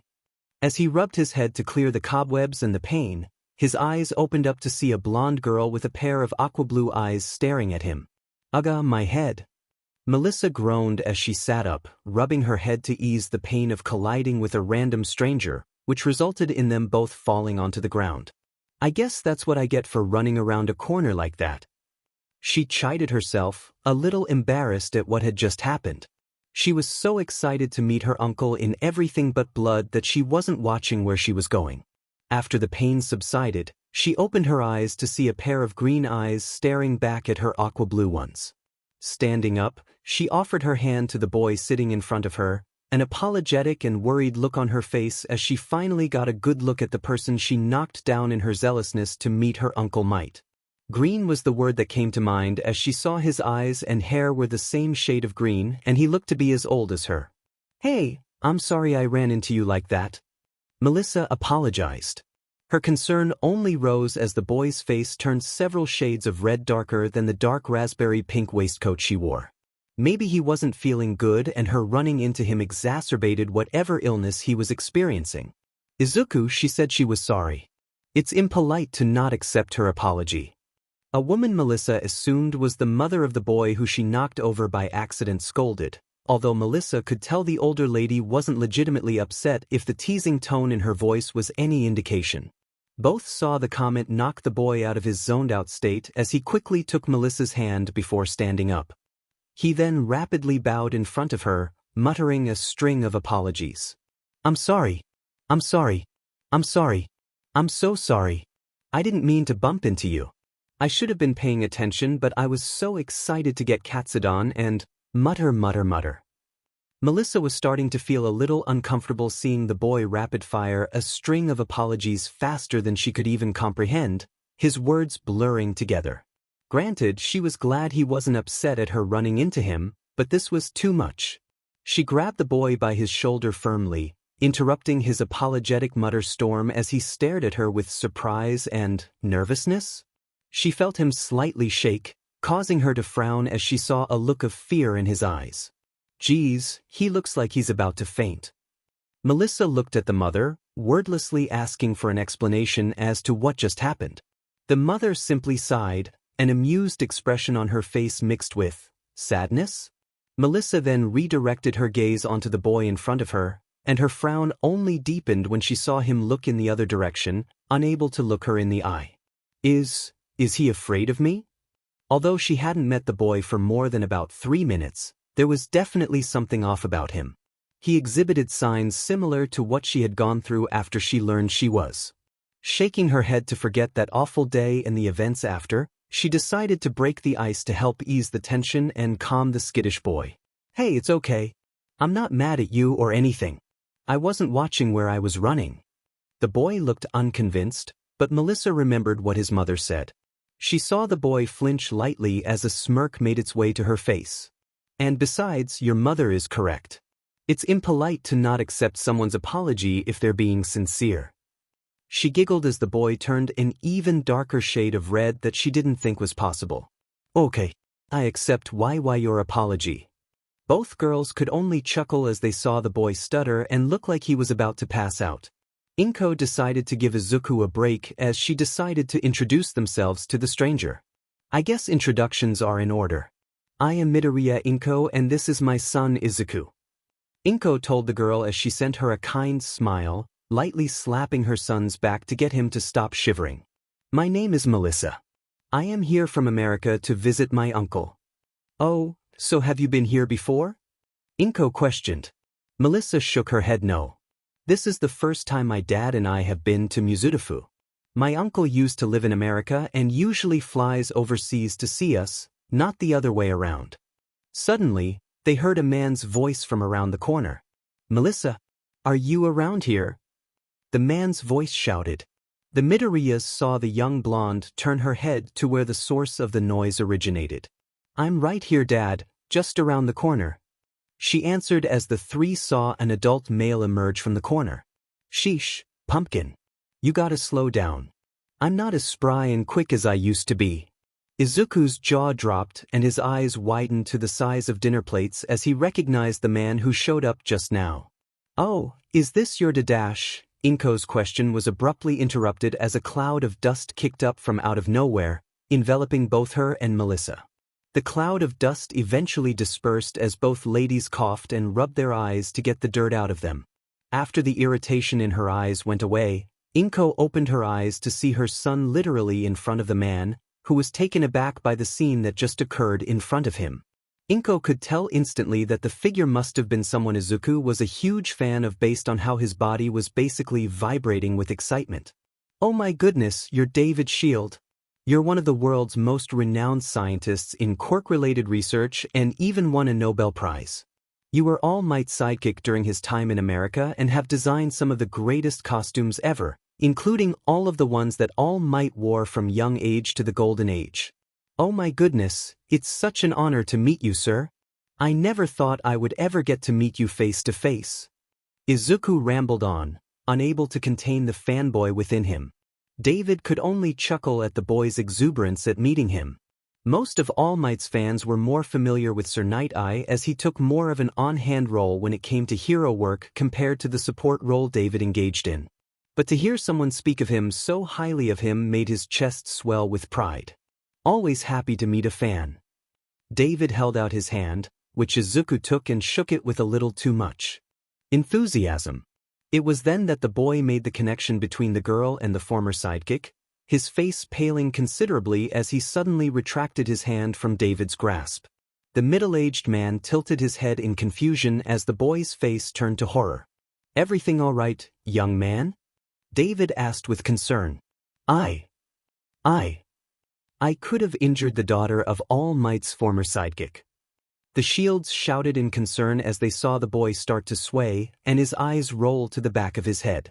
Inko and David caught him, but it was obvious he passed out from the shock. Is he gonna be okay? David asked, lightly shaking the boy to get him to wake up. Inko could only chuckle in amusement. He'll be fine. He's just had a lot of crazy things happen to him the last few days. I think it just finally hit him altogether when he connected the dots that Melissa was your daughter. Inko replied, ruffling the boy's hair. He's really into hero stuff, huh? Melissa chimed in. He lives and breathes it.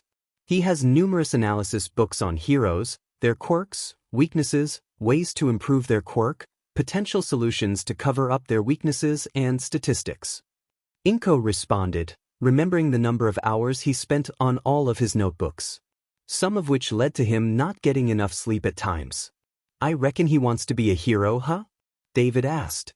Yes, he does. More than anything else in the world, he wants to be like Dash. Inko began to answer without an ounce of hesitation when a loud, baritone-deep laugh echoed throughout the empty street before a figure crashed into the ground, another cloud of dust covering the area. I am here, filled with happiness and joy.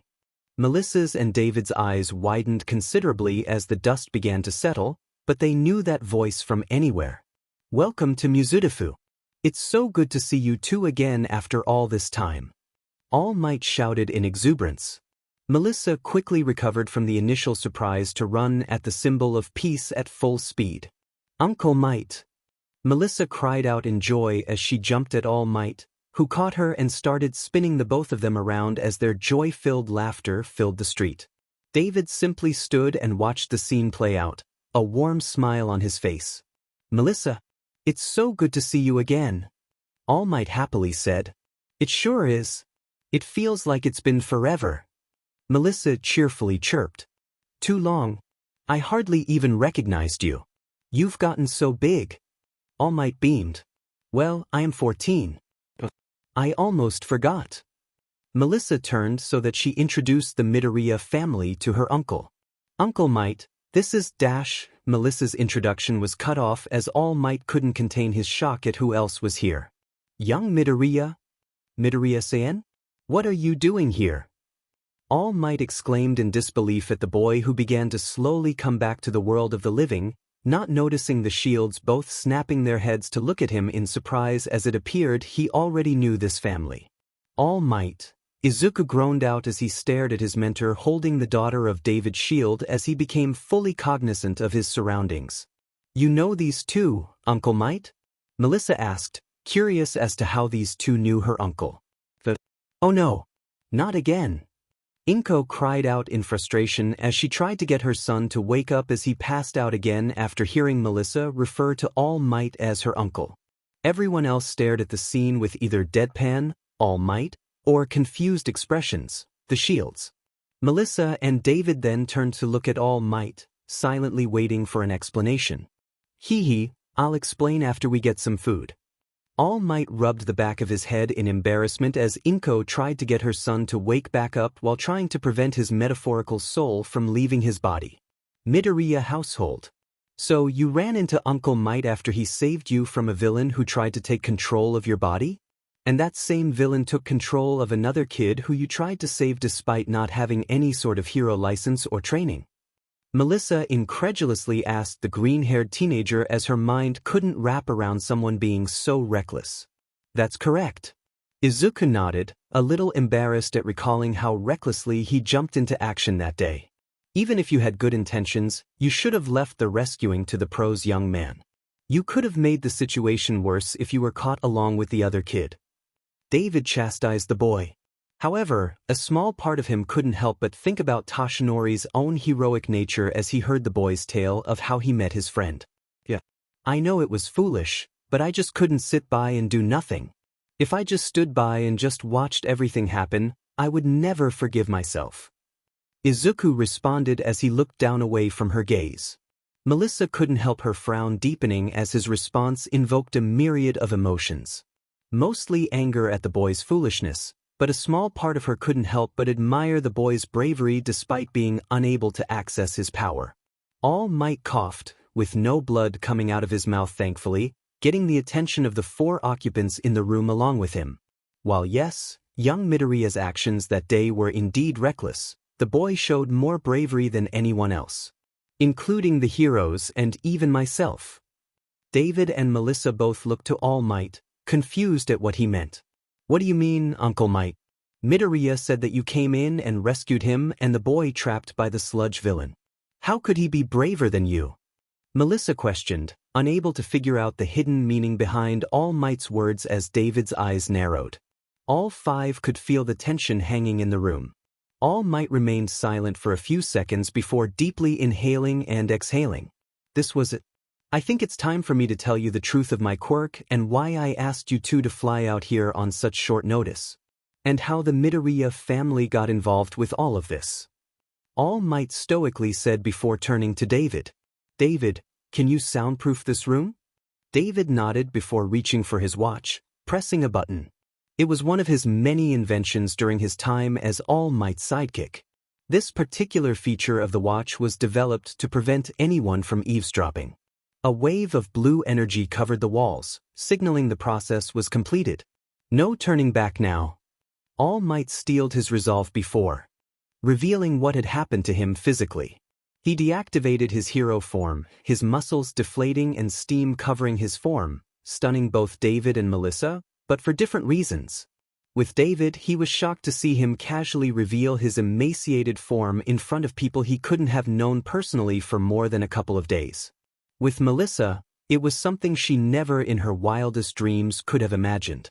A man that was seen by the public at large as unbeatable and indestructible transformed into someone who looked like he could be knocked off his by a strong gust of wind. All Might grimaced as he saw the reactions on David's and Melissa's faces. He needed to tread carefully to keep emotions from boiling over. Melissa, All Might began, his mind working overtime to figure out how to tell what happened in the last 5 years. What's going on, Uncle Might? Melissa stuttered out, her fear and nervousness starting to overwhelm her. A lot has happened in the last 5 years, Melissa. He then lifted his shirt, flinching at Melissa's and Inko's shrill cries of horror at the sight of the red and purple scar that covered nearly his entire left ribcage. He noticed the tears that his niece held back were now flowing freely from her eyes. I battled a villain 5 years ago. A villain that was tougher than any other I have ever encountered in my life. I was able to defeat him, but I suffered a heavy price physically. My stomach and most of my respiratory system were destroyed in the battle. As a result, I am severely restricted in the amount of time I can work as a hero. In my current state, I can only hold the form you saw earlier for 3 hours of the day, but that time is dwindling. Melissa's hands covered her mouth in horror, trying to choke back sobs. David was having a hard time keeping himself together but managed to keep himself from having an emotional outburst. This can't be true. Isn't there something that anyone can do to fix you up, Uncle Might? All Might shook his head no. Unfortunately not. No amount of replacement organs or surgery can fully fix the damage done to me. Pretty soon, my time as a hero will come to an end. All Might looked down in shame as Melissa's sobs rang out throughout the room. David held her as silent tears ran down his face. Inko and Izuku simply looked away, trying to stay steadfast emotionally as All Might's niece cried her heart out. After about 15 minutes, her sobs turned to hiccups, trying to take deep breaths to compose herself. Uncle Might, was this the reason why you called us to come here? Melissa asked. Part of it. The other part is to tell you too how my quirk works. David pet an eyebrow at the other explanation. As you know, many people guess that my quirk is super strength or some kind of invulnerability. When I'm asked about my quirk in an interview, I always make a joke and dodge the question. But this power of mine is something I wasn't born with. This quirk is something that was bestowed upon me. Melissa's and David's jaws dropped at the revelation. A large portion of how they believed quirks worked was thrown out the window. You were gifted this quirk. Melissa and David slowly said, wanting to make sure they heard right. My quirk, One for All, is a power that has been cultivated and strengthened for generations. One person improves the power and then finds a successor worthy to pass it down to. The combined efforts of all my predecessors to strengthen this quirk to where it is today is what allows me to protect the public and save those who need a hero. That is the true nature of where my strength comes from. All Might explained before staring straight at Melissa. And that's where you come in, Melissa. Every time I communicate with David, he mentions you in our talks, and he says nothing but wonderful things about you. Your selflessness, your desire to design equipment to ensure the heroes can do their job with maximum efficiency, and your never-give-up attitude despite the obstacles thrown in front of you have helped me make the decision. All Might then dramatically spread his arms out before making his big declaration. Melissa, I have chosen you to become my successor. My power is now yours to inherit. All Might decreed. An uneasy silence enveloped the room, and the tension that was initially hanging overhead was now so thick that you could cut a knife with it. Melissa lowered her head, her body shaking. But it wasn't in elation or happiness. It was in anger. Melissa? All Might called out to her in concern, his confidence waning and being replaced by anxiety. He was taken aback as she snapped her head back up, her eyes filled with nothing but anger. "How dare you?" she hissed. All Might stayed silent, not trusting his voice. "For 10 years.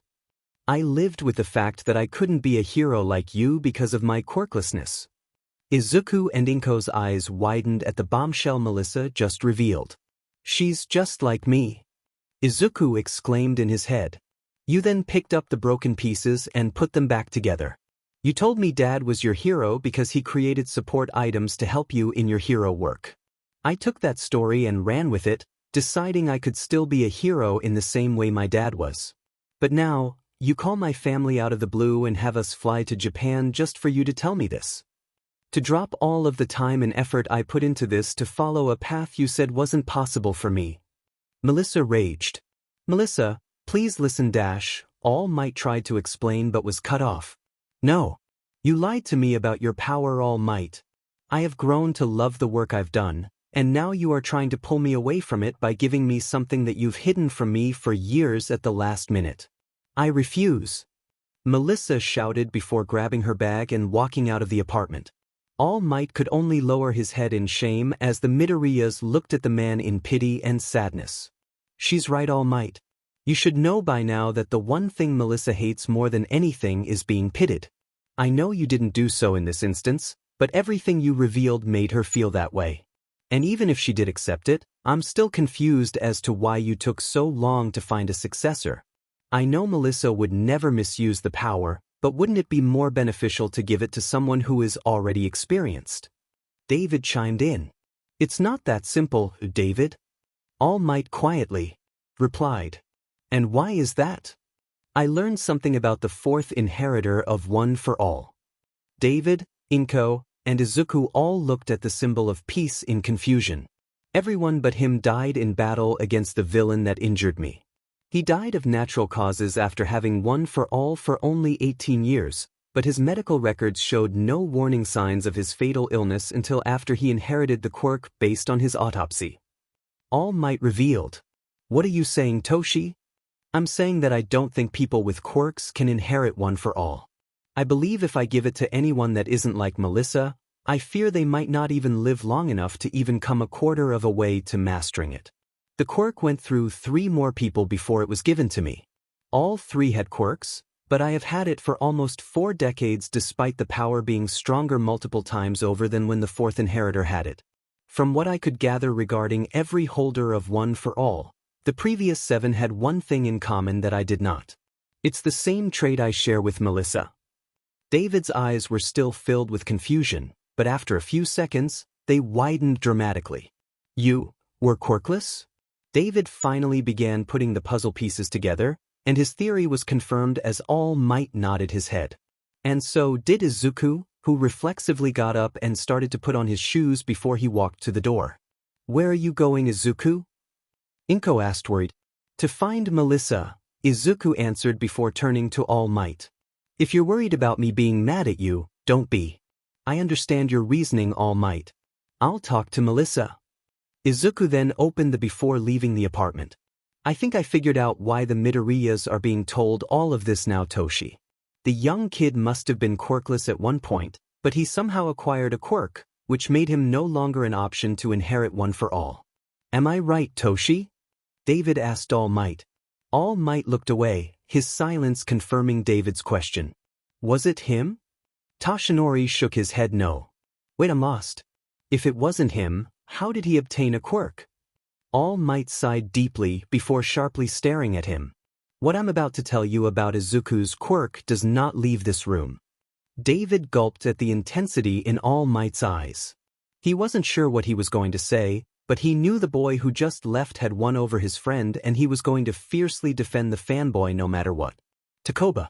Melissa sat on a railing in front of the junkyard that her dad used to tell her was once a beautiful beach. But that was the last thing on her mind at the moment. Her emotions were all over the place as she sobbed quietly, her mind still reeling from being told All Might's secret. The same man who helped her find her passion in developing support items was now trying to put her on a path that she thought was impossible for her. She heard someone's footsteps before she felt an additional weight on the bar of the railing. She lifted her head and saw the boy she met only a few hours ago. But she wasn't in the mood to talk. "Go away. I don't feel like talking," Melissa grumbled. "I can't." Izuku shook his head, refusing to abide by her request. "Why not?" Melissa snapped. "I can't ignore someone who needs help," Izuku explained. "And who says I need your help?" Melissa snarled, causing the boy to flinch lightly. However, he took a deep breath before narrowing his eyes, glaring at the girl sitting beside him. "You didn't. But just because you didn't ask for help doesn't mean I won't do my best to try and help you. Especially since you and I are so much alike." Melissa turned to look at the boy when he said they were similar. "What do you mean?" Melissa asked, curious to hear what he had to say. Izuku looked down, his eyes filled with sadness. "I had the double toe joint." Melissa gasped at his answer. He had gone through the same thing she did. He probably was still being socially ostracized. "You're quirkless, wait a second. Had?" Melissa looked at the boy, awaiting an explanation. Izuku quietly cursed himself under his breath for speaking in the past tense. "Well, they already know All Might's secret. What's one more?" Izuku mirthlessly said in his head sarcastically. "Yeah. I have only had my quirk for less than 2 days. It was gifted to me by someone." Izuku answered. "How?" Izuku rubbed the back of his head, nervous about how she was going to react. "I can tell you the truth, but I am pretty certain you're not going to believe how it happened," Izuku admitted. "Try me," Melissa replied. "Okay, but I need you to promise me that you won't tell anyone else what I'm about to tell you." Melissa nodded her head. Izuku took a deep breath as he knew there was going to be a lot to cover. But he needed to do so to convince her to inherit One for All. If All Might's theory was correct, this was probably going to be their best shot at making sure it stuck around for as long as possible. It all started during the afternoon on Friday. For the next half hour, Izuku detailed everything that had happened to him. He told her about the harrowing encounters with the sludge villain, the capsule sent back in time that gifted him his quirk, and the reason why Dr. Light sent it back in time. He also activated his quirk to give further credence to the story that he was telling Melissa to hopefully erase any doubts she had in her head. After he was done recalling everything about how he acquired X's power, he looked at Melissa's face to see her reaction. He wasn't surprised to see she had a look similar to a deer caught in the headlights of a vehicle. Unable to handle the silence that persisted for several minutes after retelling his quirk's origin story, Izuku decided to speak up. "I understand that this is a lot to take in and that the story itself is something most couldn't even imagine. Izuku began before Melissa cut him off. "A lot to take in? That whole tale you just told me is. I can't even begin to tell you ridiculously inconceivable it sounds." Melissa exclaimed quietly to make sure no one was eavesdropping. However, her eyes softened as she stared at the boy who she knew shared the same difficulties she did growing up. That, and the suit looking like a support item fever dream probably helped, and had to hold back from pouting when he deactivated it. "But I can see it in your eyes. You're not lying about any of this." Melissa then turned her head away and looked down at the garbage pile in front of them. "I'm pretty sure you came here to ask me to reconsider All Might's offer. But I need you to give me a good reason why." Melissa cringed internally at calling her uncle by his full name instead of Uncle Might, but she was still upset at the man. "I know you're upset with your uncle, and I can't blame you for feeling the way that you do right now. To have him guide you down a path where he thinks you'll be able to live out your dream when the other path to that same goal is shut off from you. And then he tells you he wants you to be the one to inherit his legacy, which opened up the path you thought was not a feasible option for you when you already invested so much time to work in support. You have every right to be angry, but I can't think of anyone else who is more deserving than you.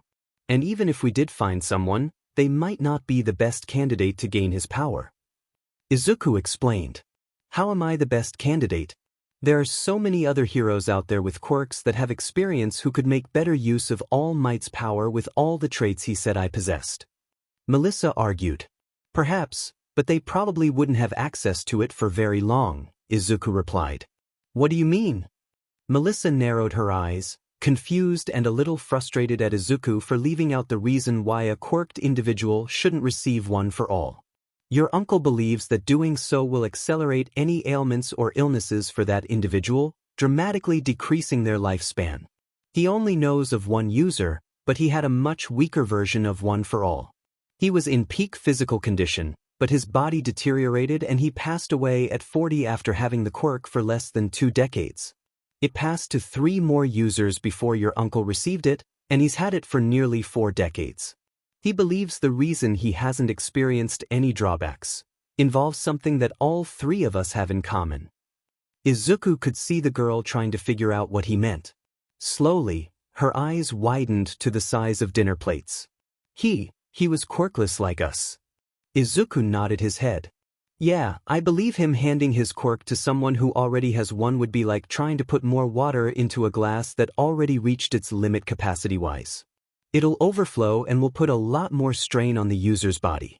And considering the 4th didn't live for 2 decades with a much weaker version, I wouldn't be shocked if a quirked individual that was given one for all would pass away from natural causes within a year or 2. Izuku could see the realization dawning on Melissa's face. She finally understood why she was chosen. Finding a quirkless individual who All Might could trust to inherit his power meant he had very limited options on who could receive it. I see. Melissa got off the bar and walked a few steps before stopping, and turning her head to look at the armored boy a few feet from her who had a confused look on her face. Well, are you coming with me? I'm gonna need you to guide me back to your apartment. Melissa asked. Oh, right. Wait, does that mean you accept? Izuku hastily ran up to catch up to Melissa before both started walking. Melissa remained quiet as they walked back to the apartment, refusing to tell Izuku what she decided to do. David had his eyes closed as he massaged his temples, trying to comprehend the story of how Izuku acquired a quirk, according to All Might. Initially, he feared that it was due to that villain All Might had informed him about all those years ago. But the series of events that did occur, which led to Izuku being gifted a quirk, was even more outlandish. Time travel? A potential artificial devolution in humans that regressed them back to the point where no one could access their quirks? Misanthropic robots that were capable of independent thought comparable to humans? A space colony that crashed into the Earth that would eventually lead to the mass extinction of all biological life on the planet? He had so many questions about why any of this was allowed to happen in the first place. The biggest one coming to the forefront. How in the world did anyone in the future become convinced to give any robotic life that degree of sentience or independent thought? And why would a doctor mass-produce said machines despite the fact he couldn't fully understand the notes left behind by the person that wrote them down? And this was just regarding the boy's quirk. Toshinori's own story left him flabbergasted.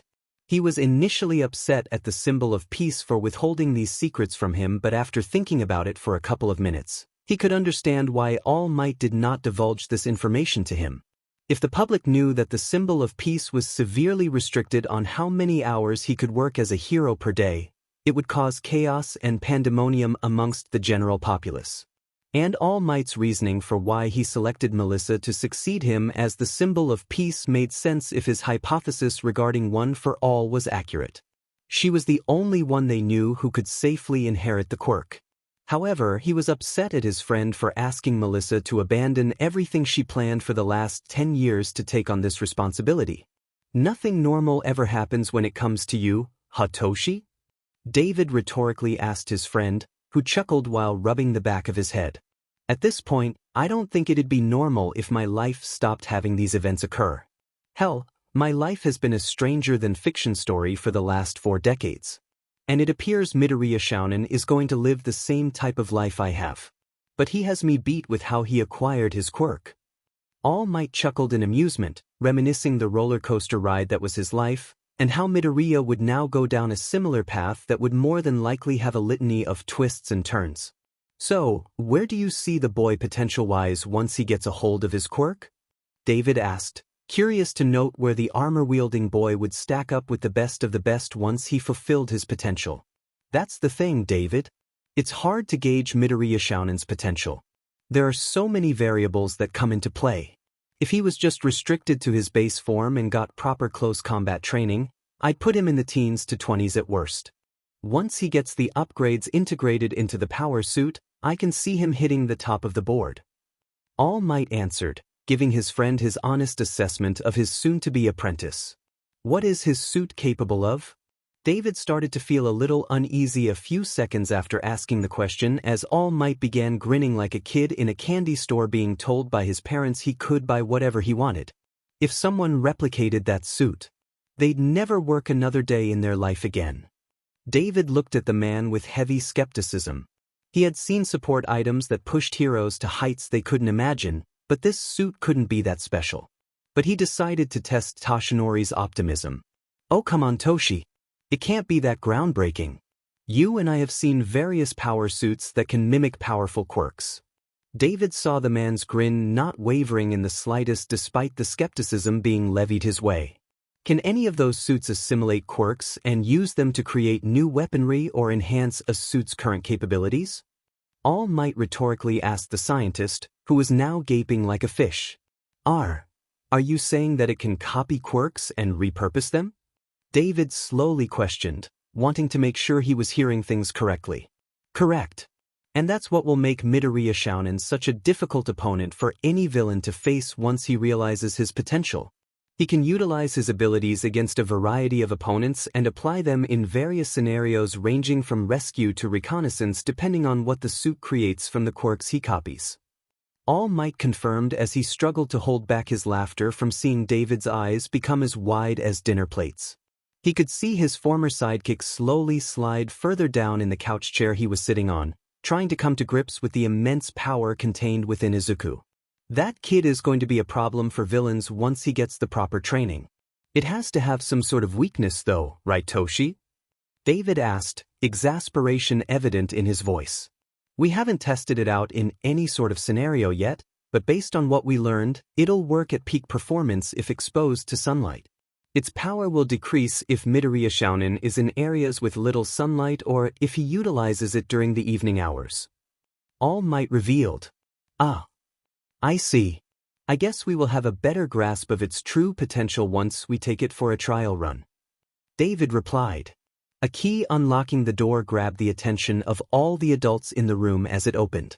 Izuku and Melissa walked into the apartment and sat in some chairs at the dining room table. Everything all right, Pumpkin? David mentally slapped himself for asking such a stupid question. He cringed as he saw his daughter send him an annoyed look. Inko could sense the tension in the room and decided to intervene. Would you like something to drink, Melissa? Izuku? Inko offered, hoping to get the girl to relax. Melissa stared at the mother for several seconds before deciding to answer. Tea. Inko nodded before she went into the refrigerator. She opened the kitchen appliance and grabbed a container that held the beverage Melissa wanted. Do you guys want anything? Inko asked the other adults as she grabbed some glasses out of one of the kitchen cabinets. Toshinori and David vocally declined her request. Thank you, Mum. Izuku and Melissa thanked Inko simultaneously before drinking the beverage, both closing their eyes to savor the flavor.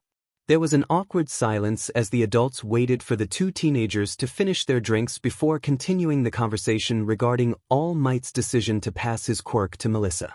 All Might decided to take the metaphorical leap and break the silence. Melissa, listen. I understand why you're upset. All Might's explanation was cut short as Melissa lifted her free hand and stuck her index finger up, telling All Might to stop talking until she stopped drinking her tea. Once the glass was empty, she placed the glass on a coaster on the table. Ah, that hit the spot. This is some good tea, Ms. Midoriya. Melissa gushed to the mother, who uneasily smiled with a sweat drop behind her head. Oh, thank you, Melissa. Inko stuttered as the girl smiled. Melissa then turned her head to All Might, glaring daggers at the man. You are very fortunate Izuku has a way with words. I wish he would have taken your gift, but since he got his own from the future, that's no longer an option. All Might felt himself shrink as her eyes tried to bore a hole in his head with her glare. I am still furious with you, All Might. You brought Dad and me here and flipped everything I believed about my future upside down. A future I had planned out for the last 10 years. You also lied to us regarding your quirk and your past. The worst thing about all of this is that you couldn't trust my dad or me with the truth. That hurts. It hurts more than I can even put into words. All Might looked down, slowly accepting the fact that Melissa was probably going to reject his gift and that his actions more than likely destroyed the personal relationship he had with the Shield family. But a hero is supposed to overcome adversity. You don't have a lot of other options unless you want to risk the chance of losing one for all in the next few years. All Might's eyes widened as his head snapped back up to look at his niece. Does that mean you will dash? All Might stuttered before he was cut off again. Yes. I will accept your gift, but do not think this is me forgiving you, All Might. Melissa confirmed. I understand. All Might said. He felt a sense of relief that he could pass his quirk down, but it came at a cost. Hopefully, Melissa would warm up to him again, or this would be a Pyrrhic victory for him. Not wanting to discuss All Might's quirk anymore, Melissa turned to the green-haired teen, who stiffened up at being in her line of sight. Hey, Izuku. Do you think we can talk about your quirk? I'm really curious to see what it's capable of. Melissa asked. Why, yeah, sure. Izuku stuttered. While Izuku materialized his suit, All Might let Inko and David know he needed to step outside for a moment. He walked outside until he was far enough from any prying eyes or ears. He scrolled through his contacts before selecting the one he needed to talk to. The phone rang for several seconds before the person on the other side of the line answered. Good evening. It's me, Nizu, the one who could be a dog or a mouse or a bear, but more importantly, I'm the principal. To what do I owe the pleasure of you calling me Toshinori? The voice on the other side of the line asked. All Might remained silent for a few seconds. Everything all right, Toshinori? The chipper voice asked with concern. All Might sighed before answering. 9. The voice on the other line remained silent for a few seconds before replying. I see. We will have everything set up for them. Make sure to bring them to UA tomorrow at 8 a.m. sharp. Nizu said. Thank you, Nizu. Have a good evening, sir. All Might told his future boss, who replied in kind before ending the phone call. All Might put the phone away before he headed back into the apartment. Yayorosa Mansion.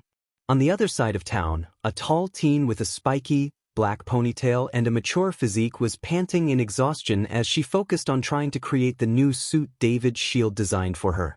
The extremely complicated piece of machinery was designed with some of the latest pieces of technology available on the market. It would aid her immensely in her hero career once it was fully developed and enough spare parts were made for her to make repairs if it was damaged. The suit had two noticeable features. The first feature was that it had various sections of panels that could open up, allowing the teen to access her quirk without destroying it by accident. The other feature was a programming safeguard implemented by David's Shield. If it was created using her quirk, it could only work if she materialized it fully. If it didn't, the suit would be useful only for scrap metal for potential repairs. The suit was suggested by her mother, who was worried about the lack of protection that Momo's current hero costume granted her. A multicolor glow covered her entire form as she attempted to form the suit. After several seconds, the light enveloped the training room. As the light died down, the girl looked at a body mirror across the room and frowned. The suit materialized around her torso and halfway down her legs. It failed to materialize everywhere else. A static-like noise reverberated throughout the room before a voice talked through an intercom. That's enough training for the day, Momo. Alfred, please get my daughter some clothes. An older female voice said, signaling the teen to cease her training. Yes, Master Yayorozu. Momo heard an older male voice reply before the intercom turned off. She sighed, disappointed that she was unsuccessful in creating her new support item. She heard the door open to the training before turning around and seeing her mother walk into the room. Yayorosa Mikoto is a fair-skinned woman with long, straight black hair with bangs hanging on either side of her face to roughly frame her cheeks and black eyes. She was wearing a simple, dark purple blouse with a red plum skirt and a light yellow apron normally worn over it. Well done, Momo. You have made excellent progress using your quirk in creating the suit Mr. Shield designed for you. Mikoto complimented, proud of her daughter for being able to make such strides in being able to utilize her temporary ultimate move. Thank you, Mother. The teen replied, a hint of disappointment in her tone. Something that Mikoto took notice of. Mikoto walked up to Momo before placing her hands on her daughter's shoulders, gently but firmly squeezing them. Momo, you've only attempted to form the suit a few times during the last few days. Don't be too harsh on yourself. I know you'll get the hang of it and be able to create it in its entirety soon. Mikoto gently told her, not wanting her daughter to be too hard on herself. I understand, mother. But, Momo felt a finger placed on her lips, telling her to stop. Momo, you need to relax. You have an entire year before the recommendation exam. You're going to do fine. Even if you haven't mastered creating the suit yet, I know you're strong enough to get into UA based on where you are right now. Especially with all the time and practice you put into learning about various subjects, materials, and objects to maximize your use of creation. Mikoto assured her daughter, who was looking down at the ground. She saw her daughter look up at her with a small smile. Thank you, mother. I appreciate it. Momo replied. You're welcome. You can relax for the rest of the day. You'll be doing more Bojutsu training in 2 days with Sar. But for now, get dressed. Dinner will be ready soon. Momo nodded before Alfred came into the room to give her the spare clothes Mikoto requested. Midoriya apartment. Incredible, David whispered as he read through a list holographically projected a few inches from him thanks to the boy's suit. Armor chest part. Body skin. Lightweight, titanium X, stronger than tungsten. Accumulative energy generator, stores solar energy. This primary power supply generates the necessary energy to fuel all of X's systems. Head part. Self-repair program. Battlesuit will regain energy and self-repair damages when inactive in the pocket dimension or if the user is standing still. Ultra-sensitive voice recognition system. Acute voice recognition in low-volume clarity situations. Universal language translator. Armor-piercing non-piercing automated programming. Changes energy projectile properties depending on the target. If a projectile would hit both humans and robots simultaneously, programming will default the projectile's property to non-fatal and non-piercing. Armor-piercing will only be applied to humans if the threat to the public condition is met. Armor upgrades, helmet, body, arm, and leg sections can be enhanced if certain quirks are assimilated. Arm part. X-Buster, Mega Buster Mark 17X's main weapon. Converts solar energy into a high-powered, separate burst. Energy amplification device. Amplifies stored energy to release a more powerful charge shot. Variable weapon system. Can use up to 8 modified weapons or systems copied from other robots or quirked individuals, programming chips, or copying a person's DNA. Note: not all quirks can be assimilated into battle armor. The suit will inform the user if the quirk is not compatible. Leg part. Emergency acceleration system. Incredible is putting it mildly. A lot of these upgrades by themselves would be considered groundbreaking and could flip various industries on their heads. The ability to self-repair, understand any language, and automate it. Programming controlling a projectile's physical properties before firing it. I never thought this type of technology would even be feasible to pursue. This Dr. Light figure was ahead of his time. Melissa gushed, feeling a bit envious of Izuku and All Might meeting such a brilliant mind. The rest was self-explanatory, but there was one particular section that Izuku was curious about. Hey, do you mind if I click on the leg section of this list? I'm curious to see what it's capable of. Everyone nodded before the armored boy clicked on the section, arriving at a new screen that had a video in front of him. He pressed the play button before it showed X running before some fire ignited underneath the soles of his feet while he lowered his body. His body rocketed forward at much faster speeds, using his feet to slow himself to a stop. So it works similarly to Gran Torino's jet quirk. All Might noted, feeling a sense of nostalgia and fear from thinking about his old high school teacher. Shaking his head to get rid of the fear he felt remembering the brutal training regiment his old teacher put him through, he smirked at Izuku's and Melissa's gushing about the possibilities of what the leg armor piece would gift the boy. Inko couldn't help but smile at her son being able to talk to someone his age. She couldn't remember the last time she had seen him this happy. It seemed that things were finally looking up for the boy. She turned her head and her eyes widened as it was already 8 p.m. Hey, guys, as much as I like to hear you two talk about quirks, Izuku needs to head to bed for the evening. He has to wake up pretty early tomorrow. Inko told her guests.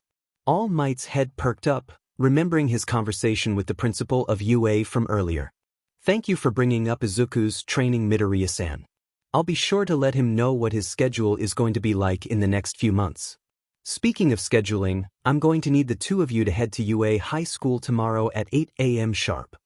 All Might informed the Shields. Does this involve one for all? David asked. Yes. Melissa's training will be supervised and conducted at the training facilities.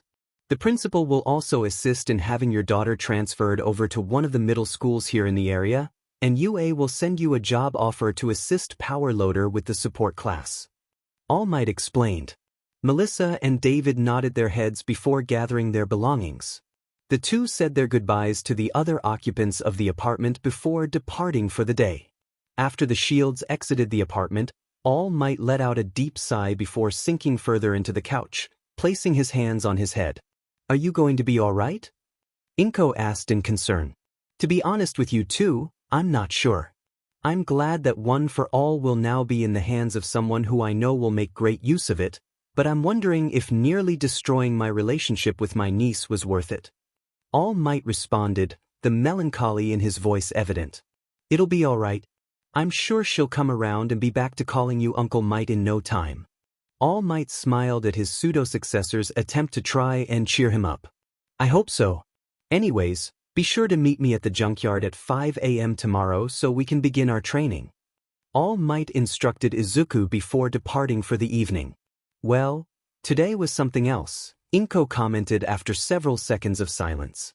I have a feeling I'm going to be saying that plenty of times during the next few years. Izuku exasperatedly replied, already starting to feel tired mentally. I wouldn't be surprised.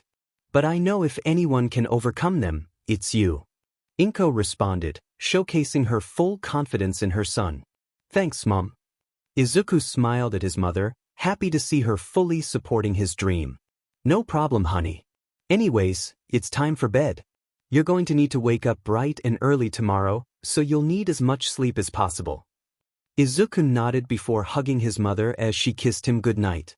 After changing into his night clothes and brushing his teeth, Izuku climbed into his bed. After 30 minutes, he fell into a deep sleep, where he once again began dreaming. Able City.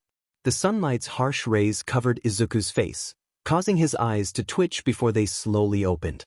He hissed in annoyance at how bright the sunlight was, closing his eyes to help him get adjusted to the sun's intensity. As he came to, he looked around and noticed once again he wasn't in his room. However, some of the buildings he saw were familiar to him. After a few more seconds, he realized that he was back in Able City. Once he realized where he was, Izuku felt a feeling of dread wash over his body at the possibility of having to fight again. It only grew as he saw another building collapse. And once again, his body began to move on instinct. As he ran to the source of where the building collapsed, he noticed a massive blue projectile fire from the sky, causing the ground beneath him to shake. He temporarily lost his footing and tripped before catching himself with his hands, but his anxiety spiked exponentially at the devastating power displayed in the attack. I hope I don't have to battle whoever did that. Izuku thought, his anxiety growing as he kept getting closer until he was in front of the building, running past the reploids until he saw the cause of the chaos. It was a spider-shaped robot that looked like it was built for construction work if the yellow and black markings meant the same thing in this timeline as it did in his. It was currently stuck in some ice that it was slowly breaking through as it threw around the reploids that were trying to subdue it. Izuku saw two distinct glows start to grow in intensity near what appeared to be its face. Please don't tell me it's Izuku's fears were realized as it fired two orange lasers, cutting through various machines and forcing the reploids to scatter to avoid getting shot, much to Izuku's horror. It only got worse as the Maverick broke free of the ice and tried to grab a penguin-like robot who evaded the attack. However, the relief he felt from seeing the reploid evading the claw was short-lived as another one was caught in its grasp. The captured reploid started begging for help as the Maverick began to make its attempt to traverse into the city. There's gotta be something I can do. Izuku screamed, feeling powerless at seeing the devastation being caused by this giant Maverick. However, he heard another pair of footsteps running to confront the Maverick. He turned his head and time seemed to stop as he noticed a reploid that was blue and cyan. X! Izuku shouted. However, the robot rushed right past him without even saying a word. The green-haired teen then realized he must have been watching one of X's old memories, which is why the robot did not respond to him. His hypothesizing was interrupted when he noticed X fire 2 energy bullets at the Maverick's legs, which bounced off the rampaging machine without so much as a scratch. It responded by trying to crush X and company with its legs as it got closer to escaping into the street. "I won't let you push my friends around like that," a second voice shouted, causing Izuku to look up. His eyes widened as he noticed a familiar robot with blonde hair and red and white armor. "It's Zero!"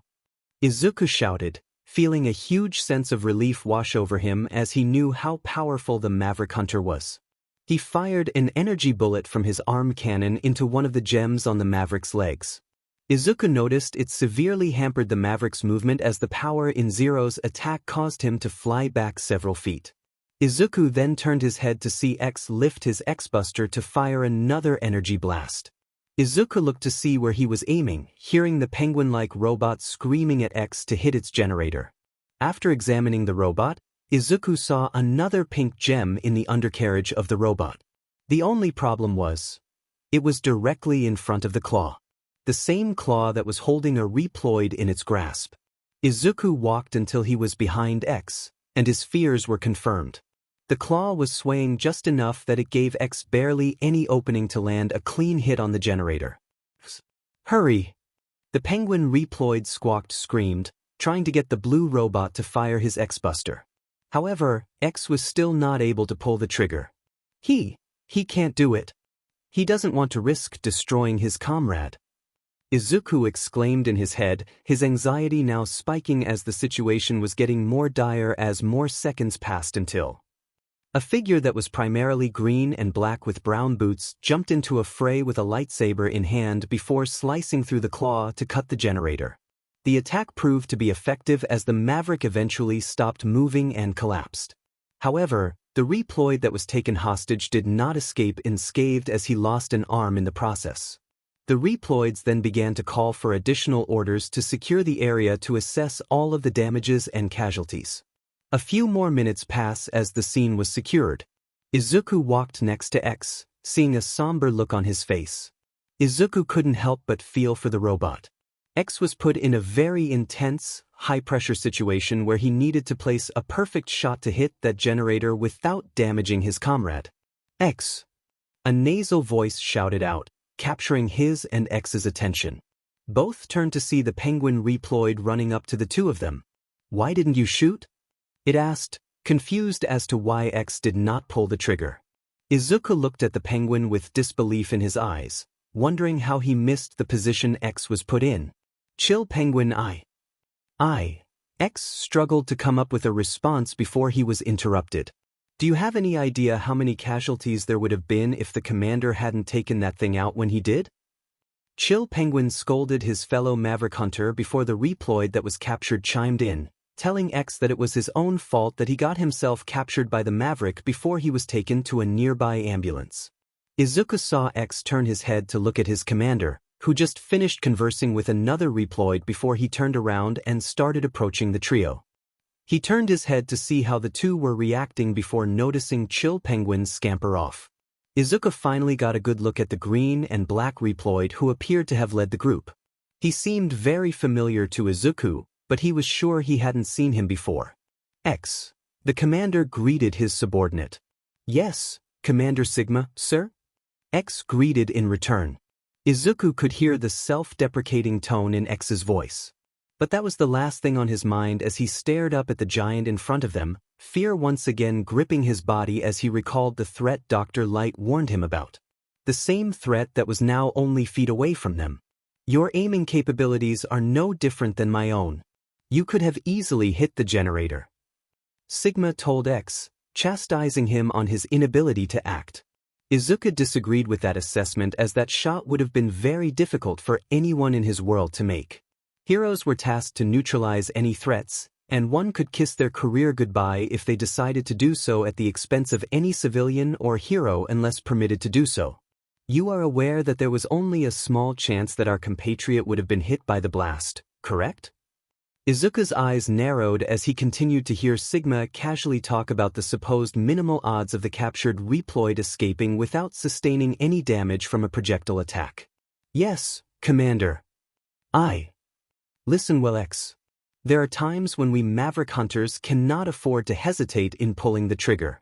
We must become both sword and shield for those who cannot protect themselves. That is our sworn duty. Never forget that. Izuku's eyes widened as he heard the commander impart his final words of wisdom to X and himself, as he gave out one final order to the Maverick hunters to return to base once the casualties were accounted for. The scene froze before Sigma looked over his shoulder at Izuku. Izuku slowly noticed that everyone else stopped moving and began to back up in fear.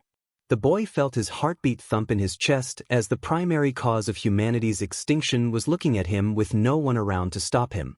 Be sure to take what you saw in this memory and apply it to your career in heroics, Izuku.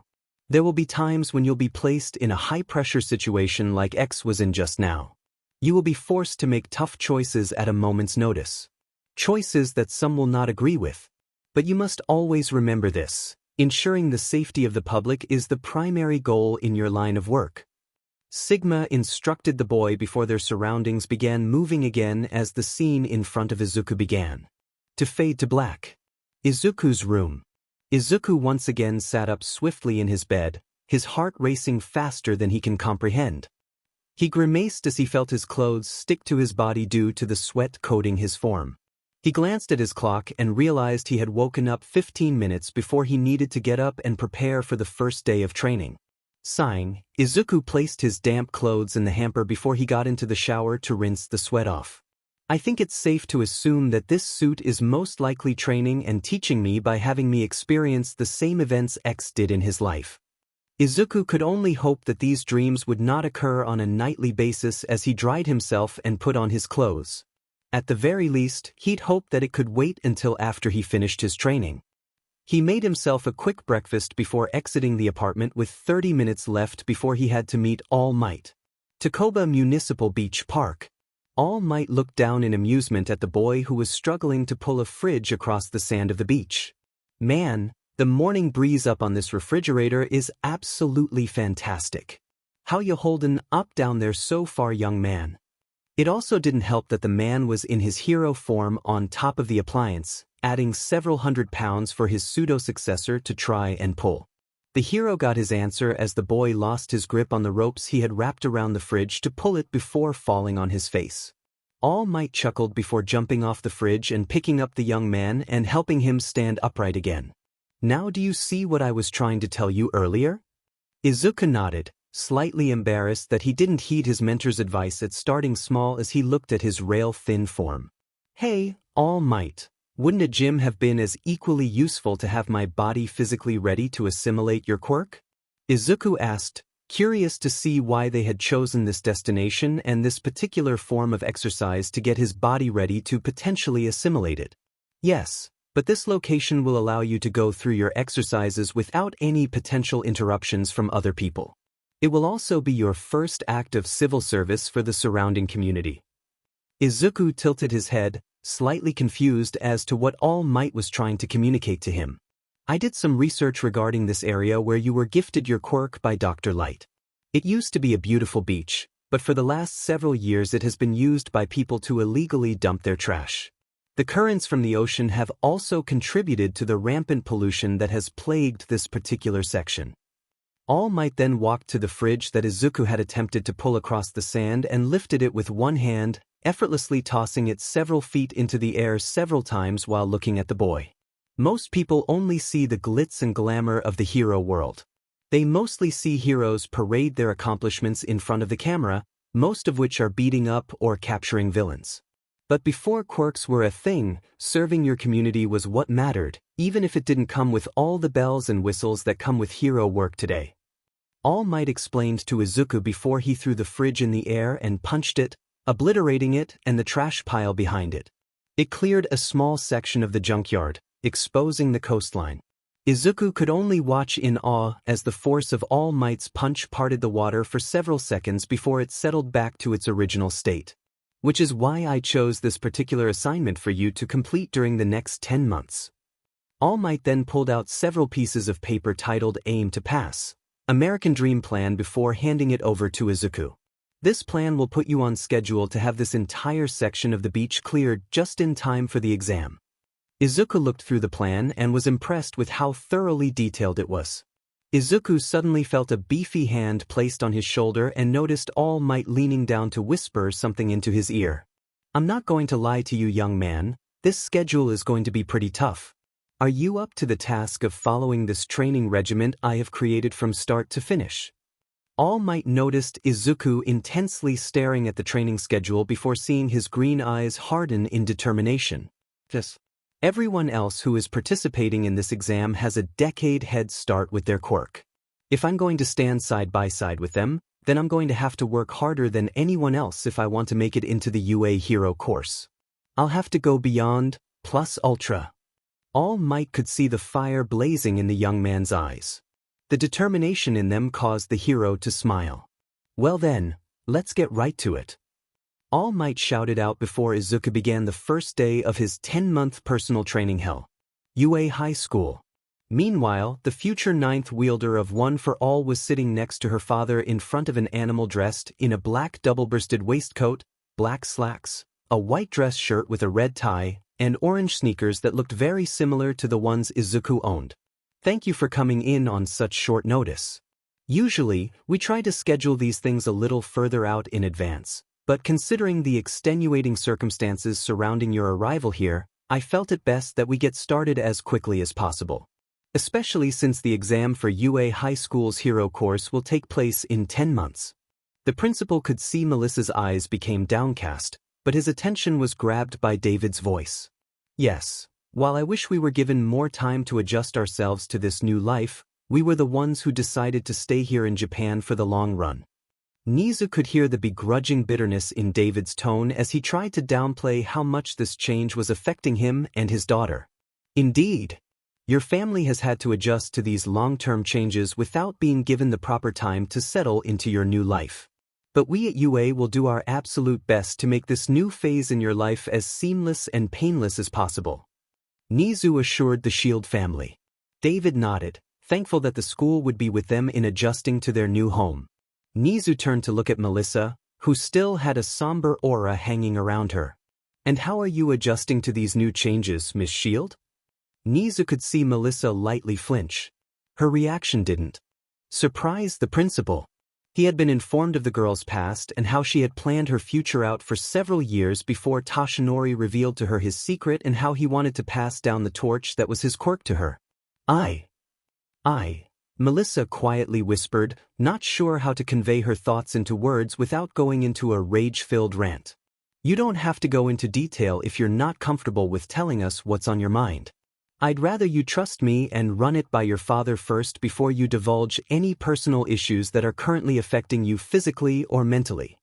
Nizu interrupted, assuring the girl that he would not force her to reveal information that she believed he was not privy to yet. No, it's okay, Principal Nizu. It's just been a whirlwind these last few days. Melissa told the principal, sighing before mentally preparing herself to tell him what was bothering her. It's just, I'm having a tough time trying to figure out who and what to believe right now. For 10 years, I forged a path in my mind on how I was going to be a beneficial member of the hero community. When I first decided I wanted to work in this field, my initial path was to be a hero just like All Might. But then, that fell apart when I learned I would never develop a quirk of my own. I was devastated, and I wasn't sure what to do next. But All Might told me that I didn't need to have a quirk to be a hero. He even told me my dad was his hero, and I was nudged into walking the same path my father is on. I accepted my limitations and was happy that I could still be of use to people like him.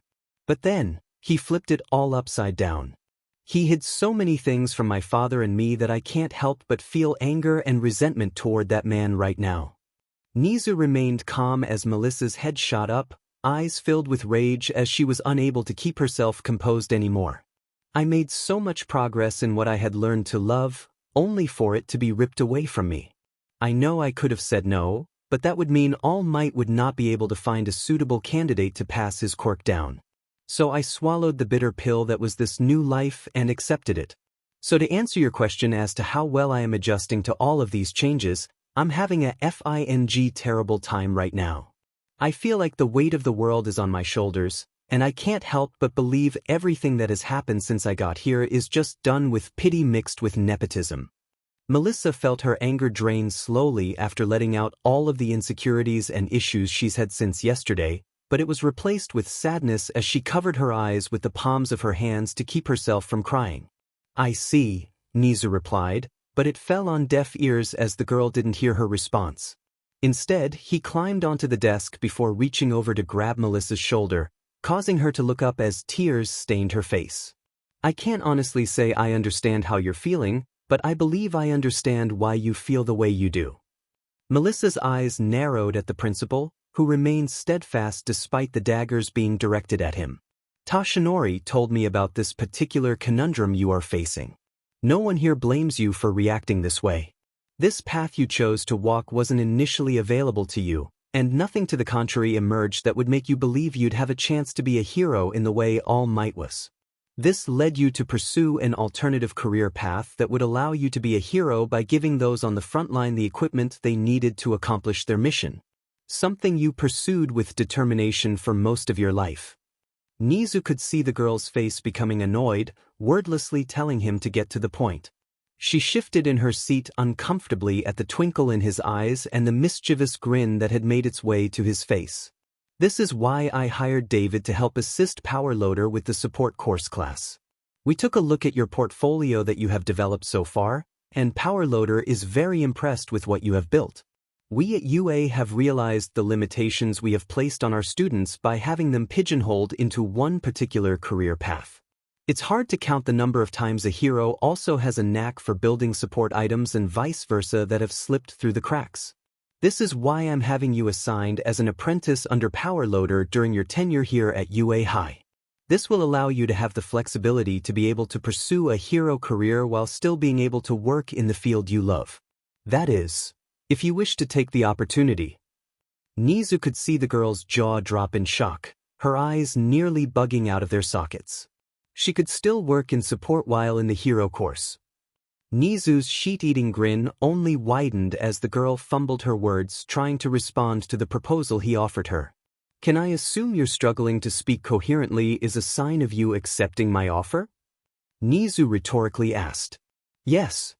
Melissa sat up ramrod straight as she answered his question a little bit too forcefully for her liking, but the principal took it in jest.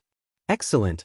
Now that we have reached an agreement, if you would be so kind as to follow me to Recovery Girl's office, we can get started on where you are with your physical conditioning. This will allow us to create a proper schedule for you to prepare your body to inherit One for All. Nizu jumped off the table before leaving the office with the shields behind them to prepare for the several-month ordeal that was Melissa's training. 3-month time skip to Koba Municipal Beach Park.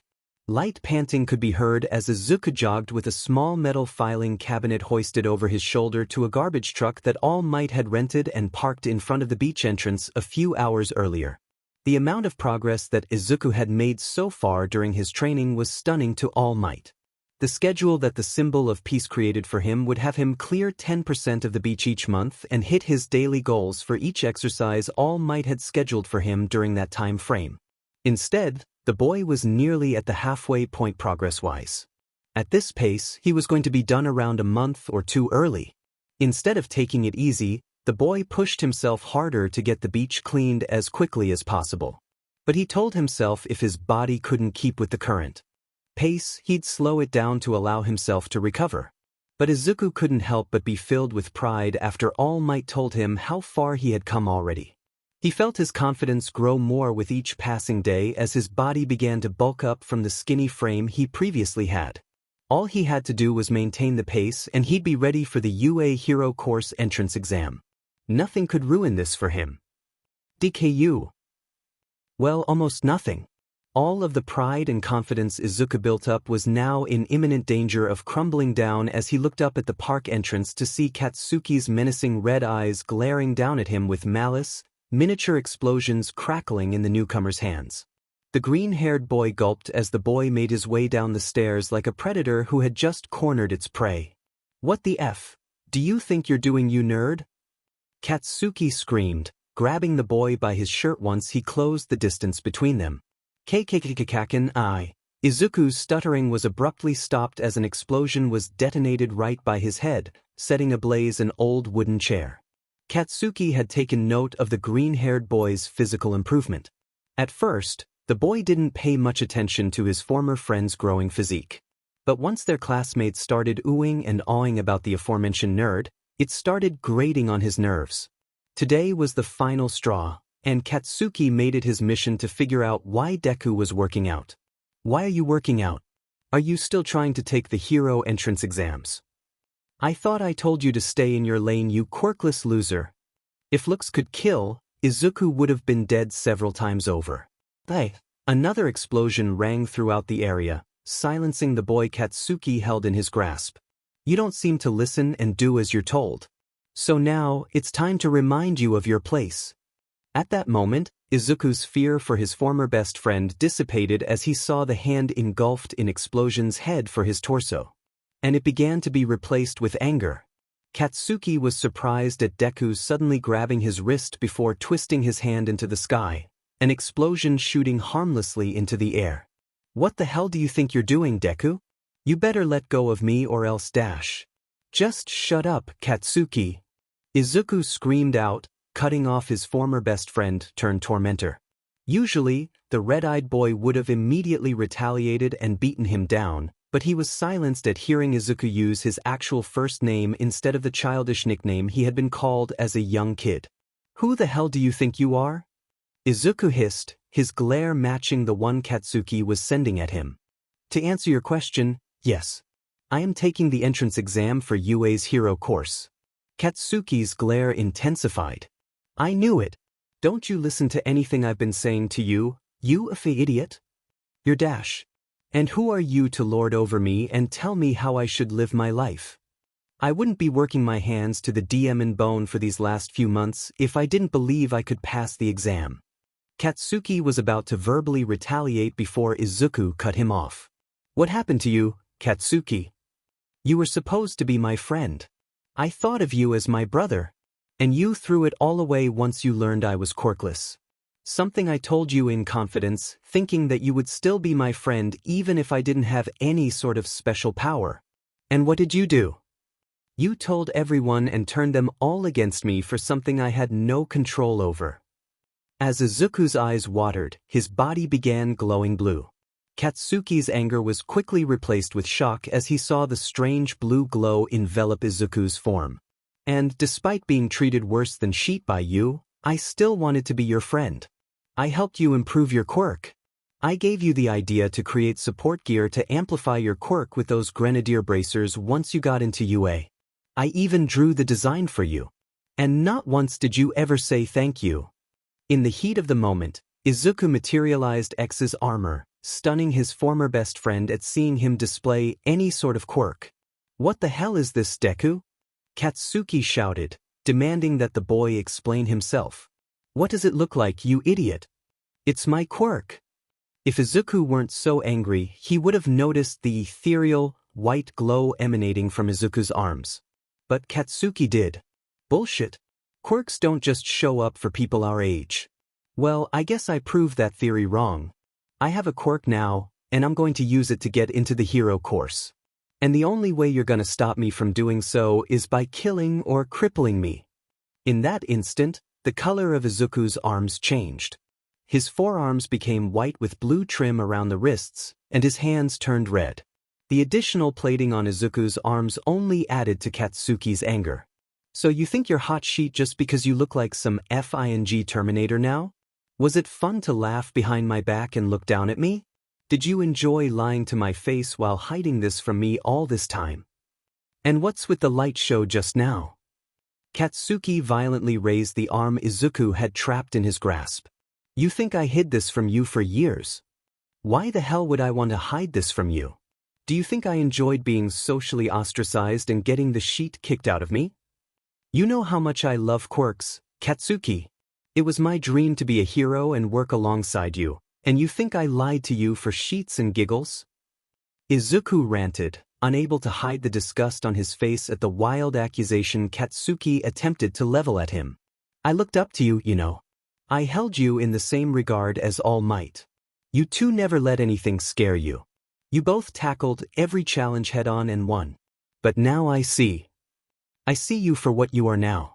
You're no hero. Izuku coldly said. Shut up. In that instant, Katsuki raised his other hand to fire an explosion at Izuku's head, but an unknown force jerked his hand the other way, causing him to fire an explosion into a pile of garbage. Stop it! A voice screamed out. PSSOFF.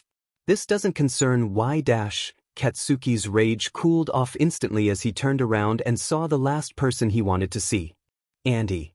Katsuki whispered, fear enveloping his body for the first time in a long time. What the hell are you doing, Katsuki? Inko shouted, running up to the boys until she stepped in between the two. Why are you attacking my son? Has he done that has angered you so much that you tried to blast his head off? Inko's eyes were filled with tears that spilled over her face. She didn't want to accept the truth for so long, but she could no longer deny what she saw play out in front of her. What started as delivering a simple meal for her son had now turned into a nightmare playing out in real life. Katsuki was one of Izuku's bullies, and he most likely intimidated others to prevent her son from making any friends. Auntie. A vicious slap echoed throughout the junkyard as Katsuki's head violently whipped to the side, an angry, pink hand mark on his cheek. No. You do not get to call me auntie after what you just did. How long have you been doing this to my Izuku? Inko demanded. Katsuki refused to answer, unable to look her in the eye. Inko's glare hardened. Well, answer me. Inko bellowed. Katsuki remained silent. Huffing in annoyance, Inko turned to Izuku, who found the sand beneath his feet very interesting. Come on Izuku, let's go. We can file a report and... Let him go. Inko's and Bakugo's eyes widened in disbelief. What? Izuku, we can't just let him get away with what he tried to do just now. Inko pleaded with her son, trying to get him to reconsider. Katsuki gritted his teeth in anger. As much as he hated to admit it, his fate was in Deku's hands. Izuku continued to look at the ground beneath his feet, remembering what Sigma had said in his dream. You will be forced to make tough choices at a moment's notice. Choices that some will not agree with. Trust me. I want to, but if we do, what are the odds of the police doing anything? You know, if they question anyone at our school, they're gonna trust him more than me based on our records. He's the model student. I'm the quirkless troublemaker. Which one do you think is going to be painted in a much better light by the people in our school? And if they did believe me, and I end his dream, I fear the path he will take. Inko's mouth opened and closed several times, trying to come up with a rebuttal. But she couldn't find any, and it frustrated her to no end. Fine. Inko relented. But she wasn't going to let Katsuki off the hook without any long-term consequences. I'd better not see you harass my son anymore. And you tell Mitsuki and Masaru my friendship with them is over. Inko told Katsuki. After a few seconds, he sent a glare to Izuku before he turned around and walked off. I don't know what you did to Auntie Inko, Deku, but I'm going to find out. I will expose you for who you truly are. Katsuki swore as he headed home. Inko let out a shaky sigh, trying to choke back a sob threatening to tear through her throat. The boy she trusted Izuku with more than anyone else had turned his back on them. She turned around to check on Izuku, and her eyes widened to see that his arms were now white with red hands. Izuku, your arms are? Inko pointed out before Izuku cut her off. I don't want to talk about it. Izuku sullenly said. He deactivated his armor and picked up where he left off training-wise, focusing on getting rid of the burned trash as quickly as possible. It should have been a happy milestone for them both. He should have been elated that his armor had acquired another upgrade. He should have been over the moon at seeing his mother evolve her quirk. But instead, all he felt was sorrow in his heart at what transpired just a few moments ago. Several centuries in the future, Eurasia crash site. A tall, purple Reploid wearing a white lab coat adorned with golden cuffs and highlights was walking amongst the remains of what was once Eurasia, eyeing the devastation that the remains of the space colony wrought after its collision with Earth. His name was Gate and he had been sent to the surface to help with the recovery effort, but these efforts were being stymied due to a massive increase in the number of Mavericks wreaking havoc on the surface. Without X and Zero, the Maverick hunters had been scrambling to retain some stability within their forces. The purple Reploid couldn't help but snort in annoyance at Cygnus's and his former friend Alia's fruitless attempts to maintain unity within the peacekeeping group. But even with X and Zero, what had they truly accomplished? They stopped Sigma a few times, but the crazed misanthrope eventually figured out a way to defeat them.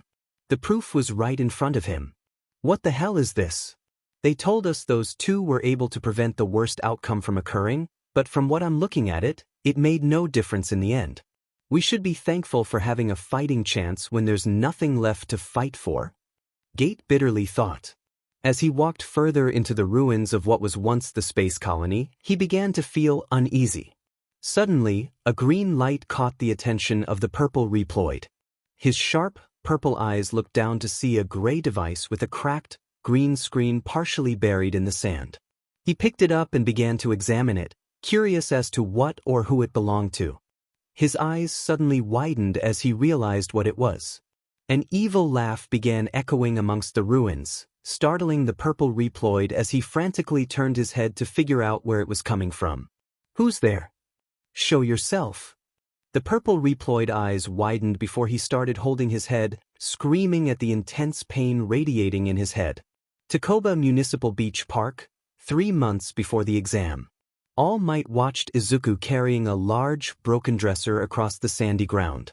He was impressed at how much the boy progressed in fulfilling his first civic duty.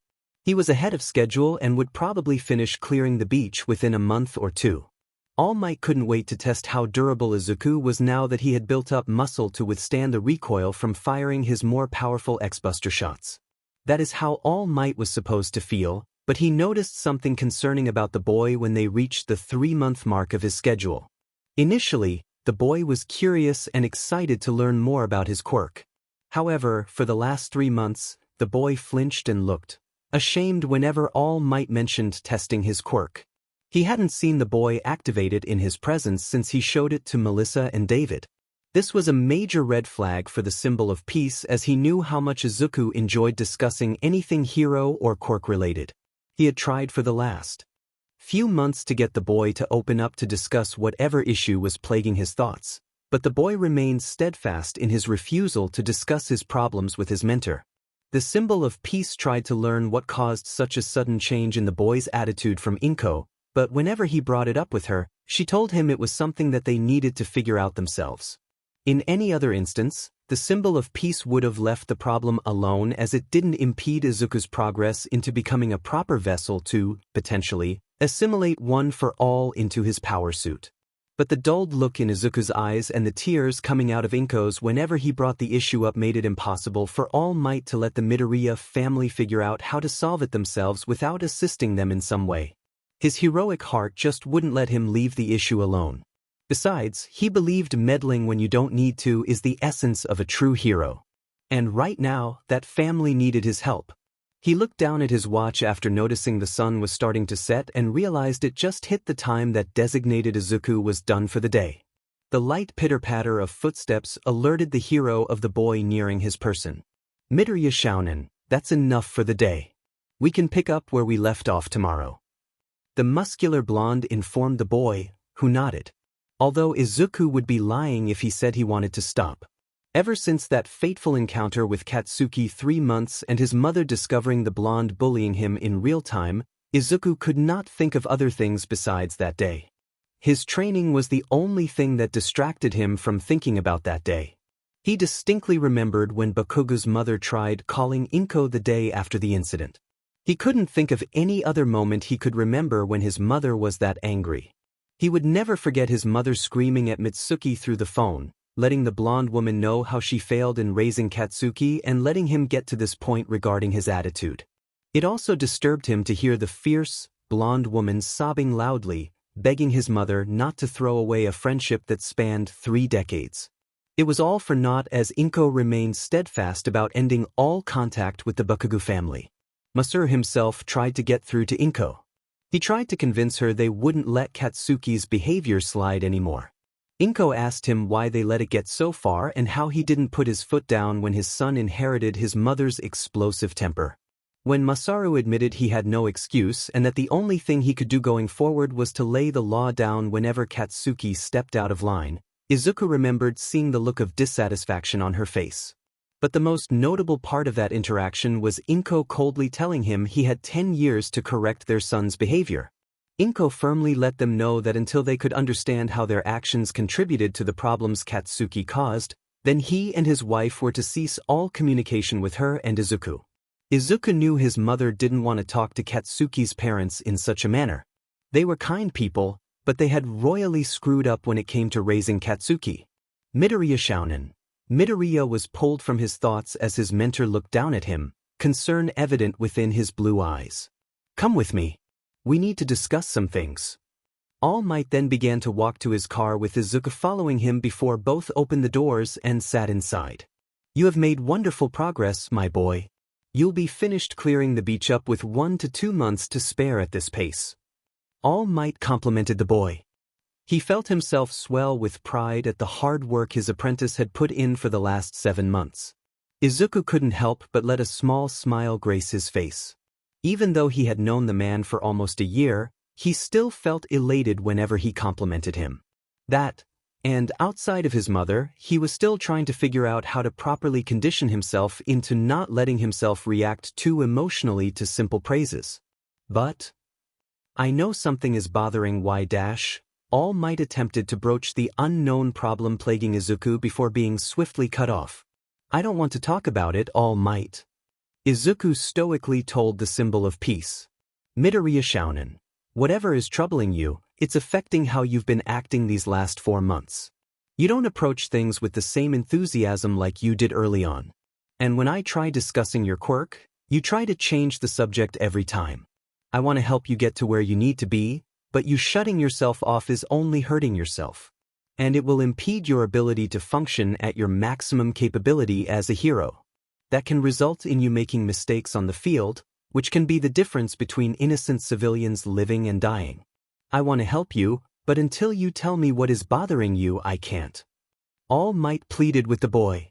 For the next minute, the two stared at each other, wordlessly trying to remain steadfast with their current stances regarding the unspoken issue Izuku was having trouble coming to grips with. Izuku closed his eyes, feeling his conviction waver under the scrutinizing gaze of his favorite hero. It had been so long since someone wanted to try and help him get through any issues that plagued him regarding the volatile relationship between him and Katsuki. Okay, but I want one thing in return if I'm going to tell you what happened. Izuku stared at the hero, his eyes wordlessly telling All Might that this trade-off was non-negotiable. Just name the condition, and I'll see what I can do. All Might responded. Doctor's Cash's office. Kyoji had been tirelessly researching any cases that he could find of former quirkless patients losing their extra toe joint and gaining a quirk ever since he examined Izuku. But he was coming up empty when it came to any searches of medical cases where the patient went through the same series of changes Izuku had. The doctor heard someone softly knocking on the door to his office. Come in, Kyoji called out, ensuring the person on the end heard him give the go-ahead to enter his office. He was surprised at the person who walked in. Izuku, what are you doing here at a time like this? Kyoji exclaimed, not expecting the boy to be out this late. Kashu-san, remember when I told you why I couldn't let you know the whole story regarding my quirk? Kyoji nodded. Well, I think it's time for me to talk about what truly happened the night I got my quirk. Kyoji barely kept his expression neutral at Izuku deciding to reveal what happened the day he got his power suit quirk. Izuku turned his head to the door to Kyoji's office. Hey, you can come in now. Kyoji's eyes widened when he heard a booming voice he had only heard on television beforehand. I am here. coming through the door of Midoriya's Shounen, general practitioner. All Might's jolly voice thundered throughout the room before walking in. All Might! You know Izuku? Kyoji exclaimed in disbelief. All Might let out a hearty laugh that was jovial at the question. Do I know him? I have taken this young man under my wing as my apprentice. All Might answered in a playful, boastful manner. Izuku blushed in embarrassment at the pride in All Might's tone when he made his declaration. Kyoji blinked several times, his brain trying to catch up with what his ears heard.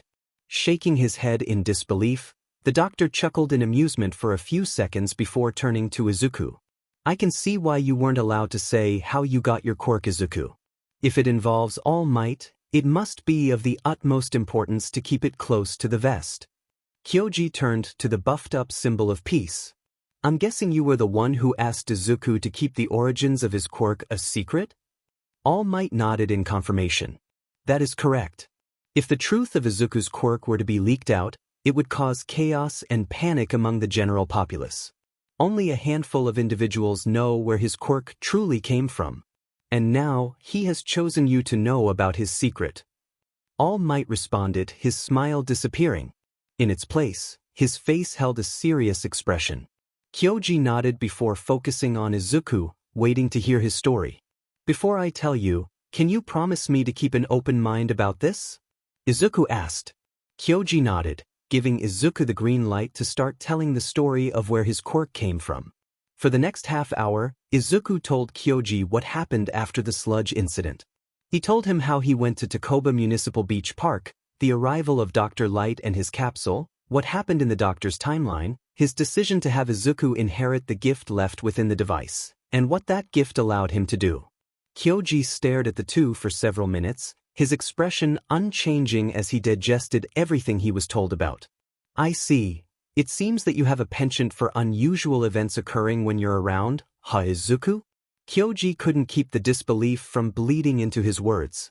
Yeah, I still have trouble coming to grips with it. It's something you'd have to see to believe.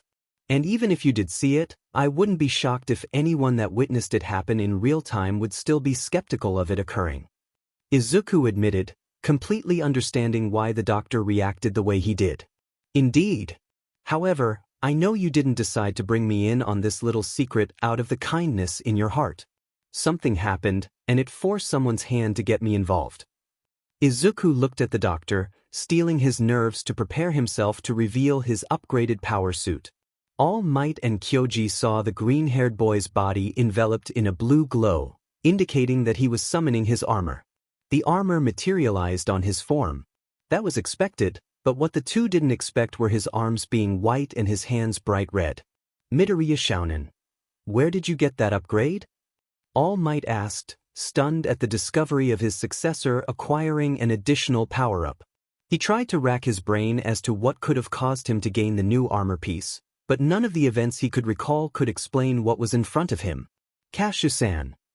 All Might. Do you guys think I'm worthy to have this power?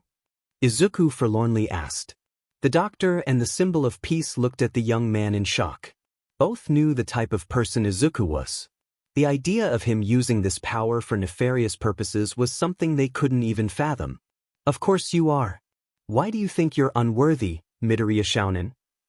All Might exclaimed, astonished to hear the young man express self-doubt about whether or not he was worthy of X's power. He's right, Izuku.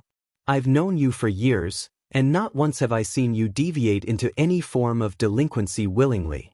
I can't even recall an instance where you even considered it. If anyone deserves this quirk, it's you. Kyoji added, trying to assure the boy he was worthy. My arm upgrade. I acquired it from someone by absorbing their quirk without their permission. He's someone that I don't think I'd ever get along with. He and I used to be close, but something happened and my mom learned about it. She cut off his mother and father, even though they were kind to us. I heard them begging my mom not to end their friendship with her. But my mom went forward and did it anyway. How am I supposed to be a hero if I destroyed one of the things my mom cherished the most? That I potentially destroyed that person's relationship with their family? Izuku stared at the two, waiting for them to agree with him. But the two knew how to handle this type of internal conflict. Izuku. Did you mean to take his quirk? Kyoji slowly asked. No. My quirk assimilated it into its system in the heat of the moment, Izuku told the doctor. Do you recall doing anything to make him mad? Kyoji continued. Izuku shook his head. For years, he tried to figure out what he did to make Katsuki act so hostile. His quirklessness couldn't be the only reason he had such animosity toward him. But he couldn't remember any particular event that he could pinpoint which caused Katsuki to hate him with such vitriol. Perhaps it was just a combination of many different things over time, but the things he could remember wouldn't have warranted such venom. No, at least from what I can remember. Izuku honestly answered. That was the moment when All Might decided to chime in. Young man, do you remember what I said years ago about children who inherit their quirks from their parents? Izuku nodded. Well, this dilemma you're currently experiencing is quite similar. You inherited power from someone that you have a strained relationship with. But you didn't trick him into copying his power. Himself in that situation. All Might began, trying to tell the boy he was not at fault. Listen well, young man. There will be times when you'll absorb the quirks of villains into your power suit. However, just because you obtain them from criminals doesn't make the quirk villainous. It also doesn't mean you carry the weight of their crimes on your shoulders. What you choose to do with that power is what truly matters. Izuku's eyes widened, eyes watering as the words broke through the weight he had been carrying from copying Explosion 4 months ago. All Might's right, Izuku. The boy put himself in a situation where you were forced to take action, in which the opportunity of assimilating his quirk into yours was unavoidable. He has no one to blame but himself for you acquiring his quirk. His actions caused his parents to lose your mother's friendship. Actions that should have been nipped when they first manifested. Kyoji added. Izuku looked back and forth between the two adults, seeing their smiles of confidence and reassurance directed at him. He felt the weight he had carried for his supposed misdeeds lifting off his shoulders. All he could do was lower his head and start sobbing, the guilt he had felt for the last few months melting away. He could feel a hand grab each of his shoulders as both of the male figures he looked up to comforted him to calm him down. Takoba Beach Municipal Park, 1 month before the exam. All Might parked the truck he had rented to transport the trash from the beach and started walking to the entrance. He saw some trash piles ready to be transported. However, he didn't see Izuku anywhere. He walked toward the park entrance to see if Izuku had gotten a head start. Once the beach was within his line of sight, he got the answers to his questions. Standing in the middle of the beach, which did not have one piece of trash covering it, was Izuku. He had completed his task with a few weeks to spare. Remarkable. He even cleaned up the trash outside the area I instructed him to focus on. There's not one speck of trash left. All Might gushed, trying to keep his excitement down to no avail. Oh, my goodness!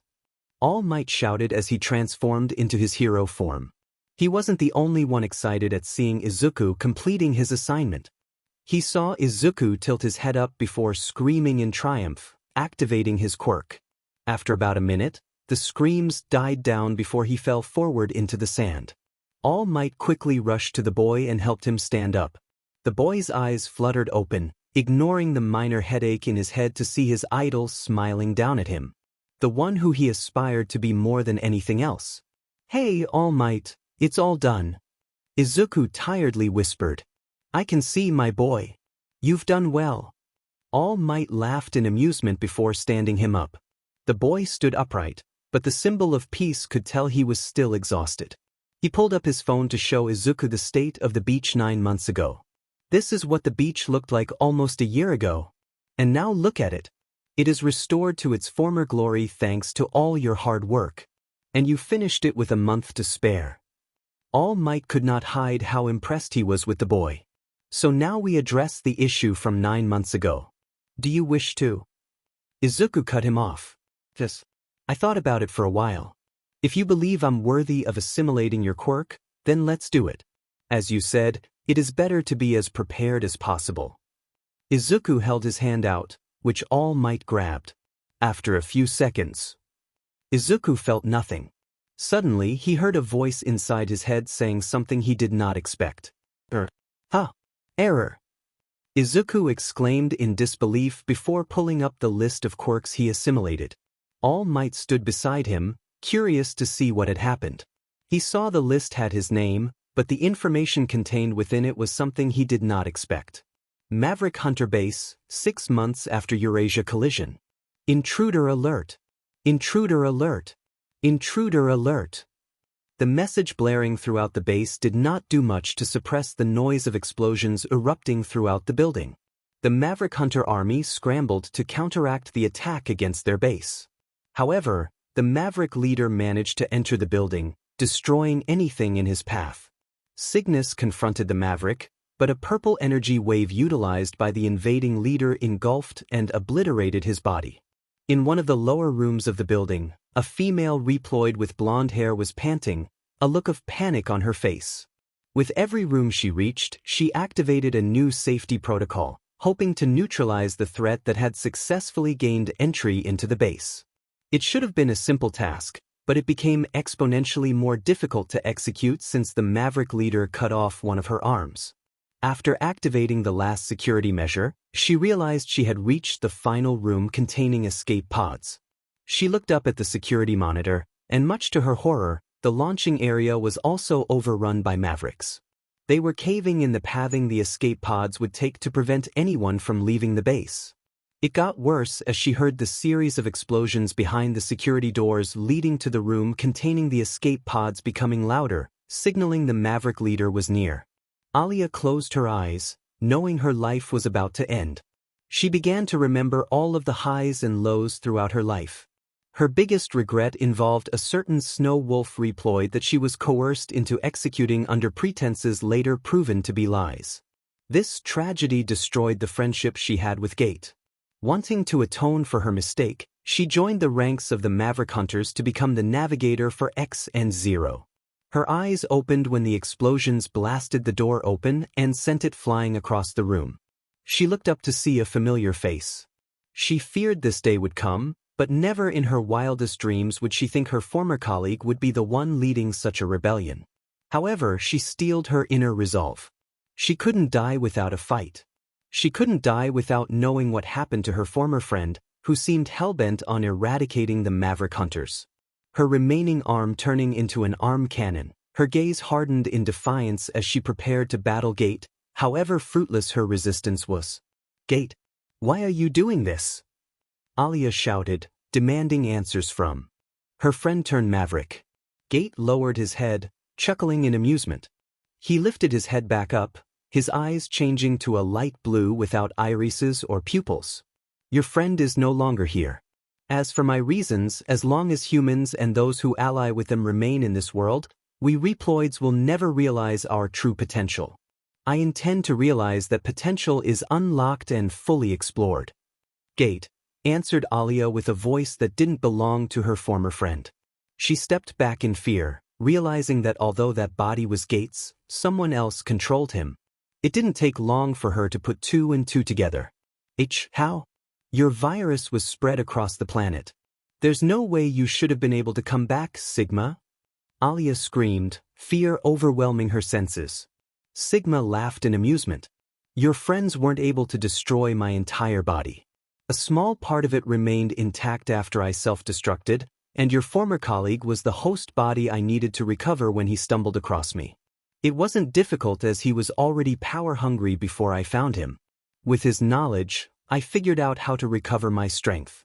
Granted, this body isn't my first choice, but it will do for now," Sigma explained, his smug grin never leaving his face. Alia screamed in defiance, firing several energy projectiles at the misanthropic robot. It was all for naught as the attacks harmlessly bounced off of him. He walked towards her before he stopped, standing a few feet away from Alia. "I admire your fight despite the overwhelming fear you're currently experiencing. However, I am a busy Reploid. I will make your demise as painless as possible." Sigma lifted his hand and violently swiped the air with it. The evil grin on the former Maverick commander's face was the last thing Alia saw. Her body was engulfed in the same purple energy Sigma was enveloped in before it was completely vaporized. Her last memory was seeing the smiling faces of X, Zero, Cygnus, and Gate. Sigma grinned, satisfied with his handiwork. It was time to move on to the next phase, reviving his strongest lieutenants and figuring out what happened to X. He hacked the monitor, trying to find the location that contained his lieutenant's chips and schematics. After a few minutes, he located where the room was and the fastest route. However, it seemed the Maverick hunters only kept a few of them. Nevertheless, any help was better than none. It didn't take him long to reach the room which contained what he was searching for. As he examined each one, his eyes landed on two in particular. Storm Eagle. Magma Dragoon. An evil grin erupted on his face, seeing two of his more powerful lieutenants' data readily available. They would make powerful soldiers in his new world. And whatever world X's legacy resided in. Several hundred years in the past, Takoba Municipal Beach Park. This can't be. There has to be some sort of mistake. All Might was still in denial that his quirk did not integrate into Midoriya's power suit. Instead, it registered him as quirkless. That couldn't be right. He had one for all for almost 4 decades. Izuku was going through a similar internal crisis in his head. It didn't make sense. He could understand if the quirk wasn't compatible with the power suit, but the quirkless reasoning was inconsistent with All Might's current condition. Unless... All Might, did you give Melissa your quirk? Izuku questioned the man, wondering if he had already gone through the transfer of One for All with Melissa. To his shock, the teen saw the symbol of head shake his head no. I have not. Melissa is very close. However, her body isn't ready to have it transferred to her. She will be ready in the next week or two. All Might answered, informing Izuku he had not transferred his power to her. Then why did it fail? I could understand if One for All couldn't be assimilated into the power suit, but it doesn't add up that it rejected your attempt because of your former quirkless status. Izuku continued brainstorming possible explanations for why his suit did not contain a modified version of All Might's quirk. All Might watched one of his 2 apprentices' eyes widen as if he had an epiphany. Maybe the suit can only absorb quirks obtained biologically? Izuku hypothesized. All Might instinctively tried to start rebuking Izuku's explanation, but he felt his voice die in his throat as he thought more critically about Izuku's reasoning. The more he thought about it, the more it made sense. The quirk wasn't something he was born with. It was handed to him once his master deemed him worthy to continue the legacy of One for All. But it was a quirk everyone but the first user obtained through artificial means. It does make sense. My power was something that was passed down to me by my mentor. I guess if you wanted One for All absorbed into your system's Midoriya Shounen, we'd have to find the first user of One for All. But considering it's been over a century since One for All was created, that's no longer possible. All Might responded, disappointed that he couldn't pass his quirk to Izuku. However, the young man didn't seem disappointed. Instead, his resolve only strengthened if the steely look in his eyes indicated anything. I see. Guess that means I'll have to work twice as hard to stand side by side with Melissa, Izuku replied, his eyes filled with unwavering determination. All Might smiled at the boy's declaration. The boy just had an innate desire to improve himself. He refused to entertain the possibility of taking it easy or stagnant with his progress. You're such a go-getter, young man. How about we test that power suit out? All Might then buffed up to his hero form before grabbing a refrigerator from the garbage pile. Midoriya saw his favorite hero set the kitchen appliance in front of him before patting it twice. Let's see how much stronger and durable you've become since we started this journey. I want you to fire your arm cannon. 1 projectile for each level it is capable of charging up to. All Might saw the boy's eyes become intensely focused, zeroing in on the target across from him. Izuku lifted his arm cannon, lining it with his target before firing. The yellow projectile collided with the fridge, causing a small dent. The amount of power compared to 9 months ago shocked the young man. He thought there would be a difference in strength, but he didn't expect to take such a leap power-wise. The level 2 charge shot. Izuku began gathering energy at the opening of his X-Buster before firing. The green projectile hit the same target as before, creating a more noticeable dent and pushing it back. Now, to charge it to level 3. Izuku once again concentrated the energy into a single point, and after giving it a few more seconds, the blue-pink sphere rocketed toward the fridge and caused it to fly back and land on its back. All Might and Izuku's eyes widened in shock, but for different reasons. All Might was stunned at how much power was in that projectile. Izuku was shocked that his arm did not experience any physical backlash from using it. Hey All Might, I forgot to tell you the arm upgrade gave me an even more powerful charge shot. Izuku informed, causing the hero to whip his to look at his apprentice in disbelief. There was more. But fortunately, years of experience helped him keep the look of surprise from emerging on his face. I see. All Might then grabbed another refrigerator from the garbage pile to have Izuku use it as target practice. Let's see what it can do. Izuku nodded before he began charging for one final projectile blast. All Might could see the X-Buster gather energy as the spheres gathered into one spot. He noted that change in the level of Izuku's charge shot as the seconds passed. It turned from white to yellow, indicating Izuku was at a level 3 charged shot as his entire form glowed. But All Might noticed that the boy was gathering even more energy. Suddenly, the spheres turned pink, and Izuku's whole body was enveloped in a pink glow. The boy raised his arm and fired. But he didn't fire just one projectile. He fired a regular level 3 charge shot first. He then fired a projectile shot All Might had never seen before. It was pink with blue tendrils spiraling around the pink energy sphere. The charge shots raced and collided with the fridge within seconds of each other. All Might watched in disbelief as the fridge was sent flying, traveling across the beach at a distance much farther than the level 3 charge shot. Holy crap! All Might couldn't help but echo the boy's exclamation. Forget the top, the boy was going to be in the top 10 at worst. And this was during dawn hours. All Might turned to the boy and saw him rotating his arm as if trying to loosen it up. How many level 4 charge shots can you fire, Midoriya Shounen? All Might asked. Maybe 4 to 6, Izuku answered honestly. And the rest? I'm not sure about the first 2 levels, but the level 3 charge shot, maybe 10 to 12. All Might nodded. He was exhilarated at the progress of the boy. His training regimen boosted his durability and power at a much higher level than even he anticipated. Excellent. I have one more thing I'll need you to test out. Can you use the speed burner weapon? Izuku complied with the request as All Might saw the suit's color swap from blue to red. Now then, aim at the ocean. Izuku nodded before lifting his X-Buster and firing. Instead of the regular energy projectile, 2 intertwined fireballs emerged from the arm cannon, racing to the ocean with a fiery trail left in the sand. The flames dissipated after a few seconds, wisps of steam rising from the water where the fire made contact. Excellent. Now, charge your arm cannon to its highest level. All Might watch the boy raise his arm cannon and charge until his body was enveloped in a pink glow again.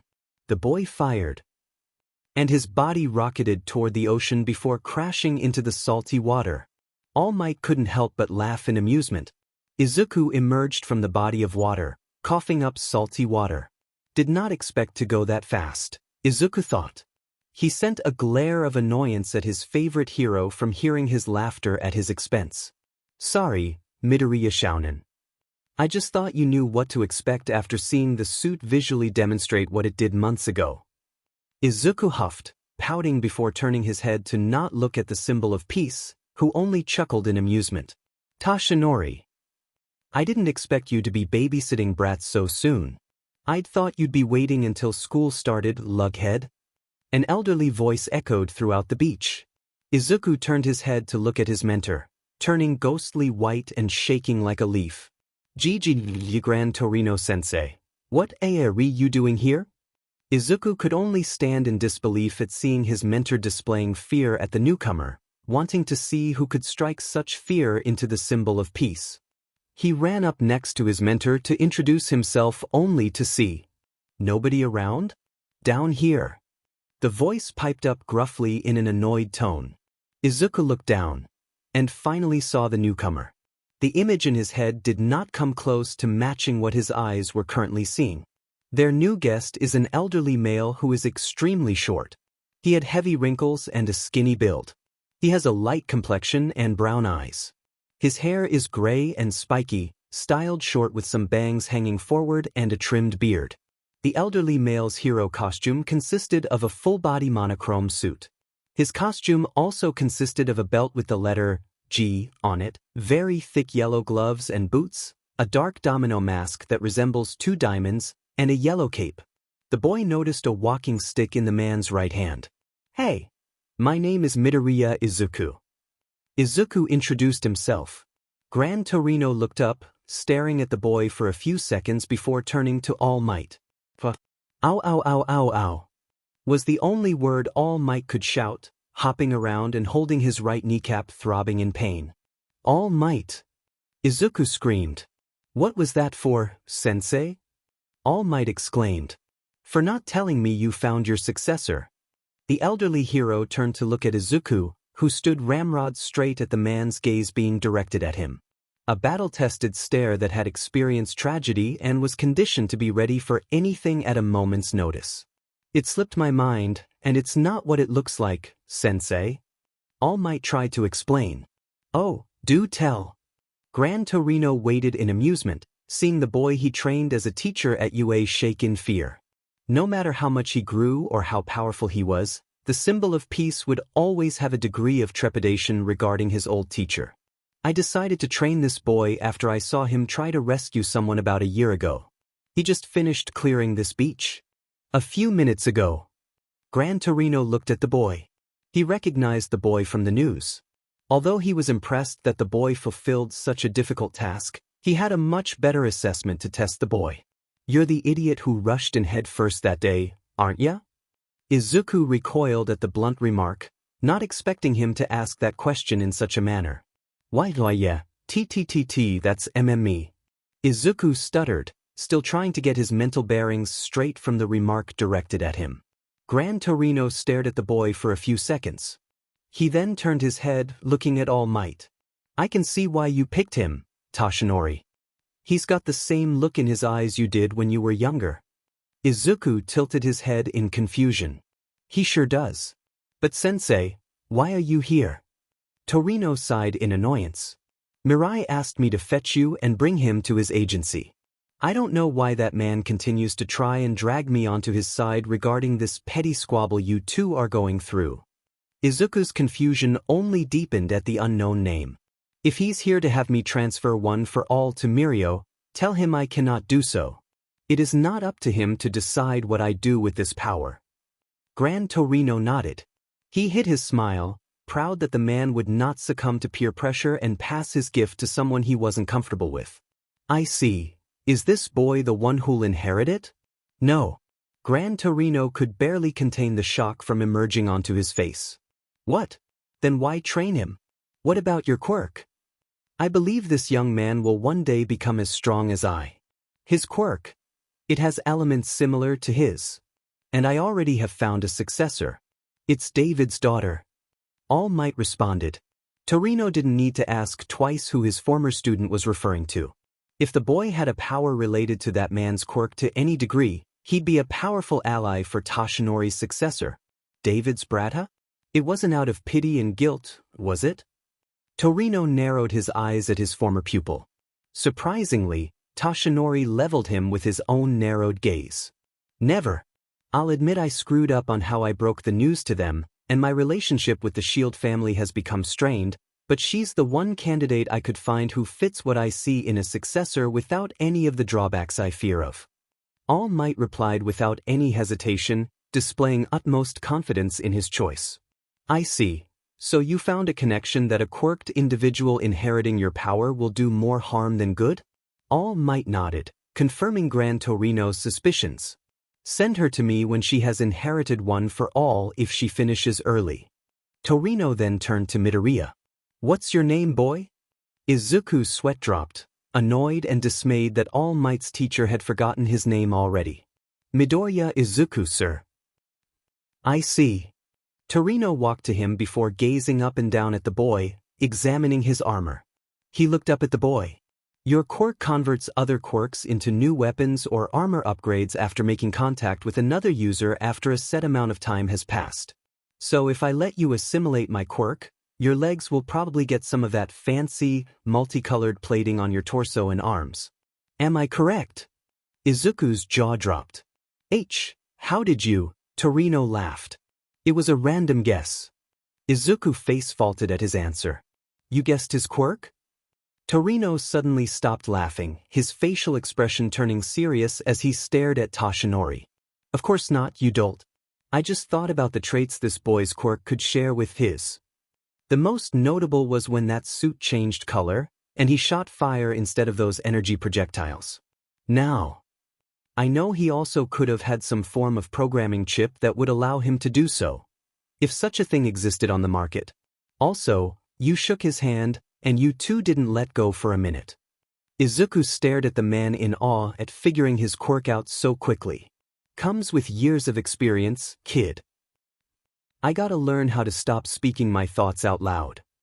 Izuku muttered, embarrassed at letting his thoughts flow out freely. It wouldn't be a bad thing.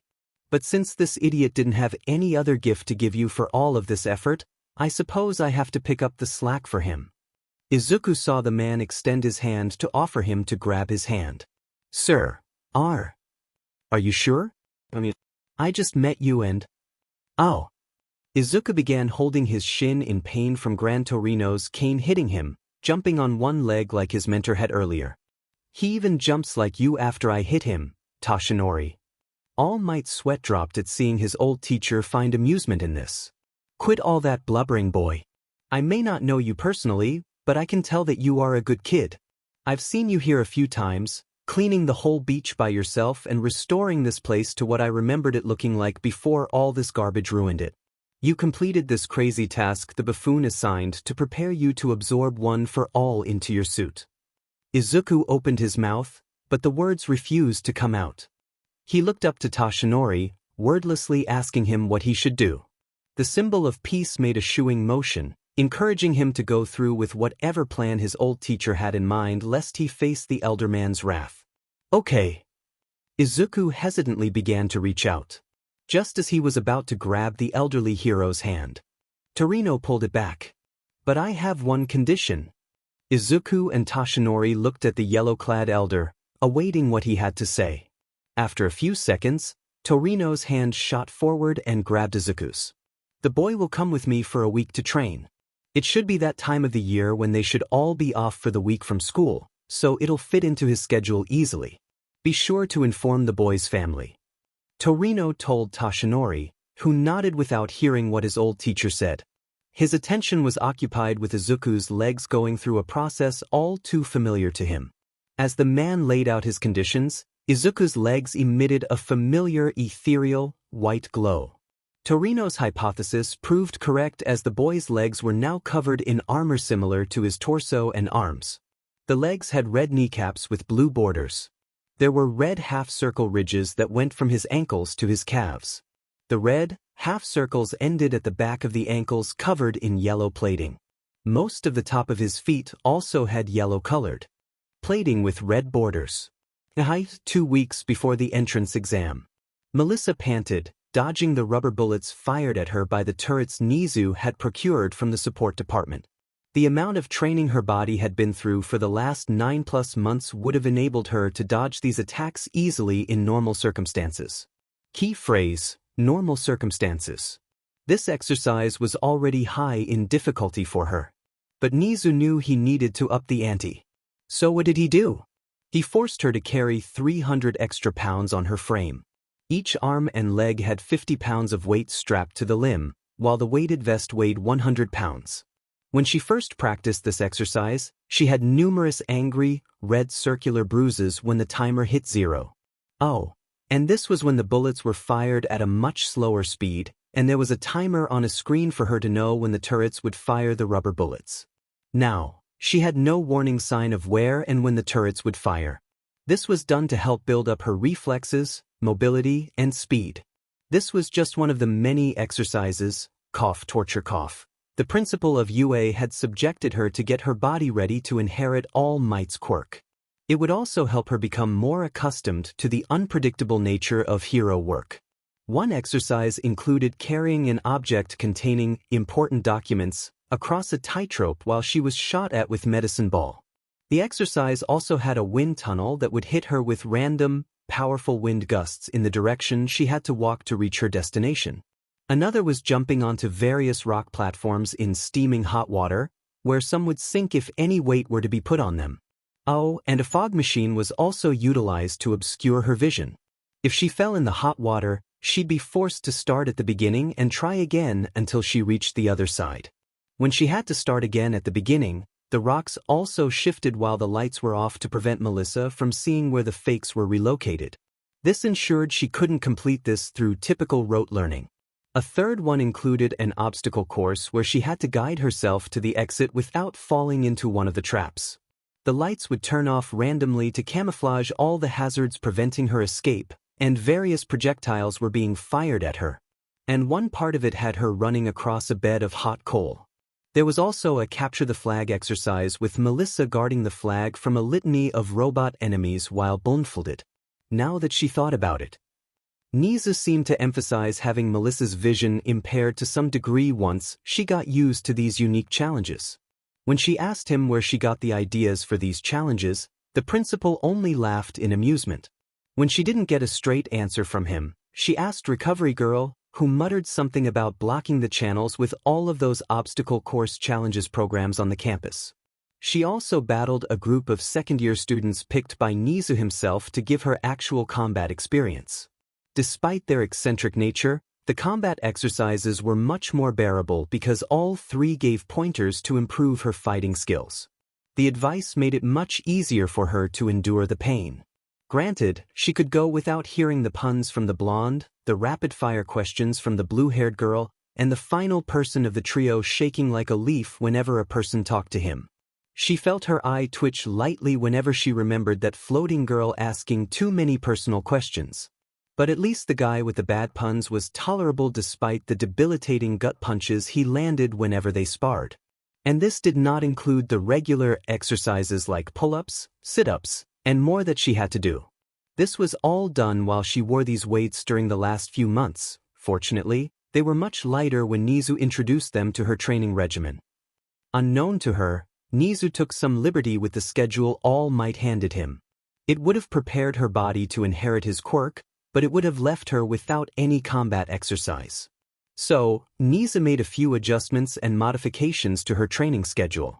As he monitored her progress, he smiled at how close she was to being ready to inherit one for all and adequately prepared to tackle the entrance exams. As her training progressed, Melissa had an inkling that not all of these exercises were conceived by All Might. However, she couldn't deny the results. The results were evident based on the transformation her body went through. Nizu tested her physically and mentally for the last 9 months. What was more alarming was that he knew when she was at her limit, as she completed the objectives she had been assigned for the day. Each task was completed just before she reached her breaking point. The only silver lining outside of receiving one for all was that Lunch Rush was supervising her nutritional needs. The man lived up to his name as one of the greatest culinary minds the world had ever seen, as he ensured she fulfilled the nutritional goals set by Nizu and All Might.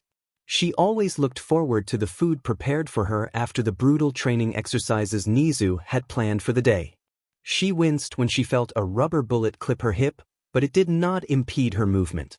She frowned as the turrets became mobile due to the wheels that sprang forth from their legs. Her frown only deepened as the turrets moved up and down to make dodging any projectiles they fired more difficult. Eventually, they surrounded her in a circle to prevent her from running. This portion was done to help her senses.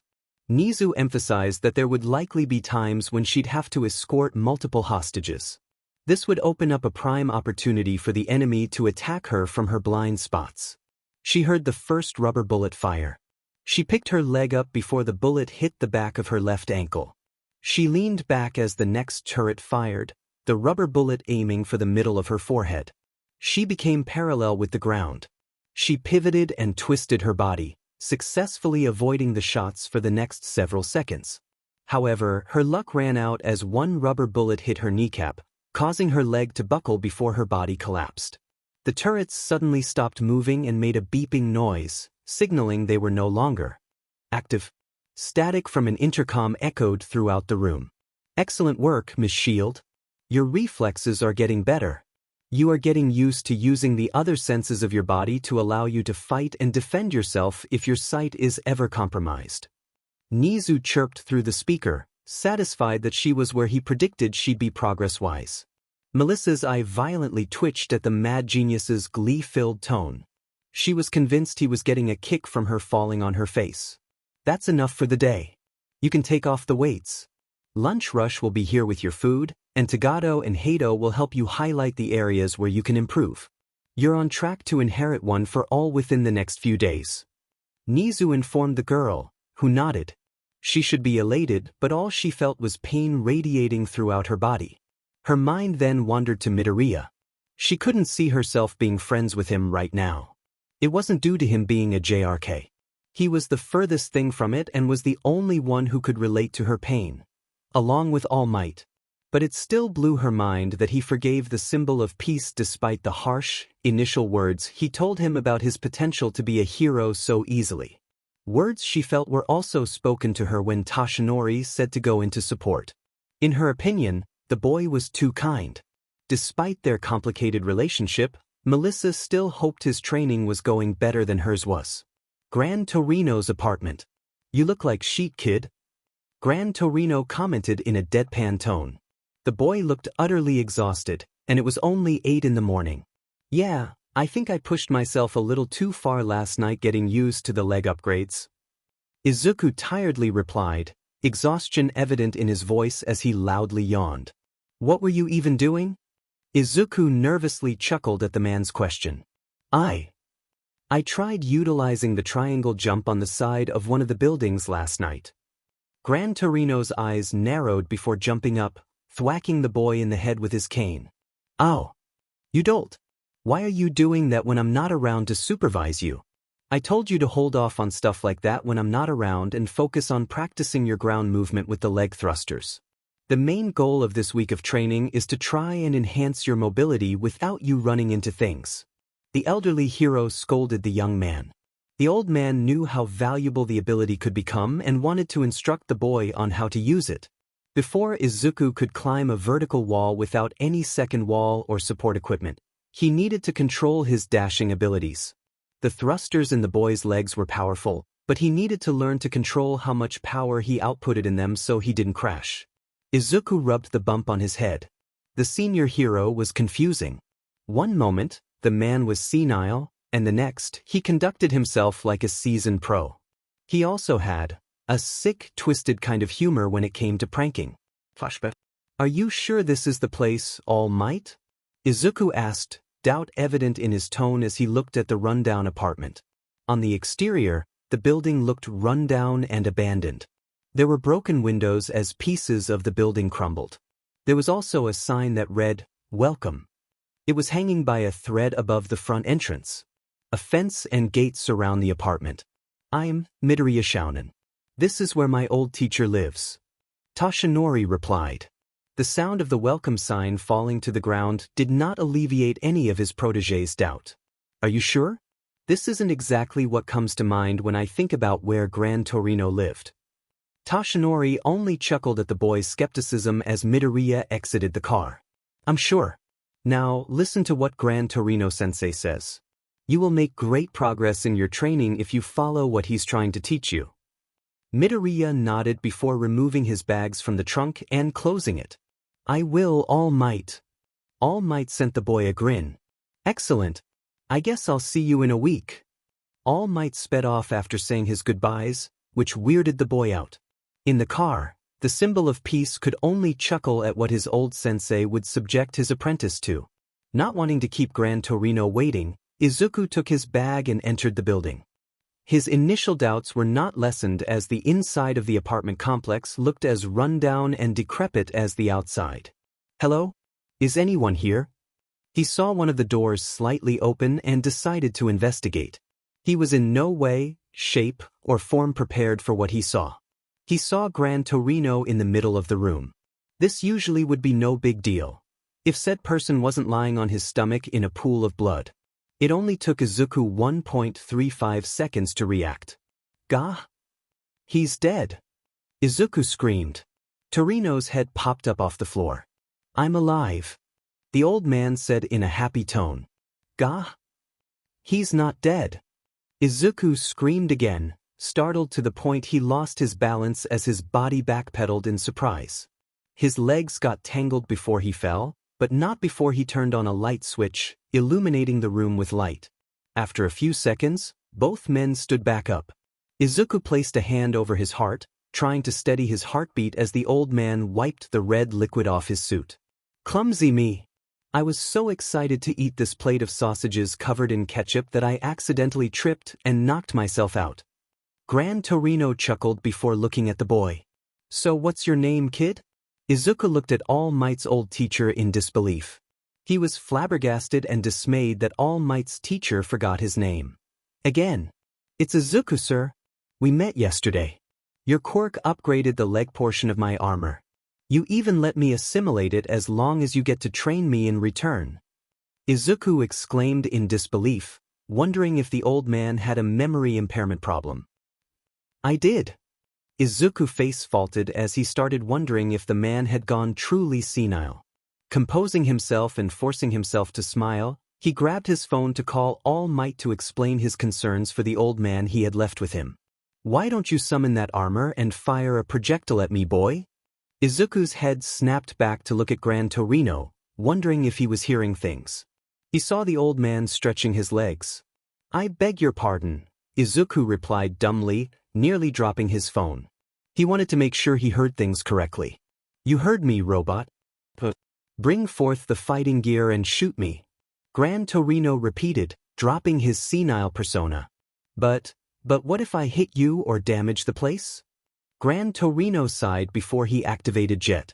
Bursts of air erupted from the soles of his feet before he disappeared in a blur.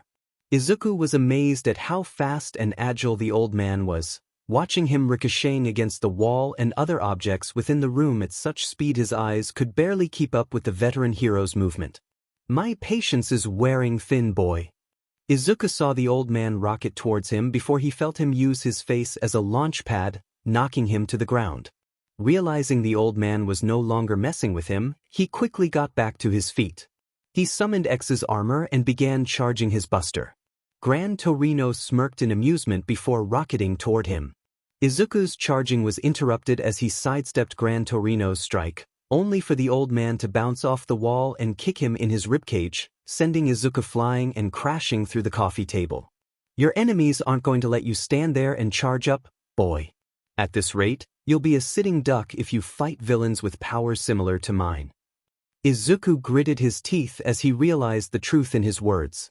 He needed to charge his buster, but he couldn't remain stationary.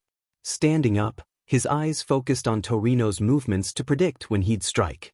Izuku again began charging his buster as he barely dodged another kick by Torino. This time, he wouldn't go for the max-level shot. He needed to settle for whatever level charge shot he could reach before Torino made his move. Gran Torino smiled as he noticed the boy move his foot underneath a remnant of his coffee table. A basic strategy, Gran Torino thought. It wouldn't work against a seasoned fighter like himself, but it was a good sign of his combat prowess. In the only year he taught heroics, a good chunk of his students didn't even strategize as the boy did. He decided to play along with the boy's plan. He got behind the boy before aiming a kick at the boy's back. Izuku's eyes widened as he predicted where Torino would attack. He turned around and kicked the wood at Gran Torino. As he expected, the hero evaded and rocketed up to the ceiling. I got you! Izuku shouted while his body was coated in yellow energy. A blue and pink sphere rocketed to Gran Torino. Izuku was surprised when Gran Torino kicked the ceiling with such force that large sections of plaster shielded him from Izuku's attack, negating his level 3 charge shot. He was so stunned he didn't notice the old man bounce off another wall before he kicked him in the face, sending him tumbling across the floor. Gran Torino landed on his stomach with his gloved hand, grabbing his face before he could get up. Izuku felt the air driven out of him as the seasoned pro pinned him to the floor. And that's checkmate, kid. Torino chirped, sending a smug look at the boy. Diamant. I thought I had you. You are as great as All Might said, Gran Torino. Izuku muttered, disappointed at losing. You're not going to get me with basic tactics, boy. Granted, you thought much farther ahead than others I have taught, but there's an obvious flaw in your approach to battle. Izuku sent him a questioning gaze. You use your power to try and finish the fight in one attack. In the real world, there aren't many opportunities where you'll one-shot an enemy. There's also the fact that you didn't utilize all of these gifts you possess. You fought me as if I were attacking you from a distance, but as you learned firsthand, I'm not an enemy that is easy to hit with projectiles. What will you do if an enemy breaks your arms? What will your next step be if you can't use that fancy cannon of yours? Izuku's eyes widened as Torino poked his temple. He didn't have any contingency plans if a scenario like the one Gran Torino described happened in real time. Think about it while I go and order some dinner. Oh, and make sure to throw the table and that plaster in the garbage before cleaning this room. Izuku looked around the room and balked at the destruction. Gran Torino expected him to clean all of this. A few trips to the dumpster later, Izuku sighed as he sat on the floor, back against the wall, his suit still activated. He had a notebook in hand, trying to figure out what he could do if his arms were rendered incapable of use. The only hint Gran Torino told him was that he wasn't utilizing all of the strengths his suit granted him, but his primary form of attack was his X-Buster. The power suit didn't gift him any physical enhancements or close-ranged attacks that didn't involve utilizing his arm cannon, right? Deciding to take another look at his upgrades, he projected the list of weapons and armor upgrades in front of him, trying to figure out what All Might Sensei was trying to teach him. The body parts allowed him to fire off an explosion that would engulf everything within a certain distance. Its primary purpose was its defensive capabilities. Each attack that inflicted damage on him would convert into stored energy for the explosion attack. However, it wasn't practical to allow himself to suffer damage for a one-shot blast willingly. Sighing, Izuku looked through the demonstration for the leg parts. It would enable him to dash forward or straight up while in midair. He could also utilize the leg thrusters while on the ground to cover more ground in less time. Suddenly, a look of realization dawned on Izuku's face. He couldn't believe how it escaped him. He could have utilized his leg boosters in battle. He didn't need to stand still while charging, making himself an easy target for attacks to make contact with him. Izuku decided to write in his notebook to emphasize training his leg thrusters, allowing him to maintain movement while charging his attacks. As he looked at the film of X-dashing, he came up with another idea to get further use out of the foot parts. Unbeknownst to Izuku, Gran Torino looked at him with a smirk, holding dinner in his hand. He didn't hear the boy say anything, but the look in the boy's eyes was telling. The boy is bright. He seems to know what he needs to work on. Gran Torino decided to make his presence known. Place looks nice, kid. Thanks for throwing away all of the broken stuff. Izuku smiled and rubbed the back of his head, still not used to compliments. He saw Torino reach into the bag before he was handed a bento. We're going to try that exercise from earlier one more time. I assume you figured out what I was trying to tell you. Izuku nodded. Yes. I think so. Torino hummed, satisfied with the boy's response, taking out his bento box to replenish his energy. 30 minutes later. All right, Z. Are you ready to try this again? Izuku answered his question by getting into his stance, crouching slightly with his X-Buster activated. It was still stiff and filled with flaws, but Torino noted his posture enabled him to react much more naturally. Now, let's try this exercise for 3 minutes. Gran Torino pulled out a stopwatch before setting it for the amount of time he verbally stated earlier. And go! And within a blink of an eye, Sorahiko maneuvered throughout the room at a breakneck pace. After a few seconds, he rocketed to the boy, aiming a kick for the teenager's ribcage. Izuku sidestepped the attack, aiming his X-Buster and firing. He missed, but his main goal wasn't to hit Torino with his energy blast in that exchange. I have to lure him into a false sense of security. If I can get him close enough while getting him out of position to where he can't counterattack, I can surprise him. Izuku saw the whiteboard nearby and decided to make use of it. He maneuvered his body in front of the whiteboard at the exact moment Torino would attack. He crossed his arms just as Torino attempted to land a kick into his sternum, sending the boy crashing next to the whiteboard. Come on, kid. Show me why All Might decided to train you.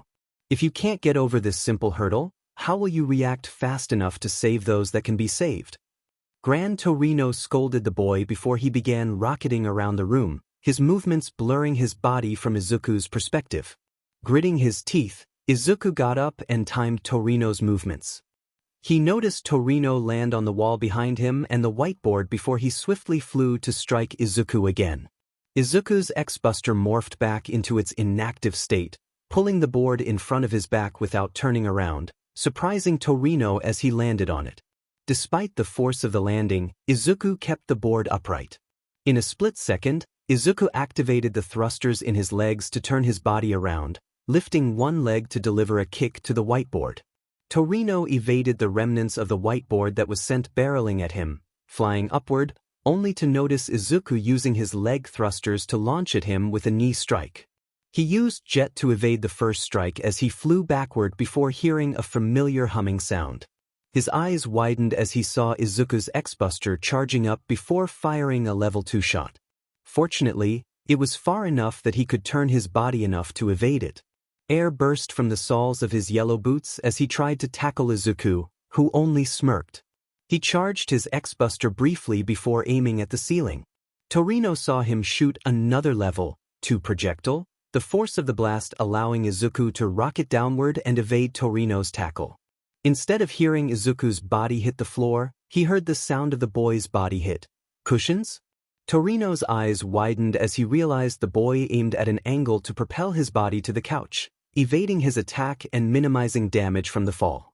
Not only that, but Gran Torino noticed his body's momentum would position him to be directly above the couch where Izuku was. Izuku smirked before charging and firing a level 3 charge shot at Torino. All Might's former teacher barely slowed down enough to keep his body from flying into the blast. Anticipating Torino to use his quirk to stop his momentum, the boy kip-upped before jumping off the couch towards Torino. Izuku activated his leg thrusters one last time, flying into the air to deliver an uppercut to Gran Torino's stomach. End Ost at 202. To his amazement, Gran Torino pivoted his body to narrowly avoid the punch before using his jet quirk to push his body away, also narrowly avoiding the plaster that fell from the hole in the ceiling caused by his charge shot. He dodged my attack and knew when that particular section of ceiling would collapse? Izuku's disbelief caused him to lose focus. He also put too much power into his thrusters. He looked up and saw he was about to smash his head on the ceiling. He raised his arms to protect his head. However, his head still took enough impact that it left him dizzy. Seeing the boy was disoriented, Gran Torino took advantage of the situation to kick him into his bookcase. Izuku's body peeled off the furniture, only for it to comically fall on him a few seconds after he landed on the floor. Ow! Izuku squeaked out, the bookcase lying on his entire body from his torso down. He suddenly heard the timer ring, signaling 3 minutes had passed. And that's that. Gran Torino turned the timer off. Haven't had to go all out like that in years. Gran Torino noted the cut on the back of his neck from the falling debris before walking to the boy and lifting the furniture off of him. Izuku crawled out before helping Torino set the bookcase upright. After Izuku recovered, the two went to work to return the books that fell from the bookcase to their proper location. I thought I had you there, Izuku said in a despondent tone. You need to stop being so DMN hard on yourself, kid. You just learned to use your power suit's upgrades in conjunction. Not only that, your strategy was much more complex this time. You utilized your surroundings and used my quirk against me. All you need is more battle experience and training with your quirk. You'll be a force to be reckoned with once you get that experience and utilize it with your skill to quickly analyze the situation and accurately predict what your opponent will do next. But for now, we will work on controlling how much power you put into those leg thrusters. Gran Torino replied, hiding the pride in his voice at the boy's progression.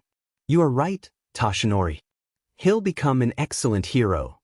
Gran Torino mentally nodded in approval. However, you put too much power in that air dash.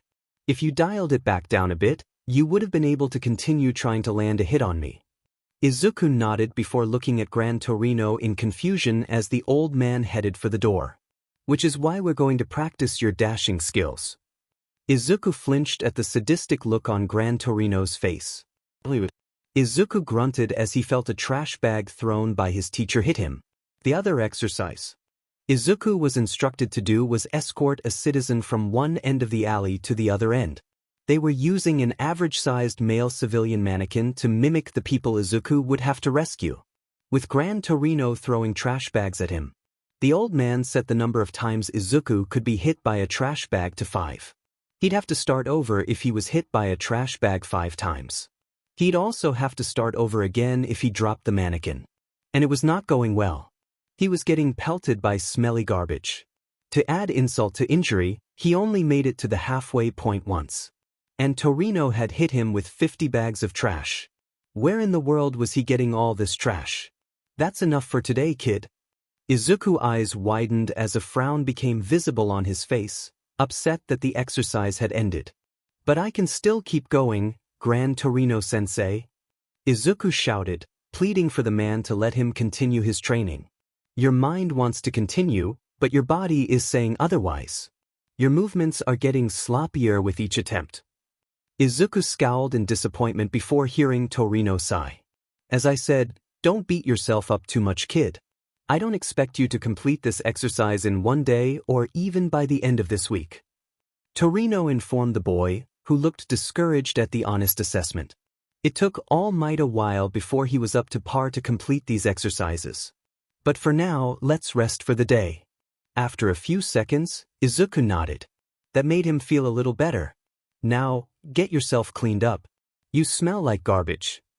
Izuku's eye twitched at the man's comment. He was the reason he was smelling like garbage in the first place. Several hours later, Gran Torino's apartment. I'm snoring. I'm snoring. I'm snoring.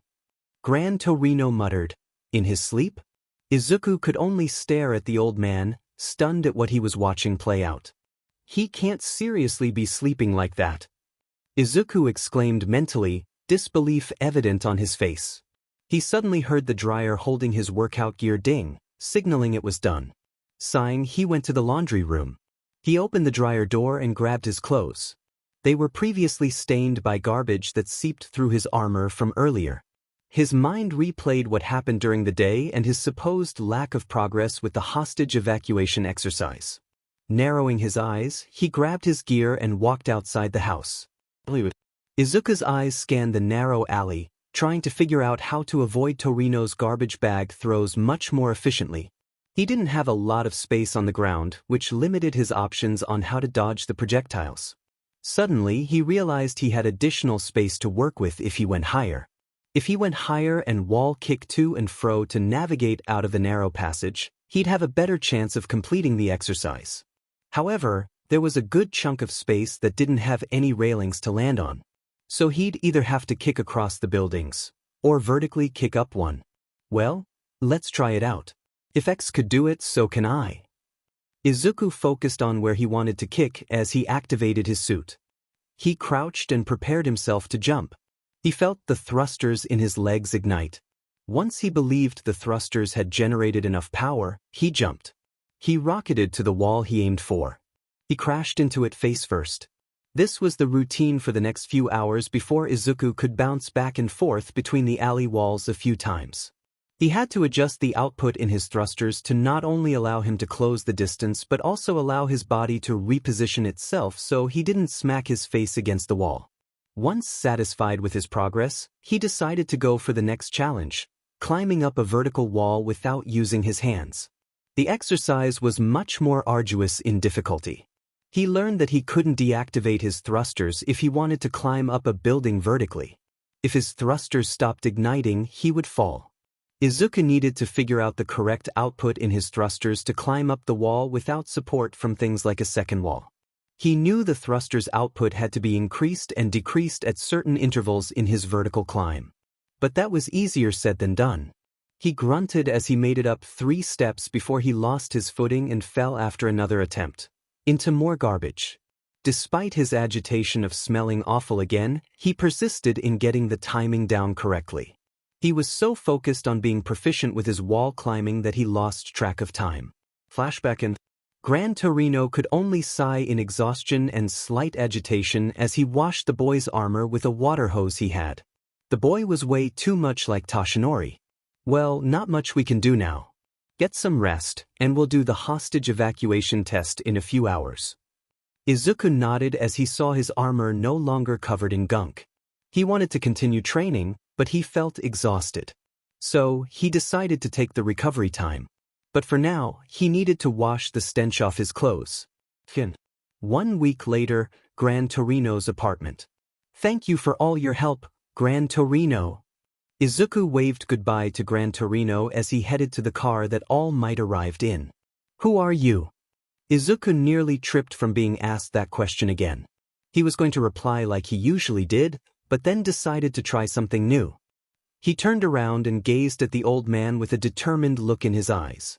I am Midoriya Izuku, future student of the UA Hero course and future hero. Gran Torino couldn't stop the grin from emerging on his face. Ho ho, now that's what I'm talking about.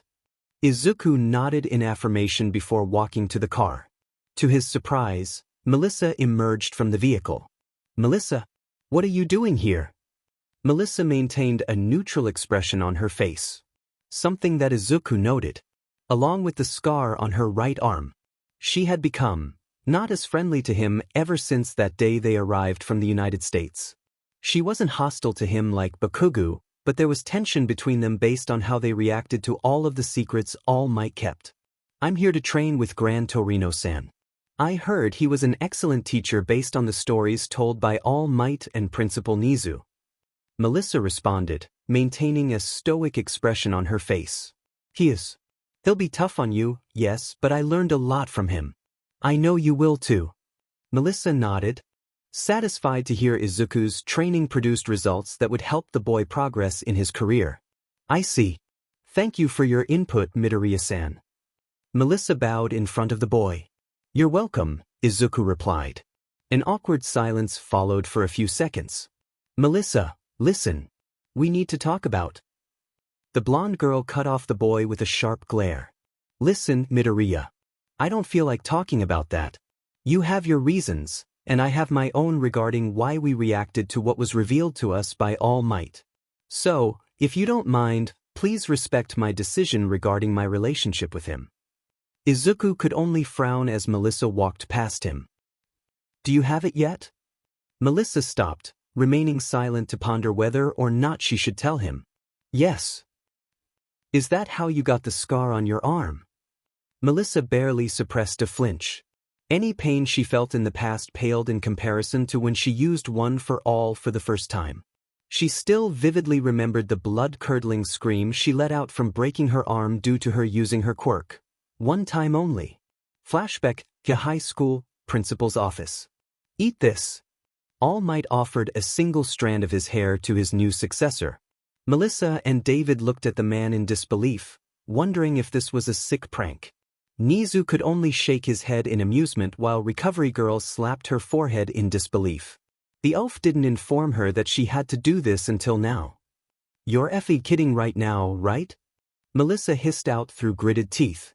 All Might could feel the anger from his niece simmering to the surface. He rubbed the back of his head with his free hand, mentally chastising himself for not telling her this tidbit sooner. Unfortunately, no. You'll have to ingest some of my DNA to pass my quirk down to you.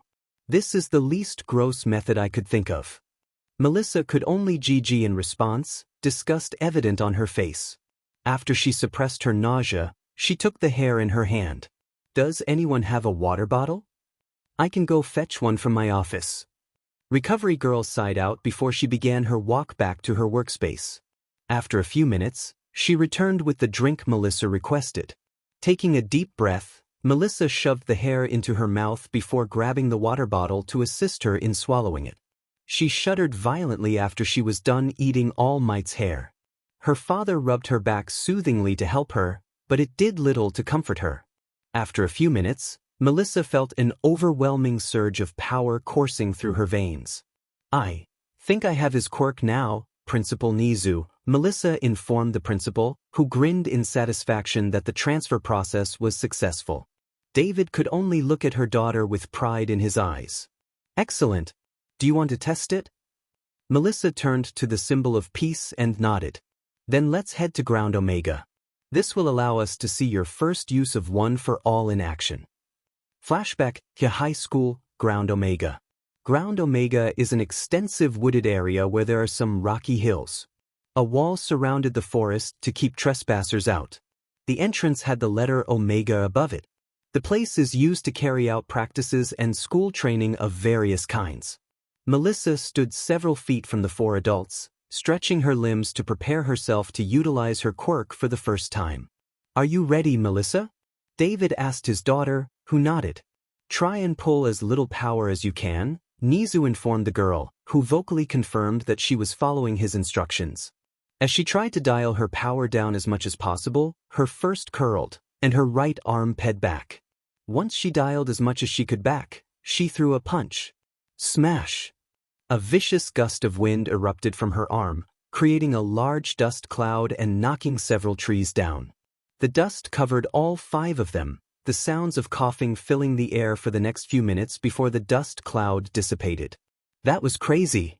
David coughed out, amazed at the amount of power his daughter just displayed. Indeed. But I don't think she held back enough. Nizu grimly replied. Huh, what do you mean? David and All Might tilted their head in confusion. Their confusion turned to worry when they saw Recovery Girl with a look of panic on her face. Suddenly, an ear-splitting cry from Melissa filled the area, causing the two to look back at them. One look at her arm caused David's paternal instincts to kick in. Melissa! David screamed at his crying daughter, who was holding her arm. It was red and swollen as blood leaked down the limb. All 4 adults did not hesitate to rush to the girl's aid to get her arm stabilized and healed. Flashback in Gran Torino's apartment. Yes. I see. If anyone can help you work through it, it's Gran Torino. Melissa sighed in relief that there was a chance she wouldn't be shattering her bones regularly. Hopefully. I wish you the best of luck, Melissa. She heard Izuku say, rousing her from her thoughts as she noticed him walk toward her. They stood side by side before Izuku told her something only the two of them could hear, before walking to All Might's car. Her eyes narrowed for a few seconds before she walked to the entrance of the rundown apartment complex. The day of the exams, UA High School. Wow, this is it. Today's the day. Izuku muttered, awestruck as he slowly processed that he was now standing in front of the high school he had dreamt of attending since he could first form words in his mouth. He could hear a light hum in agreement next to him. Yeah. Our first step towards our new life.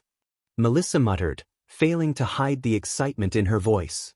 She had become somewhat cynical due to her strained relationship between herself and All Might. However, Melissa knew this was her best chance to live out her dreams, even if it meant inheriting his burden. She turned her head to look at Izuku. Make sure you pass this exam, Melissa told Izuku before walking past him. All Izuku could do was stare at her retreating form, wordlessly acknowledging that he would do so. He had to. All Might entrusted the future to them, and he couldn't let them or Melissa down. But he wished Melissa could be a lot less cold toward him. Their differing opinions regarding All Might's actions stymied a potential friendship opportunity. It disappointed him as both understood the other's pain due to their quirkless status.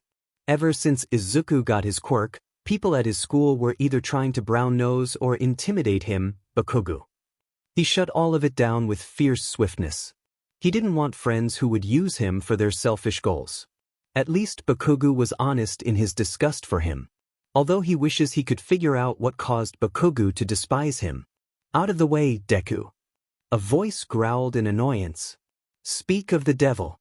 There's plenty of space around me, Katsuki. It won't kill you to walk around me. Izuku deadpanned. Katsuki only grunted at the reply from the person who had, supposedly, caused his life to go downhill for the last 10 months. His parents would barely say a word to him, and when he acted out according to them, they coldly told him they were proving Auntie Inko's claims true. Which was ridiculous. Did they not realize how much Deku was dragging his mother down? He needed to figure out what he did to Auntie, but he couldn't if he got kicked off the campus. He knew Deku was trying to goad him into lashing out at him. To further this case of him being a villain, but he was too smart to take the bait. As I told you months ago, Deku, I will figure out what you've done to Auntie. You might have fooled everyone, but I know you're up to something. Bakugo vowed, walking past Izuku. But not before he roughly shoulder-checked him, causing the green-haired boy to stare at him with disgust in his eyes. I heard of living in a person's head rent-free, but this is ridiculous. Izuku thought in annoyance as he saw his former best friend walking to the building. He's a real ray of sunshine, huh? A bubbly voice chimed in, echoing similar annoyance. Izuku turned his head, and he couldn't keep the light blush on his cheeks from emerging. The voice belonged to a girl. A cute girl. Several seconds passed before Izuku realized she was asking him a question. Blushing deeper in embarrassment, it took every ounce of effort for the young man to answer her question. Why ya? Echichechi's not the most social person. Izuku managed to utter. The girl just giggled. Yeah. He's as cuddly as a cactus. Izuku couldn't help but chuckle, feeling his nervousness melt away. It had been so long since he met someone his age who didn't kiss the ground Katsuki walked on. As he calmed down, he took a closer look at the girl. She was shorter than him and had a maturing physique. She had auburn-colored hair with eyes that matched in color and fair skin. She has a perpetual pink blush on her cheeks, and her eyes are large and round with thick upper lashes, two more extended and more prominent ones on either side, and fewer but more individually pronounced lower lashes. Her hair is shoulder-length with short bangs, and the style is bobbed with two long strands framing her face. Anyways, we should get to the classrooms where the written portion of the exams is being held. Izuku's eyes widened, completely forgetting about the exam. Yeah, you're right. Let's get going. The girl nodded in agreement before the two walked up the stairs, being directed to a series of rooms to take the written portion of the exam. Coincidentally, both were seated next to each other in the same room. Several hours later, the students were handed a piece of paper, designating each of them what row and seat they were to be seated at when they reached the auditorium. Ah phooey. I was hoping to sit next to ya. The brown-haired girl said after examining which part of the auditorium the two were seated in. The two were on opposite ends, meaning they couldn't talk to one another. Izuku could only blush. He was not used to this type of attention. Staring at where he had to go, his annoyance bubbled to the surface again as he realized he was sitting next to Katsuki. Something his new companion noticed as well. Ugh. She grimaced in her head, feeling bad for the nervous boy. He had to sit next to the angry blonde. She couldn't understand why he had a grudge towards the shy boy. Hopefully, the orange-haired girl who would also be sitting next to him was much more cordial. She decided to try and cheer him up. Don't let him get to ya. People like him are more bark than bite. The bubbly girl told him, causing him to look at her. The girl nervously laughed at the deadpan stare sent her way. It seemed her assessment of the blonde-haired boy was off if the look the freckled-faced boy was sending her was any indication. Anyways, good luck. Make sure you don't catch whatever he has. She hastily told him before turning on her heel and walking away, silently hoping he would be okay. Izuku couldn't help but snort in amusement, feeling a little better. If only someone like her had attended the same school as him, then it wouldn't have been as dreadful an experience. Let's get this over with. Izuku sighed in his head before walking to where he was told to sit. He ignored the burning stare sent to him by his former best friend. Excuse me, Izuku told the orange-haired girl as he neared his seat. The girl moved back in her chair, giving him enough space to walk by her before he sat down. As he took his seat, she noted in the corner of her eye the boy next to Izuku glaring daggers at him. What's his deal? The ashen blonde looked at the green-haired boy as if he wanted to maim him. The lights dimmed within the auditorium, capturing the attention of the hero hopefuls before she could ask Izuku about the red-eyed boy. A few seconds later, a tall, slim, blonde-haired man walked to the podium.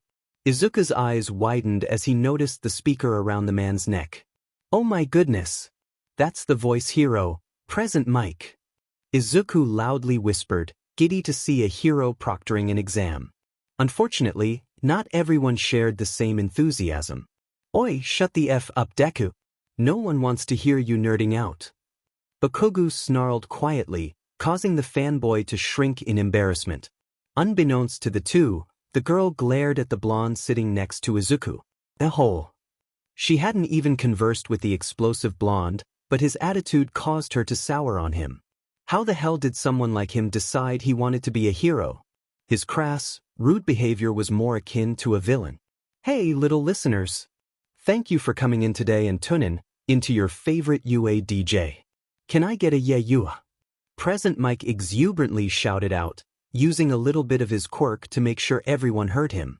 An uncomfortable silence enveloped the room. It was so quiet you could probably hear a pin drop or crickets chirping. Man, tough crowd. Present Mike quietly muttered to himself, embarrassment evident in his tone. But as with any situation, a hero had to adjust to unexpected circumstances. Clearing his throat, he pushed the flustered feeling he was experiencing currently down to begin his presentation. Alrighty, little listeners. I need you to focus all your attention on me. So lend me your eyes and ears. 'Cause I'm gonna let y'all know how the practical exam is going to work. Present Mike grabbed a clicker and showed the first slide of his presentation. A topographical layout of the exam area split into 4 segments.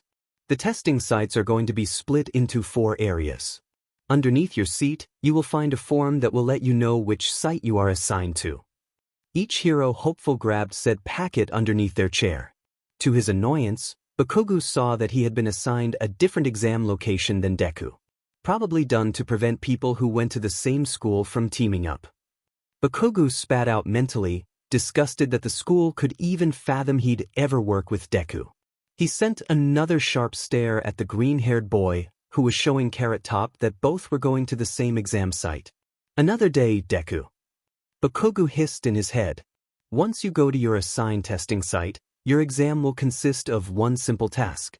Present Mike pressed the clicker again, the slide changing to a new one showcasing 4 silhouettes. You all are going to be destroying robots today. Izuku smirked at the irony of the exam objective to determine who would get into the hero course. As you can see, there are 3 types of robots each of you will battle that can reward anywhere from 1 to 3 points. The main objective of this exam will be to destroy as many of these baddies as possible within 15 minutes. Now, to ensure that you all play fair, there are going to be some guidelines I expect all of you to follow. Present Mike informed the participants, clicking his clicker 3 times. 3 of the silhouettes had an alphanumeric combination, 1P to 3P, designating how many points each type of robot would reward the examinee. These rules are simple, no attempts to sabotage any of your fellow examinees. This includes deliberately attacking an examinee to prevent them from getting points, Bakugo snorted in annoyance, or setting them up to be attacked by the villain bots. Those who break this rule will be disqualified and immediately blacklisted from all hero courses in the country. Am I clear, little listeners? Present Mike grinned, seeing most of the examinees furiously nodding their heads. Excellent. Any questions? He saw one of the examinees raise their hand.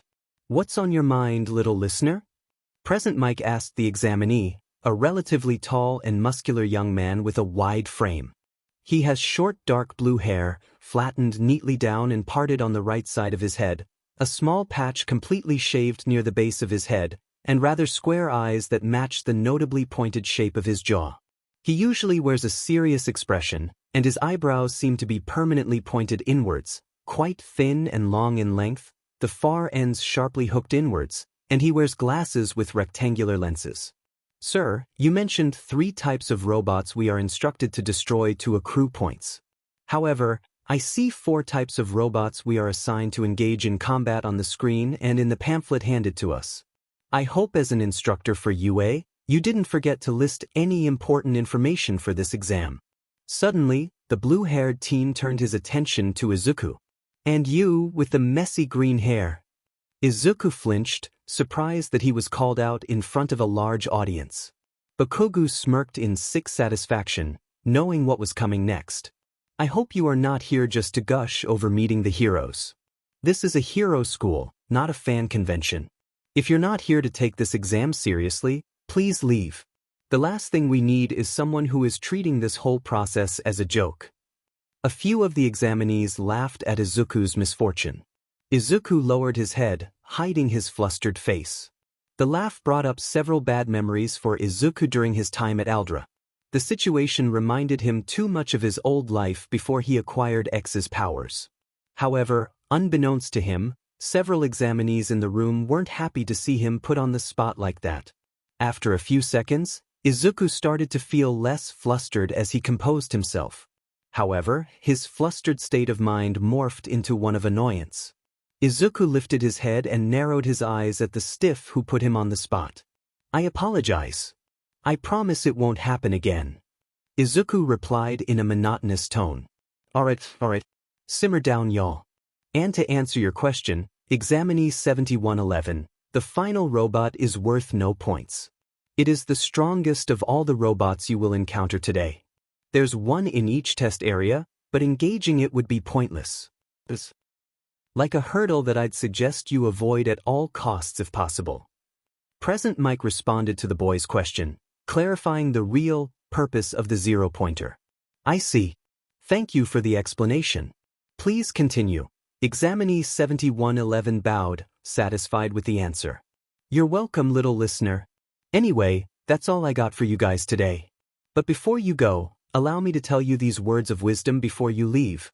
A true hero is one who overcomes life's misfortunes. And go beyond, plus ultra." Present Mike flashed the peace sign to the examinees before leaving the auditorium. After Present Mick's departure, the students went to their designated buses that would take them to their respective test areas. Test Area Alpha. The bus ride was, for the most part, uneventful. After being embarrassed in the auditorium, Izuku was grateful that the back of the bus was empty. He made a beeline for the back seat to avoid interacting with anyone. He wasn't in the mood to talk, keeping his head down to avoid making eye contact. Thankfully, the other examinees left him alone. However, the orange-haired girl and brown-haired girl occasionally sent him a look of concern. The bus reached its destination 15 minutes later. Once the driver parked the bus, the examinees left the vehicle one at a time. They arrived in front of a large gate. Their designated test site was a mock city filled with various buildings. Based on what Izuku could see from his vantage point, he whistled lowly, impressed at all of the resources UA had at their disposal. I shouldn't be this shocked. This school did produce 3 of the top 4 current heroes. It shouldn't surprise him that they'd have this amount of resources available. Looking around, he noted that the 2 girls he had met earlier were also assigned to this area. The orange-haired girl was hyper-focused on her stretches to prepare herself when the practical exam started. However, based on her posture and mannerisms, the brown-haired girl looked very nervous. She looks like she's about to faint at any moment. He decided at that moment to approach her and try his best to calm her nerves. After walking a few steps toward the girl, he felt someone firmly grasp his shoulder. He turned around and noticed that he was being grabbed by the boy who had chastised him in front of everyone at the auditorium earlier. "Oh great!" Izuku droned out. In any other circumstance, he'd let the boy say whatever was on his mind. However, Izuku's patience had worn thin at this point. "Is there a problem?" The boy who grabbed his shoulder narrowed his eyes at him. "That girl looks like she's trying to concentrate. Are you trying to sabotage her chances of passing this exam?" Izuku looked at the boy in disbelief, astonished that he even thought he was here for nefarious purposes. "Why the hell would I do that? It's been my dream to be a hero since I could talk. Why would I do anything to throw all of that away?" The stiff remained unconvinced. Izuku decided to emphasize his reasoning by pointing at the brown-haired girl. "I'm not sure what you're looking at, but her body language screams nervous. I don't know about you, but any hero worth their salt will go over and their best to calm her down. Which is what I'm going to do." Before the stiff could rebuke his argument, Izuku removed his hand and walked to the girl, ignoring the high-strung boy walking behind him and telling him to stop. "Hey!" The brown-haired girl jumped slightly but calmed down quickly when she recognized the voice. She turned to greet the boy, but she didn't expect someone to follow behind him and tell him to cease his criminal behavior, his right arm in a repeating, chopping motion. "Oh, it's you." She happily greeted Izuku but narrowed her eyes as she recognized the other boy as the one who called him out earlier. The stiff stopped verbally accusing the supposed troublemaker when he heard the tone in her voice. It's me. Is everything all right? You look like you're about to pass out. Is it that obvious? The girl closed her eyes, rubbing the back of her head for a few seconds before she looked at the ground. My quirk isn't the most combat-oriented. It's more of a support or rescue-type quirk. Izuku narrowed his eyes at the supposed limitations of her quirk. He'd be the judge of that. What is your quirk? Huh. Sir, you are causing her distress. I implore you to cease at once. The blue-haired boy's chopping was now in full throttle.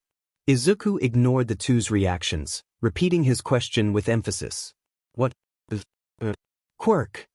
Faster than she realized, the girl lifted a pebble on the ground, touching it before she tossed it. Only, it didn't fall back to the ground. Zero gravity. It allows me to negate the gravitational pull of whatever object my hands come into contact with. Izuku suppressed the fanboy in him at seeing a quirk in action like hers. Right now, she needed a boost of confidence. I see. What is your weight limit when utilizing your quirk? The girl placed her chin in her hand, trying to remember the heaviest object she had made weightless. 1 ton. Izuku nodded his head.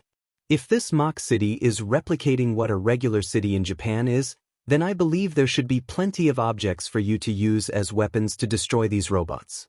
Also, there is a chance you'll be able to lift these robots with your quirk off the ground if they're light enough. Izuku replied. The girl could only stare at him, mentally cursing herself for not thinking about using the environment around her. However, he wasn't done. I know what it's like to be nervous. To doubt yourself about whether or not what you are currently capable of will be enough. I still have some self-doubt regarding my competence when utilizing my quirk. The two watched in awe as a light blue light enveloped his form before X's armor was summoned. A few feet from them, the orange-haired girl and everyone else gawked at the display they had just watched. Holy crap! He looks like a Gundam. The orange-haired girl Katsuki called Carrot Top exclaimed in her head. I've only had access to my quirk for a year. I'm not even sure what it's fully capable of. But I know I'll do my best to pass this exam despite being behind everyone else by about a decade. The girl lightly blushed as she felt him grab her shoulders. I can't tell you you'll pass. But what I can ask of you is to give it your all. Whether or not you pass, you can hold your head high and know you did everything possible. That you know there wasn't one more thing you could have done. So promise me this. Promise to go beyond, plus ultra. Izuku's green eyes intensely stared into her own. A smile made its way to her face. Thanks. I needed that. And I promise you I will. Izuku smiled in return. Out of their line of sight, the blue-haired boy stared in awe, processing the inspirational speech that he just heard from a person he had written off as a troublemaker. Further away, the orange-haired girl smiled. She couldn't make out what was being said. However, whatever the boy said to the brown-haired girl seemed to have worked if the smile on her face was any indication. Unbeknownst to everyone, Izuku's quirk had just finished assimilating the stranger's new quirk into his system. New weapon acquired. Yurika Achiko, 0 gravity. Status: assimilation and modifications complete, pending user's approval. Weapon: gravity well. Magazine capacity: 15. Charged capacity 5. Intro stage, X4X. Suddenly, the examinees heard the gates open, giving them a full view of the mock battle area. Begin! Present Mick's voice echoed on the intercom. Izuku instinctually turned on his heel. He activated the thrusters in the soles of his feet, flying past the other examinees and the gate entrance. Let's do this. Izuku thought as he made his way onto the mock battlefield, ready to fight for his future. A few seconds later, his eyes caught sight of a robot. Transforming his right hand to the X-Buster, he began charging his arm cannon before lifting his arm. Take this! Izuku shouted as a level 3 charge shot rocketed out from his X-Buster, causing it to explode before emerging from the smoke, ready to fight for his spot. And ready to fight for the future.